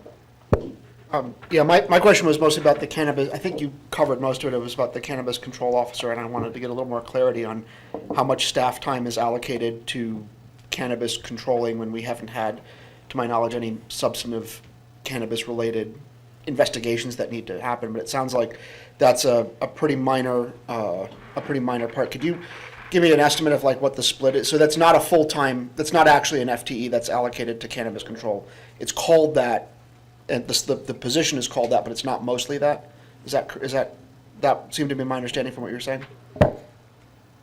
Yeah, I would agree with that. I mean, no, it's not their 100% time job, but they do, they work with the shop owners when they're redoing their permits or the inspections with whatever city codes or anything that get changed in here, he goes and regulates with that. But is that what he does, Monday through Thursday, 40 hours a week? No. There's a lot more issues in this town with domestic violence than cannabis control. Okay. So it's called that, but it's not really mostly, that's just the name of the position, and it's mostly regular police work, as it were. And cannabis isn't an out-of-control industry. Is it what? It's not an out-of-control industry. I would not describe it as an I agree with that assessment. It is not. All right, thank you. Thank you. Mr. Friedrich? On a related note, so what is the amount of revenue that is provided from our cannabis revenues to this cannabis control detective position? Let me see if I have that. Police officer is usually approximately 200,000, so between 170 and 200,000 is the cost of one police officer. So I think what Mr. Bass was saying, and kind of in the spirit what Ms. Wallace was asking, would it be an option to reallocate cannabis revenues to a middle school resource officer where there are more cannabis issues like vaping in bathrooms than there are at the cannabis shops? We can allocate a portion of the police officer cost into additional portion into cannabis program fund. Okay, so it sounds like we have a lot of consensus around that. So how now do we give you the direction to do that? I want some clarification, though. Would we be taking away that cannabis/domestic violence officer? And I wouldn't want to take away funding for a domestic violence detective. No. Yes. No. Councilmember Wallace, I believe that you would be correct. That would be, if we take a position that is designated, that is partially being funded by cannabis control and put that person in SRO, we would be removing that person from the domestic violence cannabis desk, putting them in the school. Thus, we would be down a position. So if we do a designated second SRO, that would, and Olga would correct me if I'm wrong, that would add another full-time position, which the cannabis could take that chunk out and put us another SRO at the middle school and keep both. I'm 100% against that. No, and then he just said, and keep both. And that's what I thought that we're saying. So we want to have an SRO at the high school. Yes. We want to have a domestic violence cannabis officer, and we also want to have an SRO at the middle school. Yeah.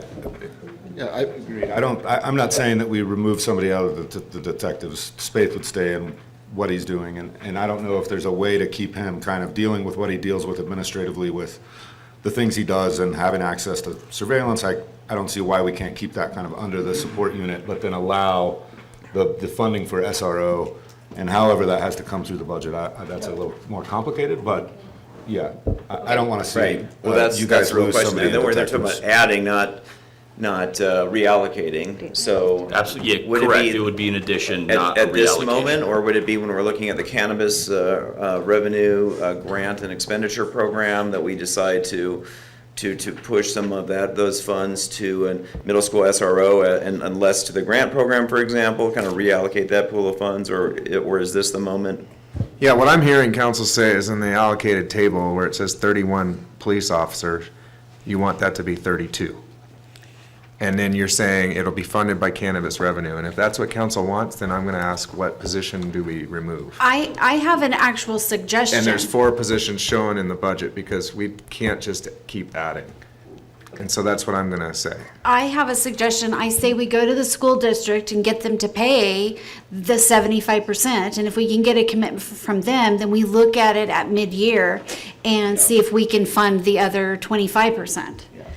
That, to me, is the better way of looking at it.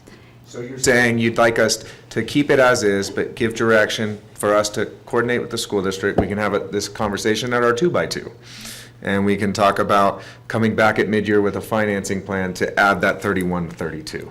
It wouldn't happen now anyway, so we have time. Great, and I didn't mean to come across so hard. I'm just being honest. Like, this budget is tight, and the cannabis revenues, yes, they can help support this, but every time we add a position, there's long-term cost on the end that we will live with. And so I think we're about pretty much maxed. And in the next 3 or 4 years, the priority for position out, either reorganization, every little tweaks here and there, which organizations do. We are an amoeba. We have to change with what our needs are. But going forward, it'll only be probably Parks and Recreation to support the rec center, as we're going to have to look at those positions. And that gives us an additional officer to work with in the summertime when we really need them. Yeah, I'll reach out to the superintendent and have that discussion, and I'll bring it back to council on how that goes. Okay, yeah, and we have our council district 2x2, so we can all work together. Councilmember Robbins? Yeah, I mean, I was certainly hoping to hear that we had a cannabis officer that was sitting around hanging out at the smoke shops and not doing much, and that would have been a great bit of budget to reallocate to SROs, but it sounds like we're not that unlucky/lucky. So this would need to be an addition. I'm not super, if the school district has money, but they're running short on funds everywhere also, so I'm not sure I'd be hugely confident that the school district is going to come up with the funding they need. They're still putting on assessments on the next ballot as well. So I don't know if they're going to have the spare money to do that or not. My bigger concern, and you talk about long-term costs, is that I'm not super convinced that that cannabis revenue is going to be long-term at the current level, much less growing. We're seeing California-wide cannabis revenues decline just as a business enterprise, and the city has restricted growth of cannabis, and we don't have on-site consumption. We've restricted deliveries. Like, there's a lot of things where those businesses are contained and not allowed to expand. So growing that revenue source to then use that to fund SROs, I'm not sure there's a lot of long-term room there unless there's some changes made. But that might be a good reason to bring back the discussion on expanding on-site consumption, expanding the ability of cannabis businesses to operate, so that funding can support part or some or more of SRO funding. I'm disappointed / pleased to hear that our cannabis cop is not twiddling their thumbs. Obviously, it's a good thing to do that. Obviously, it's a bummer also that we don't have free money in the budget, which would always be convenient. So I'm just concerned about the long-term revenue sources on the cannabis production. I think it's a little dicey right now. So. Okay, thanks, and that's already on our APC, so we're definitely tackling that. Mr. Friedrich? So I think we have general consensus right of this process to bring it back in the mid-year budget to talk to the school district. And I think, Mr. Robbins, you do have a point that to the extent that we're looking at cannabis revenues, there was discussion last year about whether we lower the tax rate, but that would have implications on what's available for SRO or other programs. Do we reallocate from grant programs? Can you make a middle school SRO tied to the duration of cannabis grants and short term, so it's not a long-term obligation? I'm just thinking these are probably questions we can look at and when we bring it back, right? But it seems like the right course of action is to bring it back with all those things and others considered, right? Trade-offs. I got great direction on that. I appreciate the conversation, and those are comments I've heard from people about the school district as well, so. Awesome. Perfect. Thanks so much. Thank you.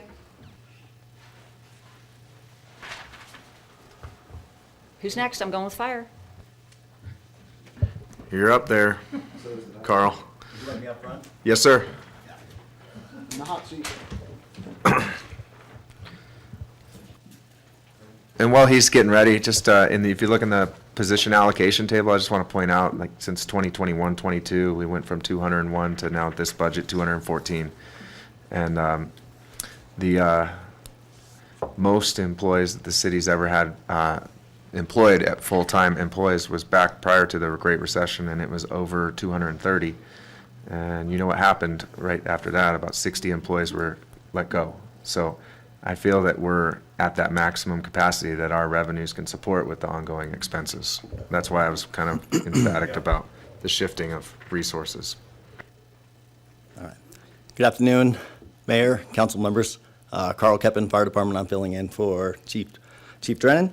Just go over some of the highlights for the Fire Department. I'd like to touch on first, the new engine, and thank you all for approving that. It's been a couple-year process. As the CM, Mr. Irvin, has stated, we will be receiving that hopefully the end of October, beginning of November. We're in week 12 of a 19-week build. We've been seeing the progress online, so it is coming along. So thank you once again for that. Fire Department has 41 employees with an additional 4 for the chipping program currently, and 3 defensible space inspectors. They've been busy going out and doing curbside chipping, some fuels reduction work for CTC and RCD, so they've been keeping busy. And then the DSI inspectors are out doing residential inspections on defensible space, and they will continue to do their work through probably the first snow. We are currently down 4 positions. We have 3 that are getting filled, hopefully within the next couple weeks. 2 of those positions are slated to go to the Carson Academy, and that's a consortium academy with Truckee Meadows, East Fork,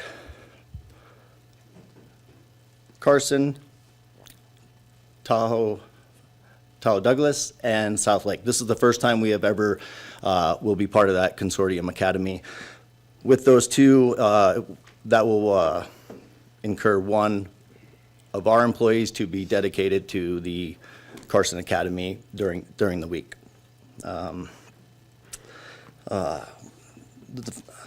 Also, the fire department is broken up into four categories: operations, which I oversee; the training division, which Battalion Chief Keys oversees; the administration, which is BC Manning; and the prevention, which is the new fire marshal, Kim George. And under her, she also does pub ed, is in charge of the fire inspector and the 3 defensible space inspectors.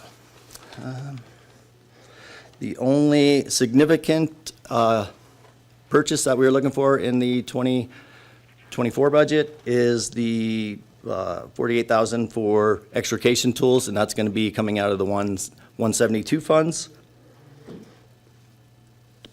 And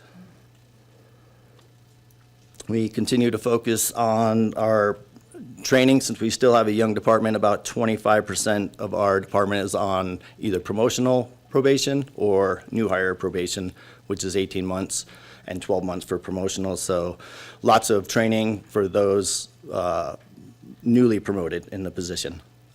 Here to answer any questions.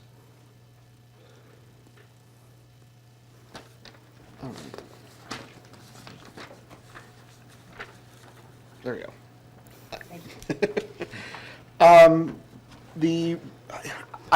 Have a vague recollection of the police department doing something with a radio upgrade. I may be remembering this wrong, and I noticed there's a radio upgrade here as well.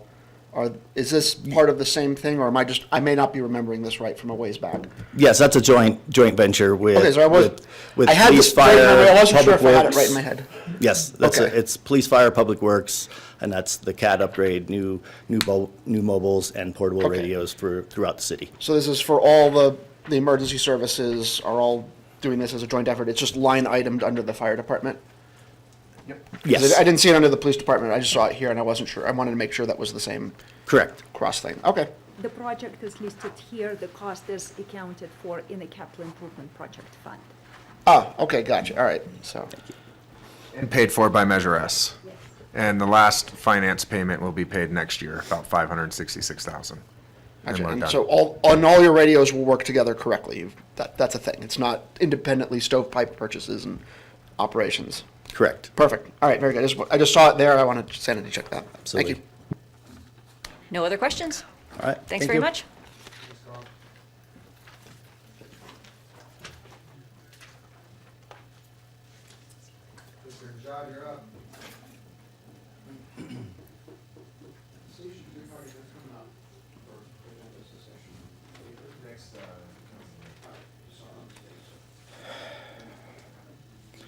Good afternoon, Mayor and members of City Council. Anush Nejad, Director of Public Works. To begin with, I would like to highlight our division and the responsibilities of the different groups in the Public Works. Public Works includes the administration, which we are responsible for coordination with the Solid Waste JPA, with the Transit Service coordination with TTD. We have the Engineering and Facility Division, which includes the Facilities Program and Complete Street and Stormwater Program. Street Maintenance, which includes the Snow Operations, Stormwater Compliance, Fleet Management, and also the Airport Division. So this year, we're going to be making 2 major changes to the department. We're going to bring in the Facility Maintenance under the Facilities Program, because we're going to be experiencing a lot of different projects. We completed the facilities assessment. We have the energy services projects to do. Also, we have the rec center, major project, the fire station 3. So we're going to bring in facilities maintenance under the facilities program with the focus on all of the work that we need to do with the facilities, especially with the energy services that Ms. Letton will bring on. We will be coordinating with her on all of those projects, including the EV charging stations. Our city engineer will be retiring this year, at the end of the year. So I will assume the responsibility of the city engineer. And instead of one person, engineering manager, we're going to bring in 2 associate engineers. One will be in the drainage design, The other one will be in the facilities. So basically, we're going to have two different major groups, the facilities group and the complete streets and stormwater program. And then we will be able to manage the foreseeable projects that we see on the horizon. Next slide. So I want to highlight some of our budget requests for this year, and also I will move on some of the CIP discussion as well. As I mentioned, we're going to be replacing the engineering manager position with 2 associate engineers. One goes in the environmental drainage projects, the other one in facilities. We're going to be adding 1 new equipment mechanic in the fleet division. I forgot to include the 1 administration assistant for the airport, but that is being funded by the airport enterprise funds. We have requested additional funding for the snow operations. This will allow us to focus on the streets, and all of the facilities will be contracted out. That's our recommendation. We're going to bring that to the City Council at the next meeting to award the contract. As a part of that, we also have requested a line item for potential sidewalk snow removal. We're going to discuss the options at the next meeting and get direction and an approval from the City Council for the snow maintenance on the sidewalks. Equipment, we have 1 vehicle that we hope to be able to purchase, an EV vehicle for the engineering department, and that we have allocated $48,000. Next one. I'm going to highlight some of the CIP. This year, we didn't have a separate CIP presentation because we have a lot of projects which are ongoing.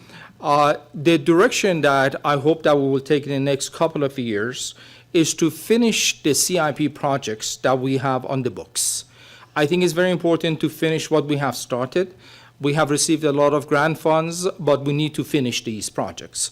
I want to highlight some of the major projects. These are not all of the CIP projects, but these are some of the major projects. Mr. Irvin talked about the broadband feasibility study. We anticipate now to bring that to the City Council in October with a recommendation for an award. We're going to implement the wayfinding sign and bicycle amenities by mid-September to October. We're going to start that by mid-September and finish it by the end of October. Airport, Mr. Dickinson has been doing a great job in terms of removing the tree obstructions and fire hazards. He has reached an agreement with CAL FIRE.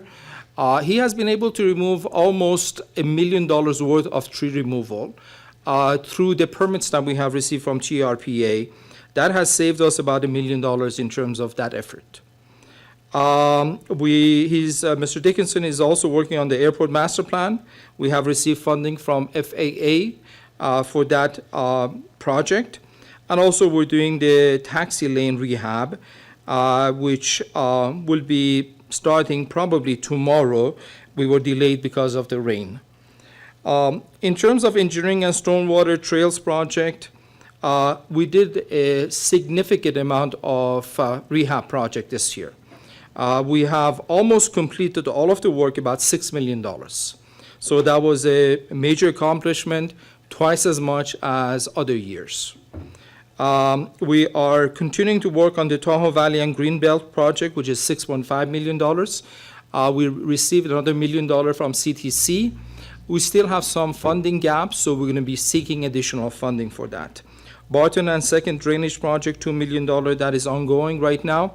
We hope to be able to finish that by October. The drainage pipe replacement, we have been doing that on an ongoing basis. Vision Zero program, Mr. Burke will be here at the next council meeting to award that contract.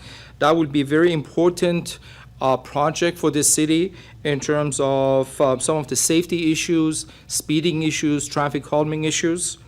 We do have 2 ADA upgrades that we're going to be implementing in the next couple of weeks, the Ski Run and Lakeview. Those have been designed, and we have been awarded 1 contract and negotiating on the 2nd contract. The Greenway 1C planning, that's ongoing. We're talking with CTC for additional funding for the environmental and final design. On the facilities, we're going to be embarking on the $68 million recreation and aquatic center. Bellamy Parking Garage has been awarded, and we're going to start that work by early September with the goal of completing by the end of the year. We have retained a consultant, and we're going to be executing a contract with them very soon to do the police department roof repairs. We do have some work that we're doing at the services department renovations.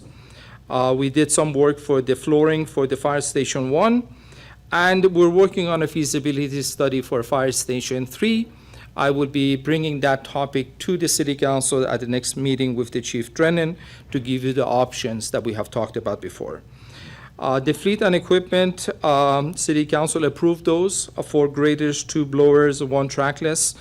They will be delivered here. We've already received the trackless one, and the other equipment will be delivered by November 1st. And then we are also putting GPS equipment on all of our snow equipment so that we can evaluate the performance and make changes in terms of how we do the snow operations. Next slide. So for next year, we do have some projects that we have requested funding. The street overlay program will be about $3 million. That includes the $2.5 million from Measure S and another $500,000 from regional funds, SB1. Pioneer Trail, which is about $4.1 million, we're requesting $350,000 to close the funding gap for that. The Bijou Park Connector is about a $1.4 million project. We're requesting $300,000 to close the funding gap. Reagan Beach Building, $50,000. Fire Station 2, which has been, we're set aside $500,000 every year. We're putting about $150,000 for citywide ADA upgrades. Our risk manager is in the process of completing the report for the ADA transition, and we hope to be able to increase that funding every year to be able to tackle all of the ADA upgrades that we need to do. We also have the Lakeview and Ski Run electrical upgrades. We've allocated about $80,000 for that work to increase the panel size to serve the activities and also the farmers market. Fire Station 3, I do have very good estimates that I will bring back to the City Council at the next meeting. Right now, it's between $16 to $19 million. We're going to go over those options with the City Council. And then the Recreation and Aquatic Center, which is not included in all of these, is about $68 million for that project. So that concludes the operating and the CIP budget discussion. Any questions? Thank you very much. Yes, Mr. Robbins.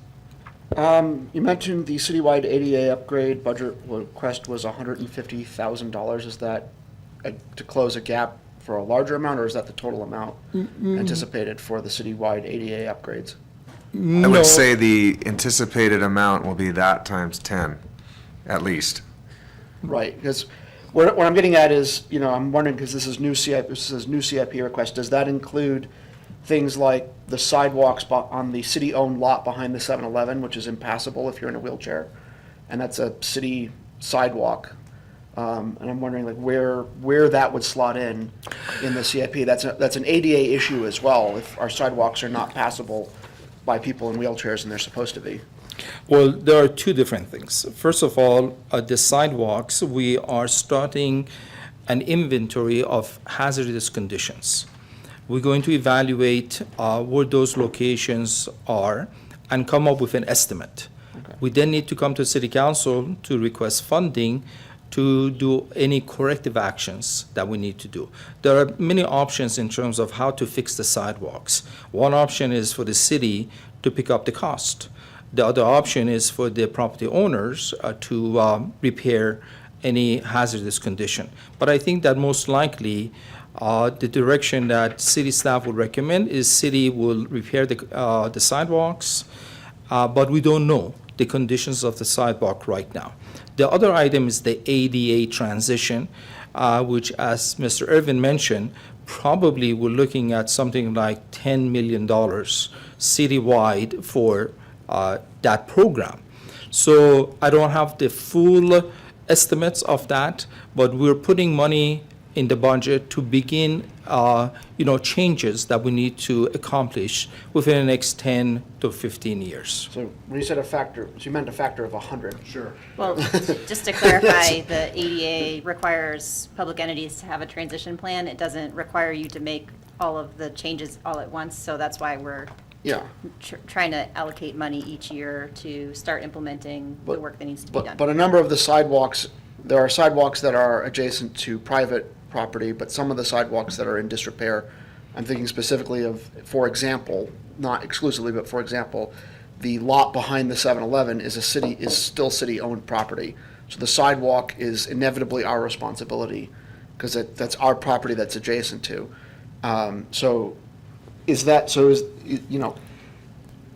There's sidewalks that's an issue as far as hazardous, and then they have to be repaired we have to decide who repairs them, but some of that we have to repair no matter what. But that's not considered under the ADA program, that's gonna be considered under a separate sidewalk CIP program that's just not here yet. Correct. That's correct, and what a lot of cities do is sidewalks tend to fall just on the lower priority of funding things, and so what a lot of cities do to fill that gap is they go for CDBG funds, which here, we've gone for CDBG funds to support our homeless services partnerships and the Boys and Girls Club partnerships, but that is something we could evaluate to see what kind of monies we could go for tackling sidewalk infrastructure upgrades in a more robust manner. Are there not ADA requirements that we maintain our own sidewalks? The ones that we, the city, own, to make sure that they are passable by people in wheelchairs? Well, I'm sure that some of the sidewalks we own will come up on the list that Mr. Najad's talking about, and we'll look at prioritizing those faster. Mr. Friedrich, do you have a question? I guess in the same vein as Mr. Robbins' inquiries there, you can imagine a long list of things we would love to invest in: more in roads, stormwater systems, implementing all the participatory budgeting project top choices, right? Whether it's the skate parks or more bike trails, the list of wants is endless, and good job getting all this moving forward. But so for first question is, presumably this list is ranked the top on the CIP prioritization process, and if you were to think of like the next tranche, whether it's sidewalks or some of the other elements on the list, is there kind of a dollar amount that would help us fund the next, the ones that didn't quite make the cut but that were still ranked as high priorities? Yes. First of all, as I mentioned, in my opinion, we need to finish the projects we have started. We have budget shortfalls for the Tahoe Valley Greenbelt, about $2 million. We have about $10 million shortfall in the Bijou drainage project. Our condition assessment for the facilities is showing about $48 million of repair needs. So those are what we have. Again, we need to prioritize all of this. What is important in terms of safety, in terms of, community needs. We are continuing to look for funding and grant funding, but we have competing needs in terms of trails, roadways, pavement, facilities. So again, I think we have to have more discussion in terms of what are the important items to do first based on the funding that we receive from grants and other allocation of funds within the city. But again, my opinion is to finish what we have started. Right. So in other words, there's tens of millions of dollars in the next level of things that need to be funded. And I mean, if we had an extra, say, 2 or 3 million, I'm sure there are some projects that we'd be funding further down the list. You have these 8 up here, 7 up here, but then there are those that if we're thinking about how we're allocating our budget, I'm sure there are a number of high priority projects that are not 50 million, but that just didn't quite make the cut, right? Yes.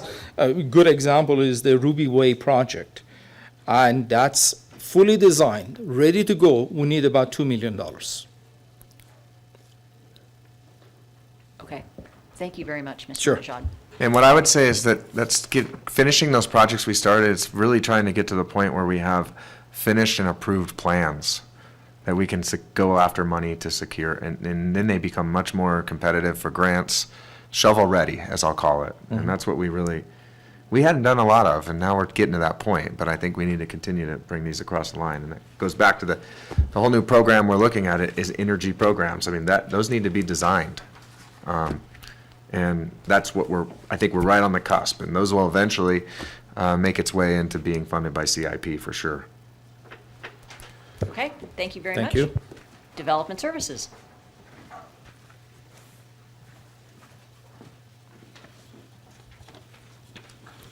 Good afternoon, Council. Hillary Roveru, Director of Development Services. The Development Services Department consists of 3 different divisions. We have a Planning Division, Housing Division, and Building Division.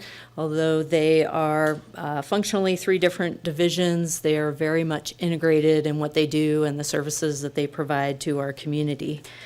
A couple of highlights in this upcoming budget. I want to touch on our permit fee revenues.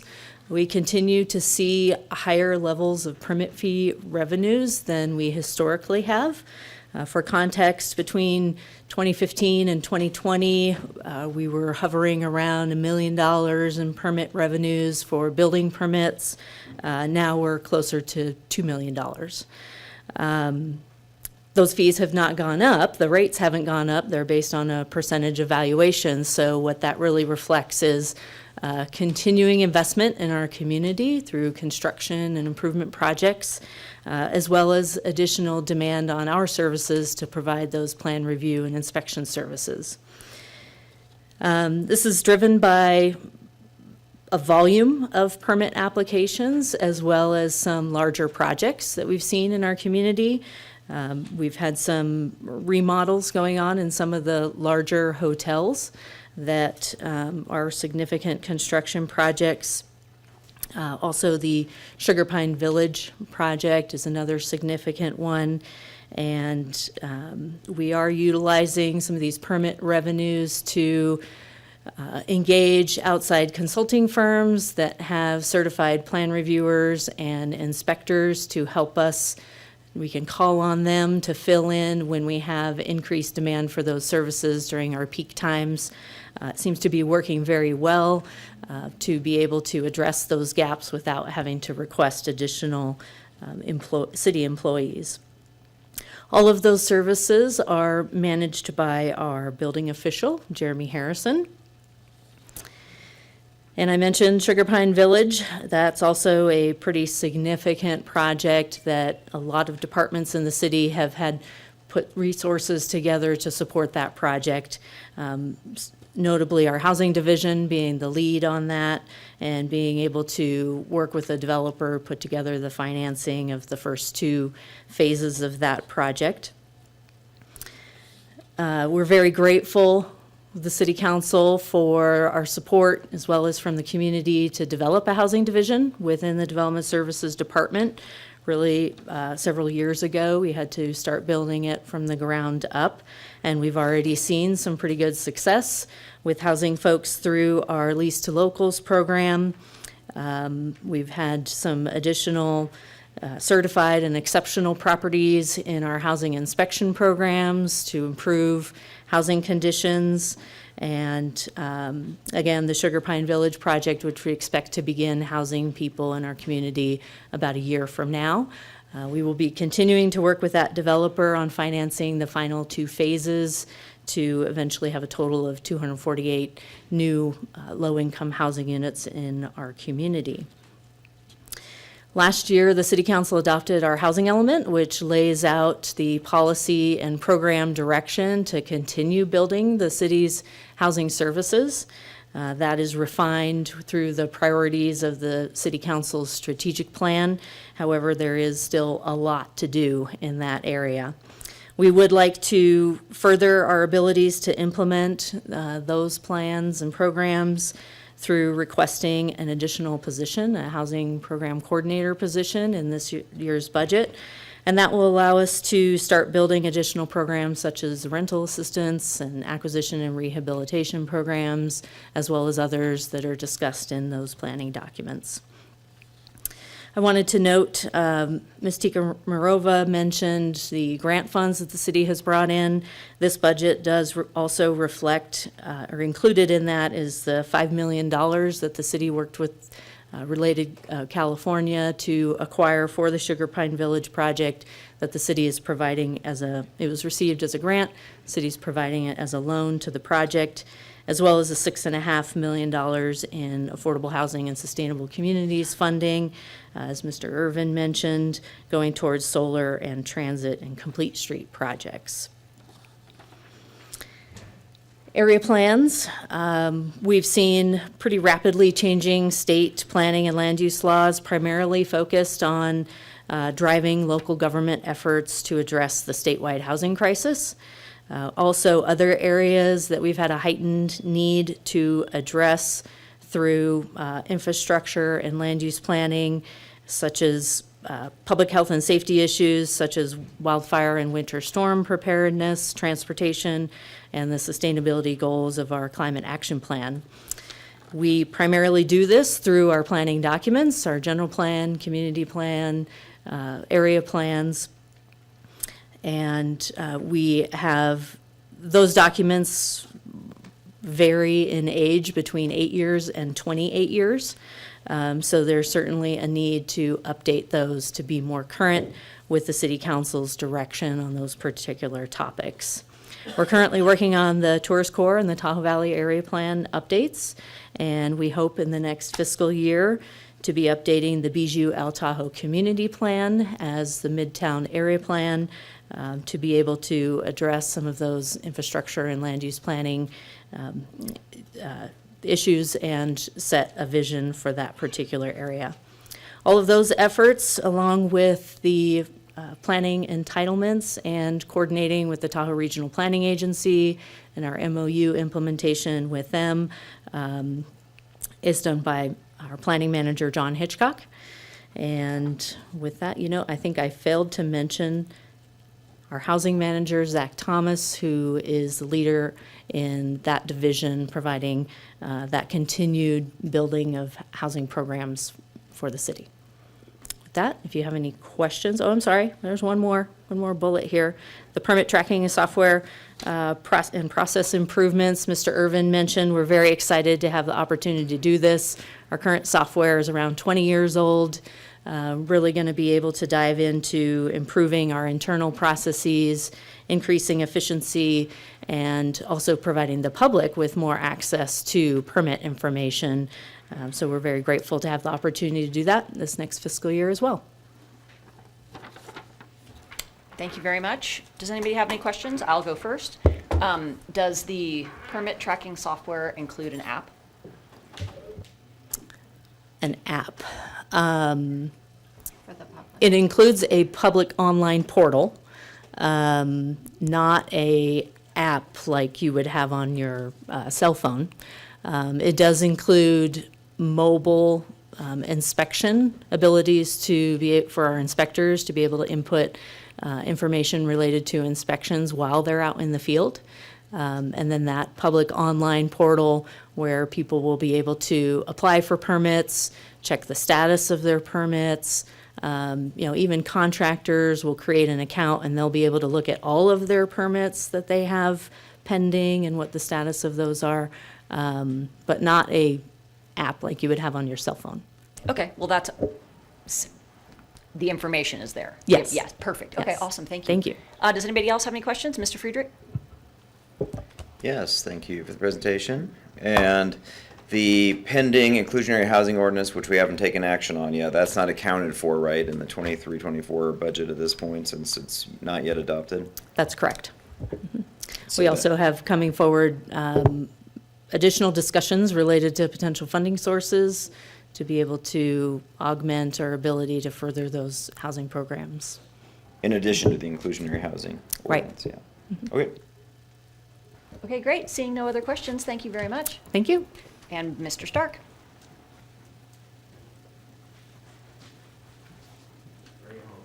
All right. Good afternoon, Mayor and council members. John Stark, Director of Parks and Recreation. I'm excited to provide an overview of the many services and programs our department delivers for the community with the support of this budget. Our recreation team, led by Kelly Edwards, provides programming to over 17,000 participants, including programs delivered by staff and through collaborative partnerships. Some of these include Junior Giants, swim lessons, Master Swim, and more. We are responsible also for the daily operation of the recreation center, the boat ramp, the golf course, and campground, along with supporting other facilities, including the senior center and ice arena. We lead the community in major events, including the 4th of July Parade and Celebration, Movies in the Park, Winter Festival, and coming right up, September 9th, the Multicultural Festival. We support partner events such as Live at Lakeview and the upcoming What's Old is New event to explore the history of the Tahoe Pioneers Cemetery. That'll be on September 20th. The Parks team is responsible for the maintenance and operations of our parks, trails, and various facilities. I wanted to share some exciting news that we selected Dennis Churchill to lead this group as our new parks manager.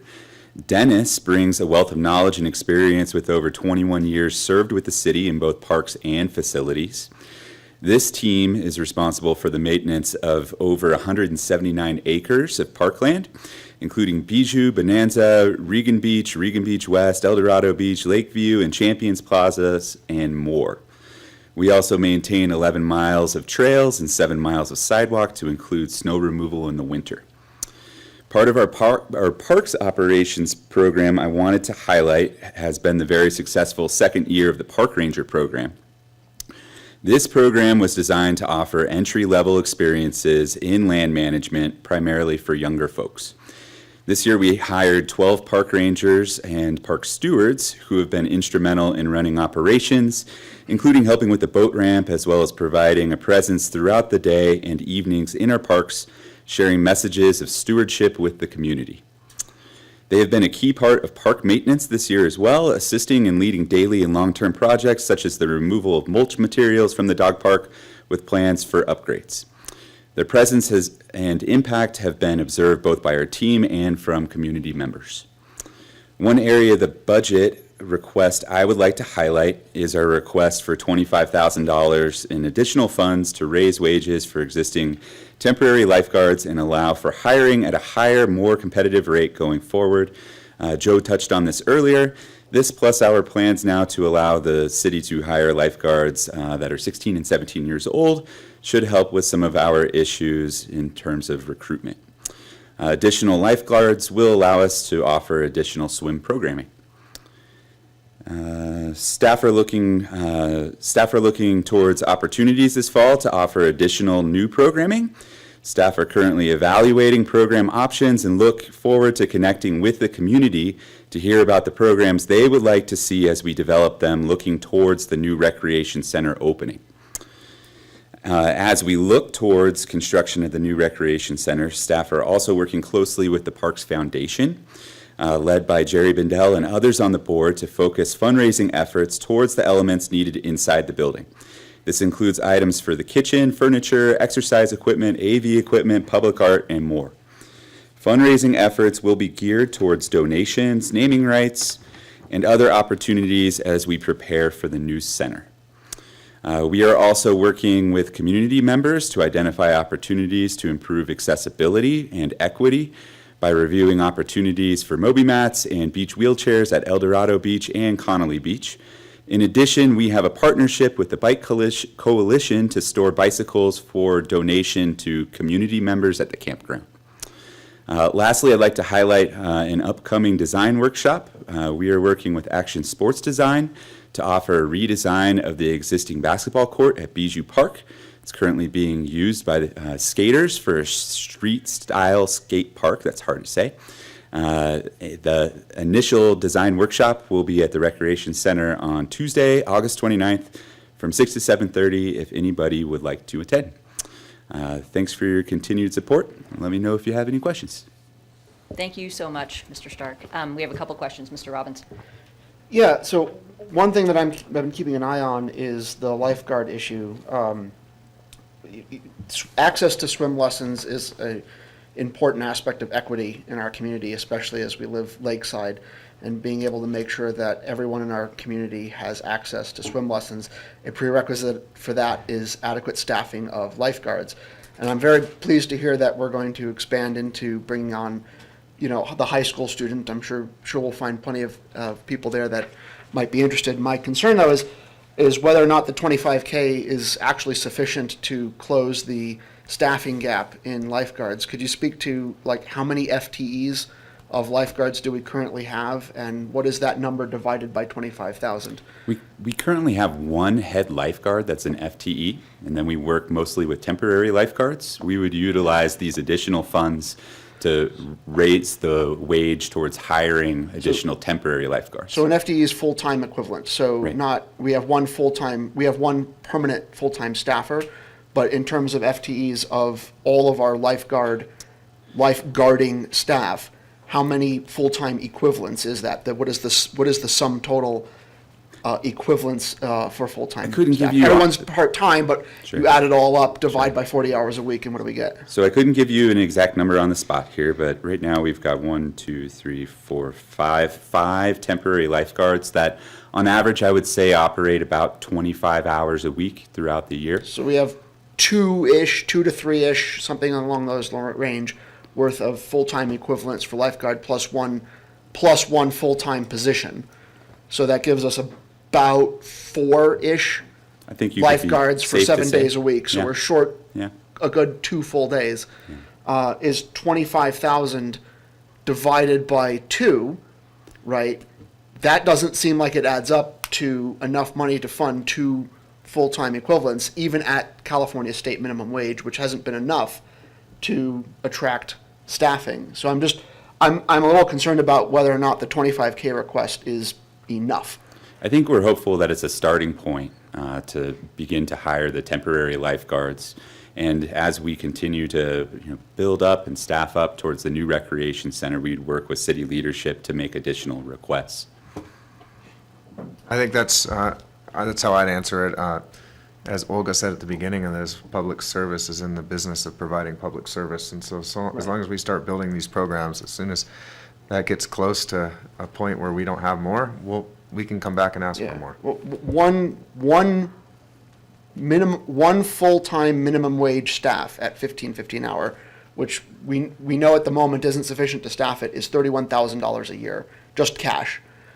And that's less than what we need. So I'm concerned about that not being a big enough number, that request. So if that, yes, a start for sure, and more than 0 is necessary, right? But I just want to make sure that when we're trying to close this gap, because I think it's very important for the community to have equitable access to swim instructions for the members of our community, particularly here lakeside, that I'm not clear if that's actually enough money being requested. And I want to make sure that we, the council, have the opportunity to close that, or to figure out how to close that funding gap. It's easy to ask Joe to pay for everything. We could just lift the money out of his pockets. That would be great. But money's got to come from somewhere. But I want to make sure that the requests are actually adequate to meet the needs. I just wanted to add that the funding for lifeguards is allocated in the budget. So we have 5 lifeguards, as Mr. Stark mentioned, at 25 hours per week. The rates are going to be increasing slightly. So the issues were that we weren't able to recruit them. As long as we raise those rates and at recruiting, we will be able to contain and keep more lifeguards active. 25,000 was just the starting point before when we finalized the budget, when this conversation just started and the issues was discovered. But as Mr. Stark recruits 16 to 18 years old, and we see more needs at mid-year, plus as we're preparing for the rec center opening, we will be revisiting all of that at mid-year. Yeah, I mean, even high school students still have to be paid state minimum wage. That's a legal requirement. And so it still doesn't seem like that's enough to close the staffing gap. So I'm not sure. I guess the question for you guys is, when's the right point to bring back can we request Mid-year. a mid-year, was that a mid-year review to come back to us? This would be what, in March? March, yes, March 2024. That would be appropriate direction if you want to do that and ask for that. And I guess we would say if somehow in the next 4 months we saw that dwindling, we'll beat you to it and we'll come back in December probably, is what I'm saying. That sounds great. I think that's a Yeah. concern for everyone. Okay. Thank you. Ms. Wallace. Mr. Stark, you may or may not be able to answer this, and if you can't, it's totally fine. I was just wondering if you know if the senior services have gone back to pre-COVID levels, if the senior center is operating at full capacity again, if we're offering those services to the seniors. Right now, my understanding is for the city's Parks Department, our responsibility is to maintain the facility. So we provide the maintenance of the facility as well as work with them to coordinate any level of event space that they would like to have rented out or reserved within our department. The county is responsible for the programming of the facility. Correct. The part that I'm talking about is for like Senior Inc., the nonprofit that comes in and does activities. Do you know if they're operating back in the facility and doing their activities? Bridge club, movie nights, dances, things like that. Do you know if they're back to operating in the senior center? I've begun coordinating in preliminary discussions with Mary Lou Whitcomb with Senior Inc. Good.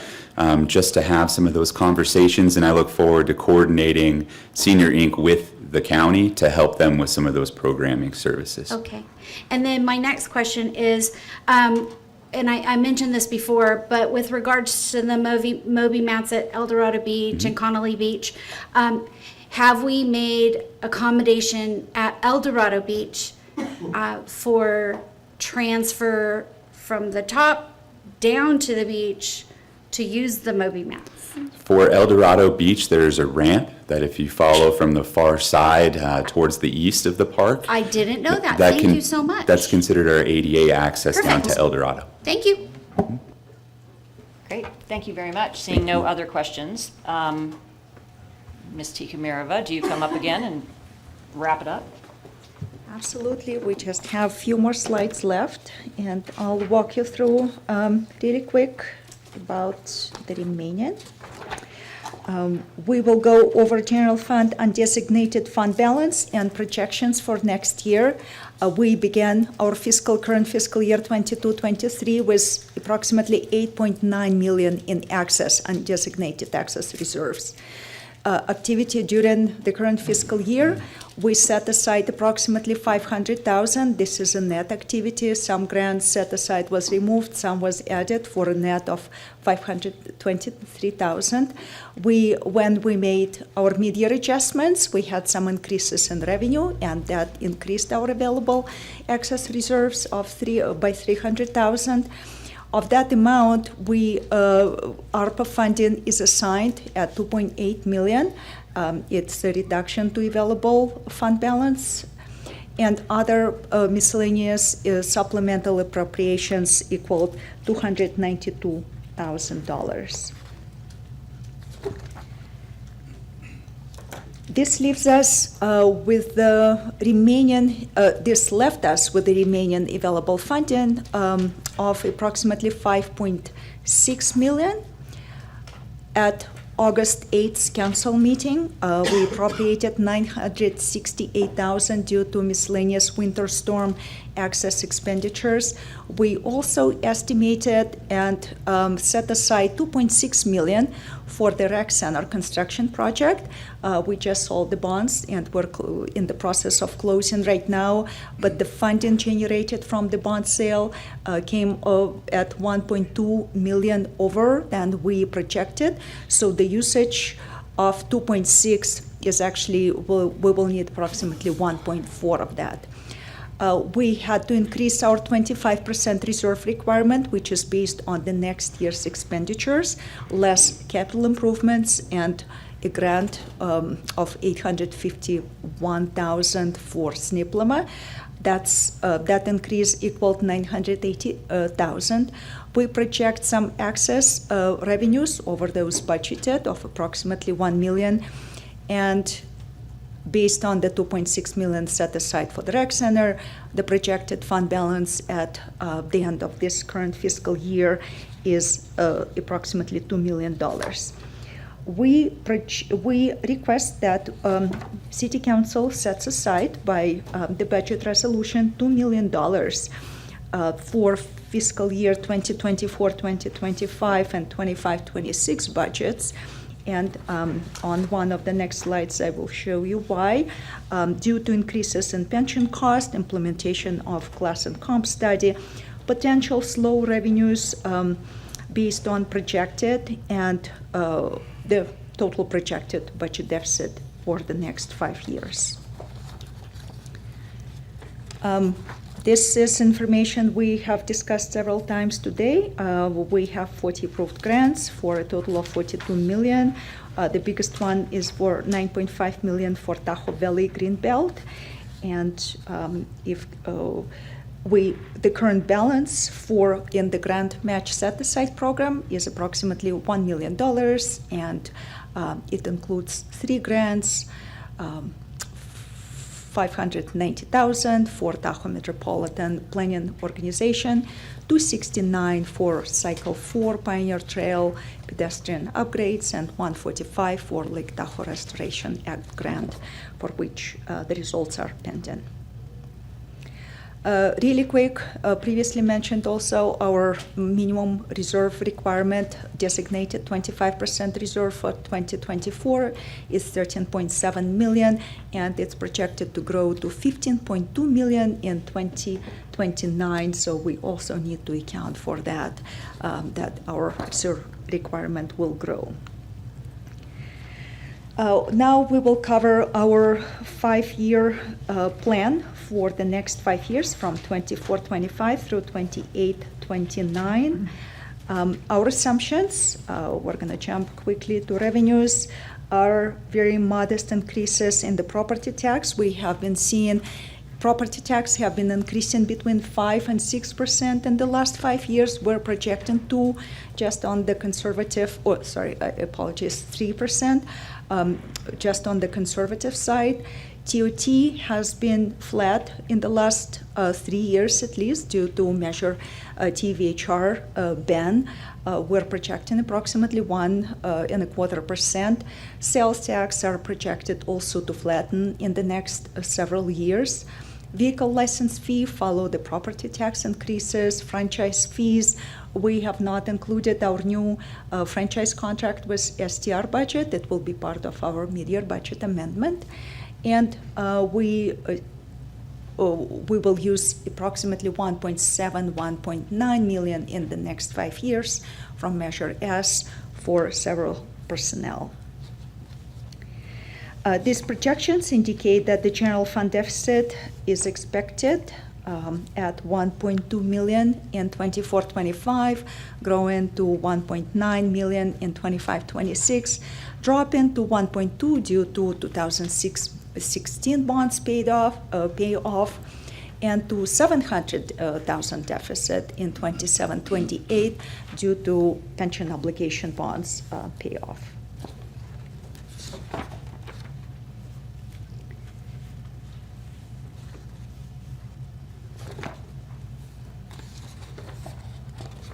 And with that, this concludes my presentation, and I'm happy to answer any questions.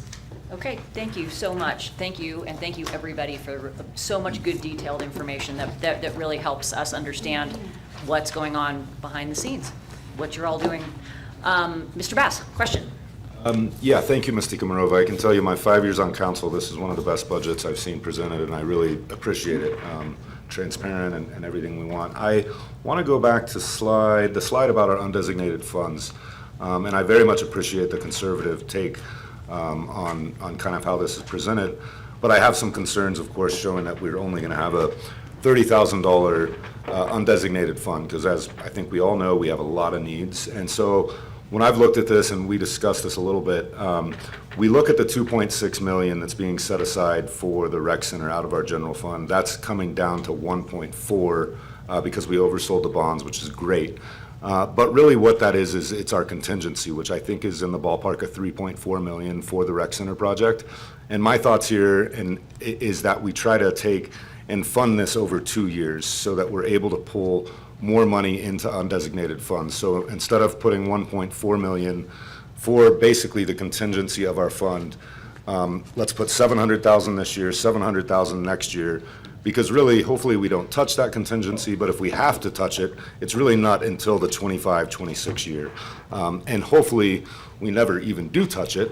But if the next slide item is matching 981,000, or excuse me, transferring 981,000 to our 25% reserve. So in my mind, because we're moving 980 over there, and yes, there's a little risk that if we had a major downturn, we've got to fund that 700 if we get into a contingency.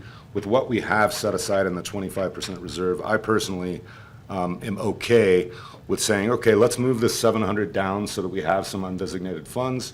And for me, that's so we can make our commitment to micro, which we can get into in more discussion. But I think that just to release, and I guess we'll really be looking at 1.9 million in undesignated, because the 1.2 is going to fall down from the oversell of the bond.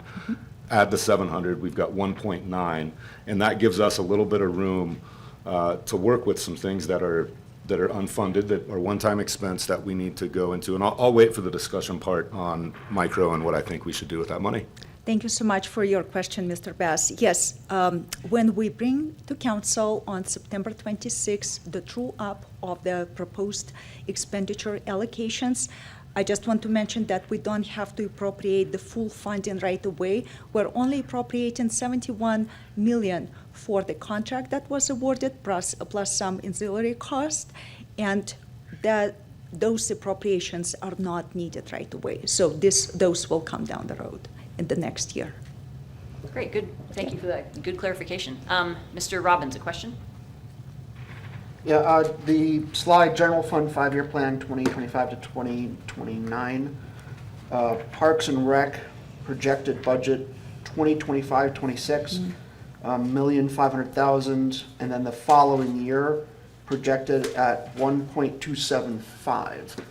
That Yes. is an increase over 1 year of over 20%, an extra $250,000 a year. Is that when the new rec center is expected to come online, and that's the anticipated revenue? That is from correct. renting and leasing that space is anticipated at a plus up of $250,000? Yes, our current level of campground revenues is approximately 300,000. However, in previous years, we have seen 500,000 and 600,000. So we anticipate when the rec center is constructed, the full area is repurposed, and our campground is back to full operations, and that's what is projected, included in the projections. Oh, so it's not just, that $250,000 is not just the additional revenue from No. leasing the rec center for parties and events, that's also rehabbing the campground and renting out the camp spaces again that are currently This is semi-demolished? correct. Actually, yes, it does not include any additional revenues for the rec center, because I believe it's projected at approximately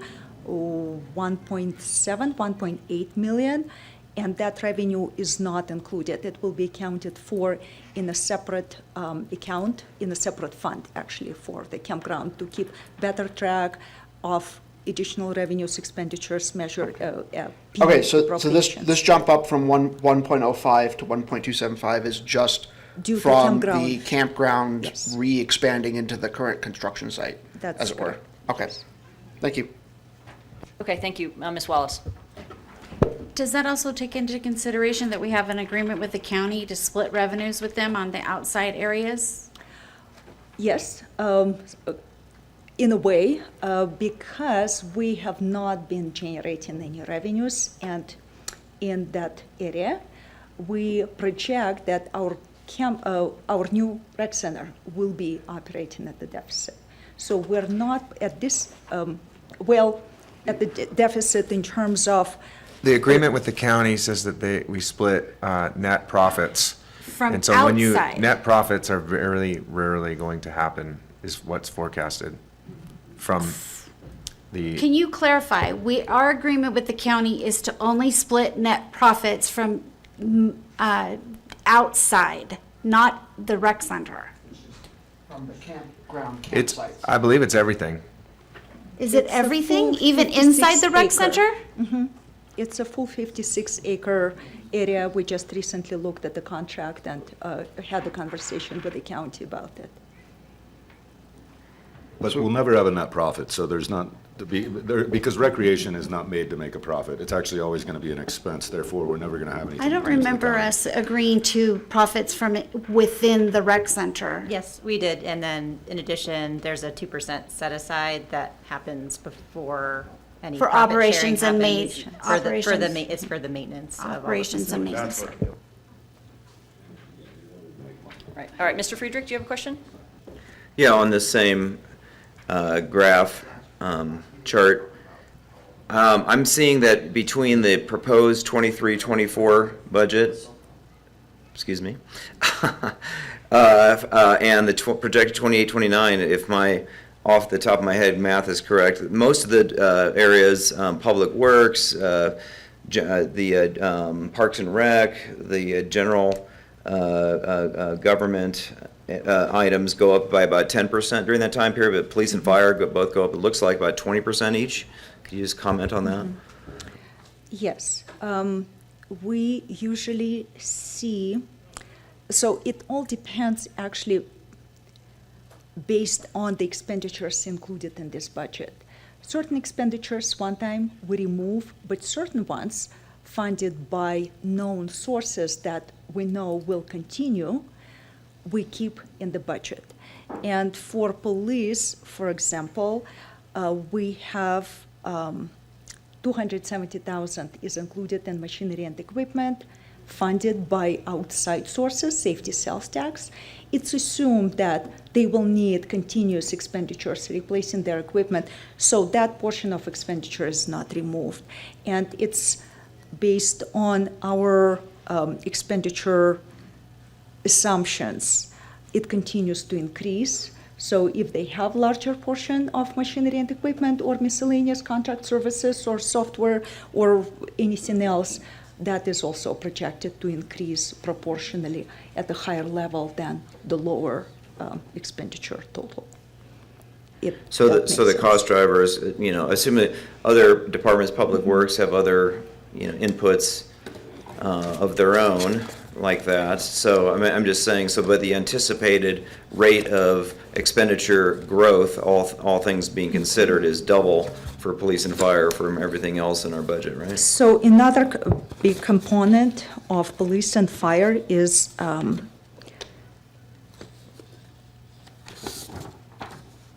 unfunded accrued liability.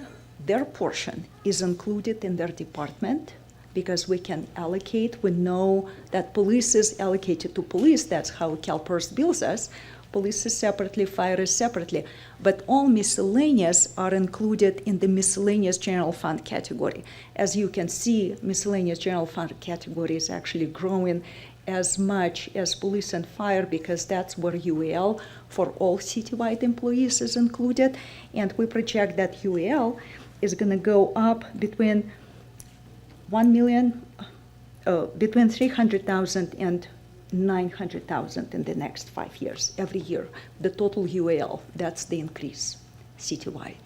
So that is proportionally allocated between police, fire, and miscellaneous general fund. So the UAL for police and fire is really one of the big drivers to explain the delta between those departments and everything else. Yes, that's in the police and fire department. Yes, that would be one of the biggest drivers of the increased cost. Okay, seeing no other clarifying questions, thank you very much, and we'll now take public comment on this, our biggest item.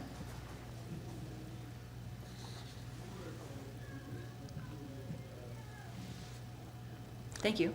Thank you.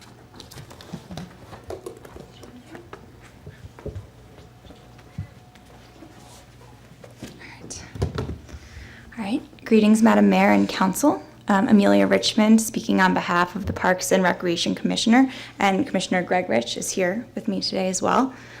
Expanding on the community aquatic situation that Commissioner Ramirez-Thomas highlighted at the last council meeting, I wanted to share that the city is currently able to offer only a quarter of the swim lessons that we offered to local children pre-pandemic due to lifeguard shortages.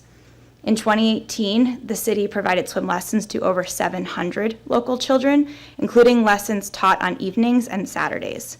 This year, the city will provide swim lessons to only 180 children with no lessons in the evening or Saturdays. The pool, which operated 72 hours a week in 2018, is now operating only 60 hours a week, also due to staffing shortages, including the loss of the 6:30 a.m. swim time that had previously allowed city's own staff to access the pool before work. Additionally, the fourth grade swim program, which up until 2020 taught local fourth graders to swim over a 4-day period at no cost to families, has not been brought back since COVID. To clarify, there have been no budget cuts or cuts to the number of positions.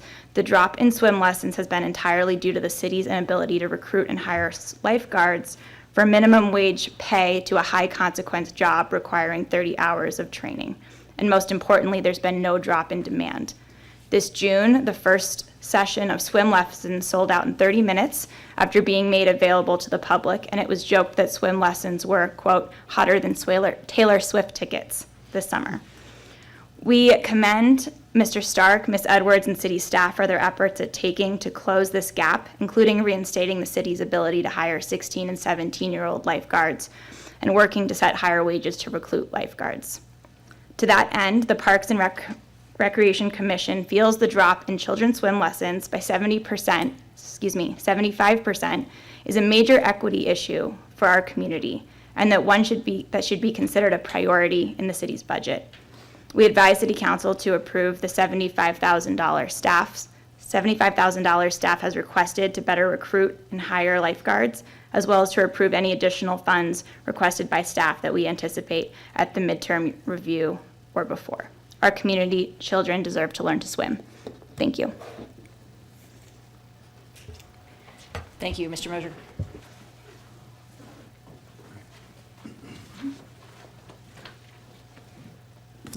Ed Moser, South Lake Tahoe. Growing up in the Jersey Shore, lifeguards used to work for darn near nothing just to meet the chicks. So things have changed. Just a couple of suggestions here for saving money, which I made earlier. The one is of getting the $8,000 or $9,000 electric vehicles there for the parking ambassadors. They're just right there by the garage or across the street at the Crescent V Center there, that area. So you could save a lot of money. I mean, I just saw them, all summer and last year and this year through the winter. Just the two of them riding around with the heater on or the air conditioning on and having to take the photographs of the license plates and stuff. So you put two people in one vehicle that's running all the time, rather than going out on foot. But they could very easily be in and even on Bellamy, where it's just one block long there. Sitting in the truck, even parked and going in the wrong direction there, so they can look out of the truck and see if there's receipts on the dashboards. So you can easily cut tens of thousands of dollars of costs there just by having those vehicles. It's a lot more convenient. They can charge them at the garage right there, and when you're out of them or stopped, you're not running, you're not polluting. So it's a win-win. Also for the bike trails and linear park bike trails and stuff, they're having 301, 5,000, 50,008 there in your agenda there. First of all, e-scooters and bikes aren't supposed to be allowed on most of them. They're shared use paths, but you're allotting 152,829 for repaving and work on them. Mentioned before of using volcanic rock, and you can get it down in Mono County. And this would be a great way to test things. You could eventually use it on all of them and the roads, of mixing volcanic rock in with the macadam. So it absorbs the heat less, and like I said, go look in northern Arizona there. They use it on the roads there, the red volcanic rock. And for that reason, is it stays cooler and doesn't crack as much. Because on bike trails especially, you don't want those alligator cracks there. It's not too good for your kidneys or your tires. So we'll look at using that for test sections where you're doing on the Greenway. beltway there, and where you're doing repaving, to try it and see how it works. And then you could use it expanded and save money and not have to repave or repair or replace as often. Thank you. Is there any other public comment in the room? Seeing none, we'll go to our Zoom platform. We'll go ahead and open up our Zoom platform. We do have one hand raised. Mr. Spiel. Hi, this is Nick Spiel. Thank you for the detailed rundown on all of this. There are a lot of excellent projects and programs here, and I'm proud of this city for what it's doing.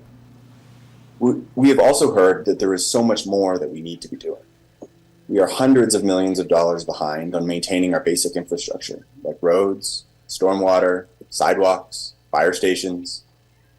We're going to need meaningful new revenue to meaningfully build public housing. We have so many building retrofits to do in order to hit our emissions goals.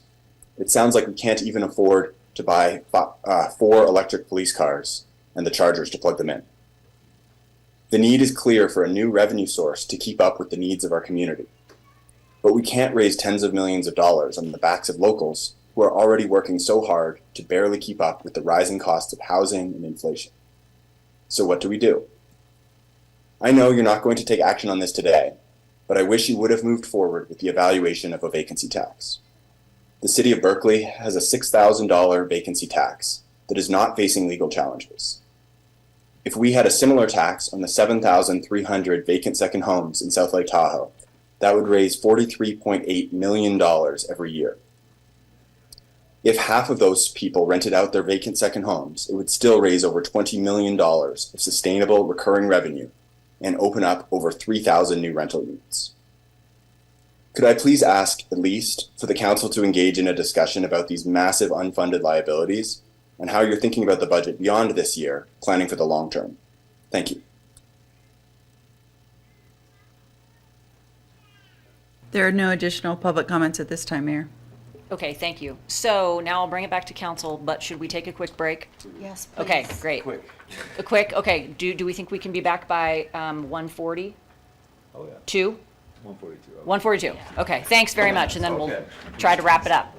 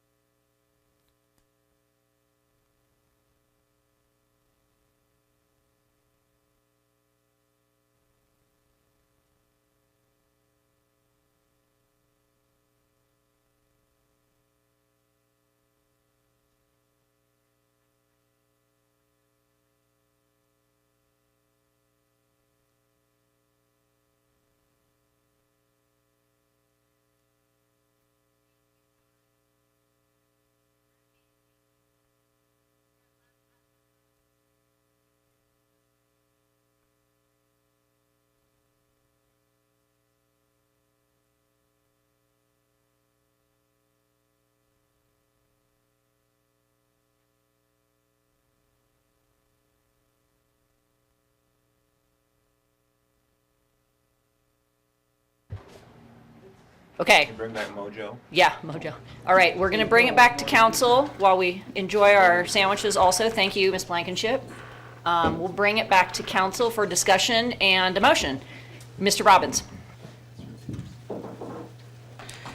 Yeah, I just want to return to the following on Amelia's comment, Ms. Richmond's comments about the lifeguard situation and the ability of our community to provide equitable access to swim instructions.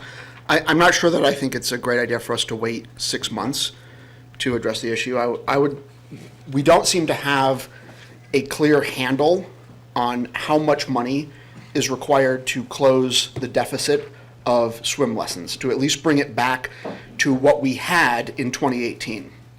Like, we haven't intentionally cut the budget or cut services, but we have seen a massive reduction in what we can offer the community since then. So I would like to see at least an assessment of how much money it would take to get back to 2018 service levels. And it really doesn't seem plausible that $25,000 is sufficient to close that gap, seeing as we're down a quarter. So what is the process for us to request bringing that back sooner than the mid-year budget review in 6 months? Is that something we can agendize and discuss here? Sure. Or I is think that something that we have to bring up at Absolutely. APC at a later meeting? I think that we're all on the same page about it. No one has the number, so we need the number Right. first. Right. So we'd like to get the number. When can you get us the number? As soon as Mr. Stark establishes and assesses the hiring situation, because portion of it was due to difficulty hiring.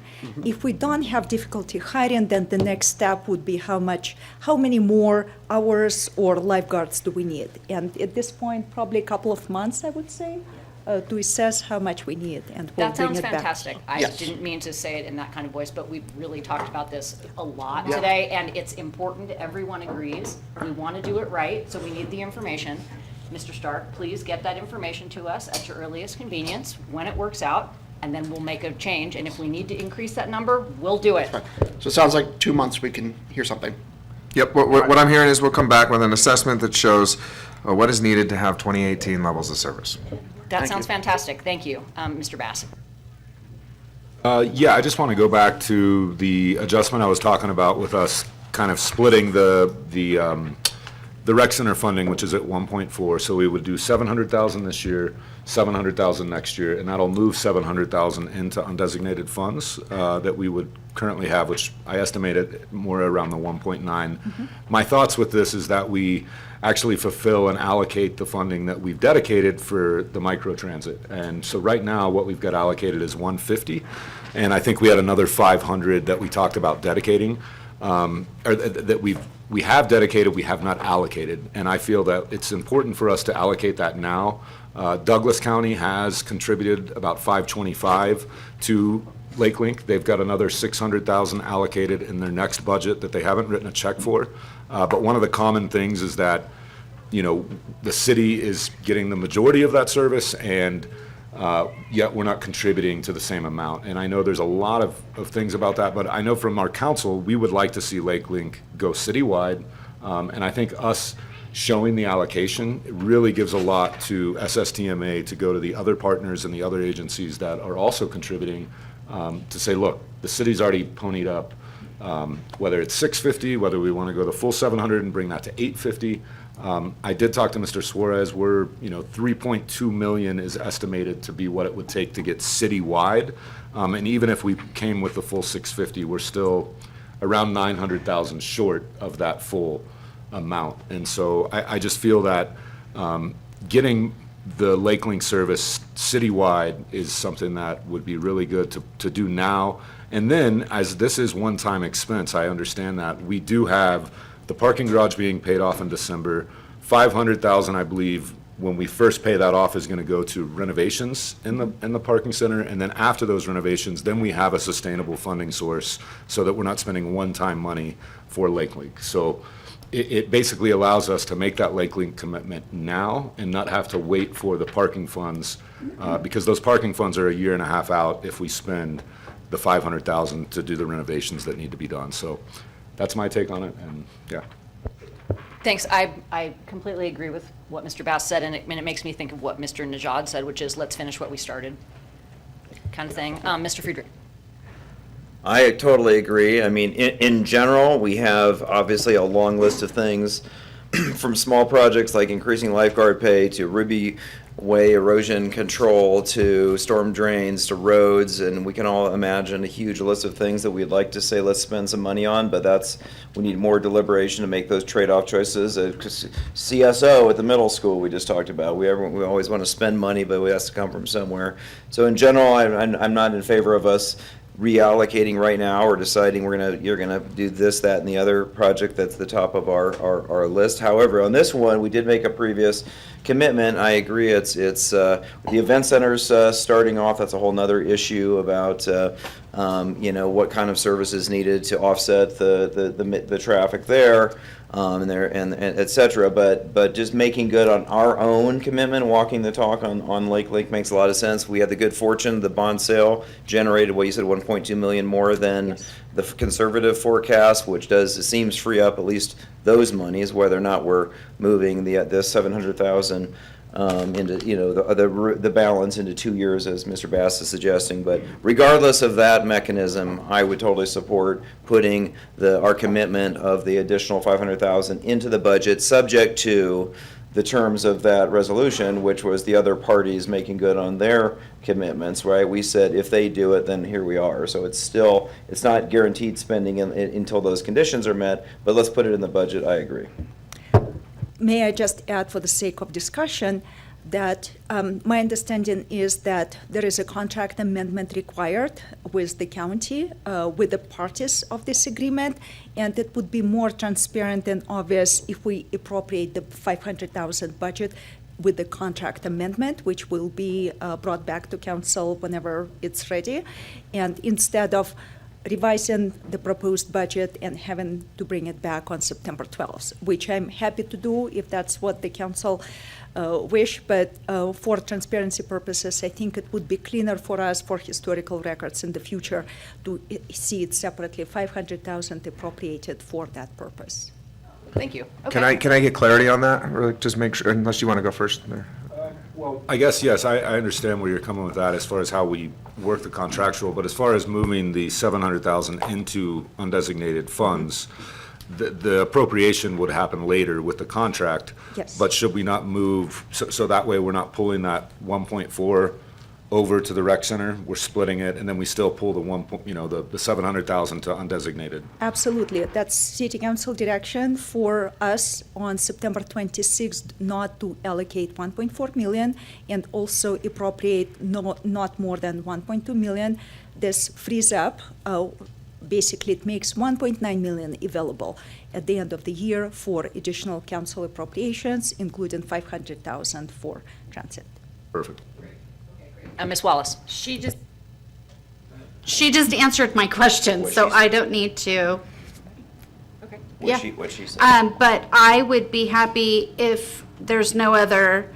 Mr. Irvin. Yeah, sorry. So I think we're all clear understanding there, and basically the appropriation will come with the contract amendment in a few months. I'll work on that soon, and that'll be the appropriation. Perfect. Okay, if there's no other huge, then I move that we pass a resolution approving fiscal year 23-24 municipal operating and capital improvement program budget and $2 million set aside from the general fund unassigned designated excess reserves for 24-25 and budget and 25-26 budget years, and pass a resolution approving fiscal year 23-24 list of allocated permanent positions, including new, eliminated, and reclassified positions, and we've provided direction to staff on the desired changes for the fiscal year 23-24 recommended budget. Second. Great. Okay. Councilmember Robbins, you have another. Just one quick thing I want to say. I just wanted to recognize publicly the planning department's work on their new graphics about visually presenting. Publicly, I just wanted to recognize the document that you guys put together, providing visual representation of the city's budget. That's been a valuable thing, a valuable aspect of public communications. And I recognize that the finance department isn't always engaged in public communications, so I just wanted to appreciate your efforts at bringing this data, which can tend to be, this information which can tend to be very data heavy, and making it available to the public in a way that is easy to understand where the revenues are coming from and where they're going. And this is a new thing that the city's been doing this year, and I just wanted to publicly recognize and thank the department for putting that together. Thank you, Mr. Before we Harper. closed out the agenda item.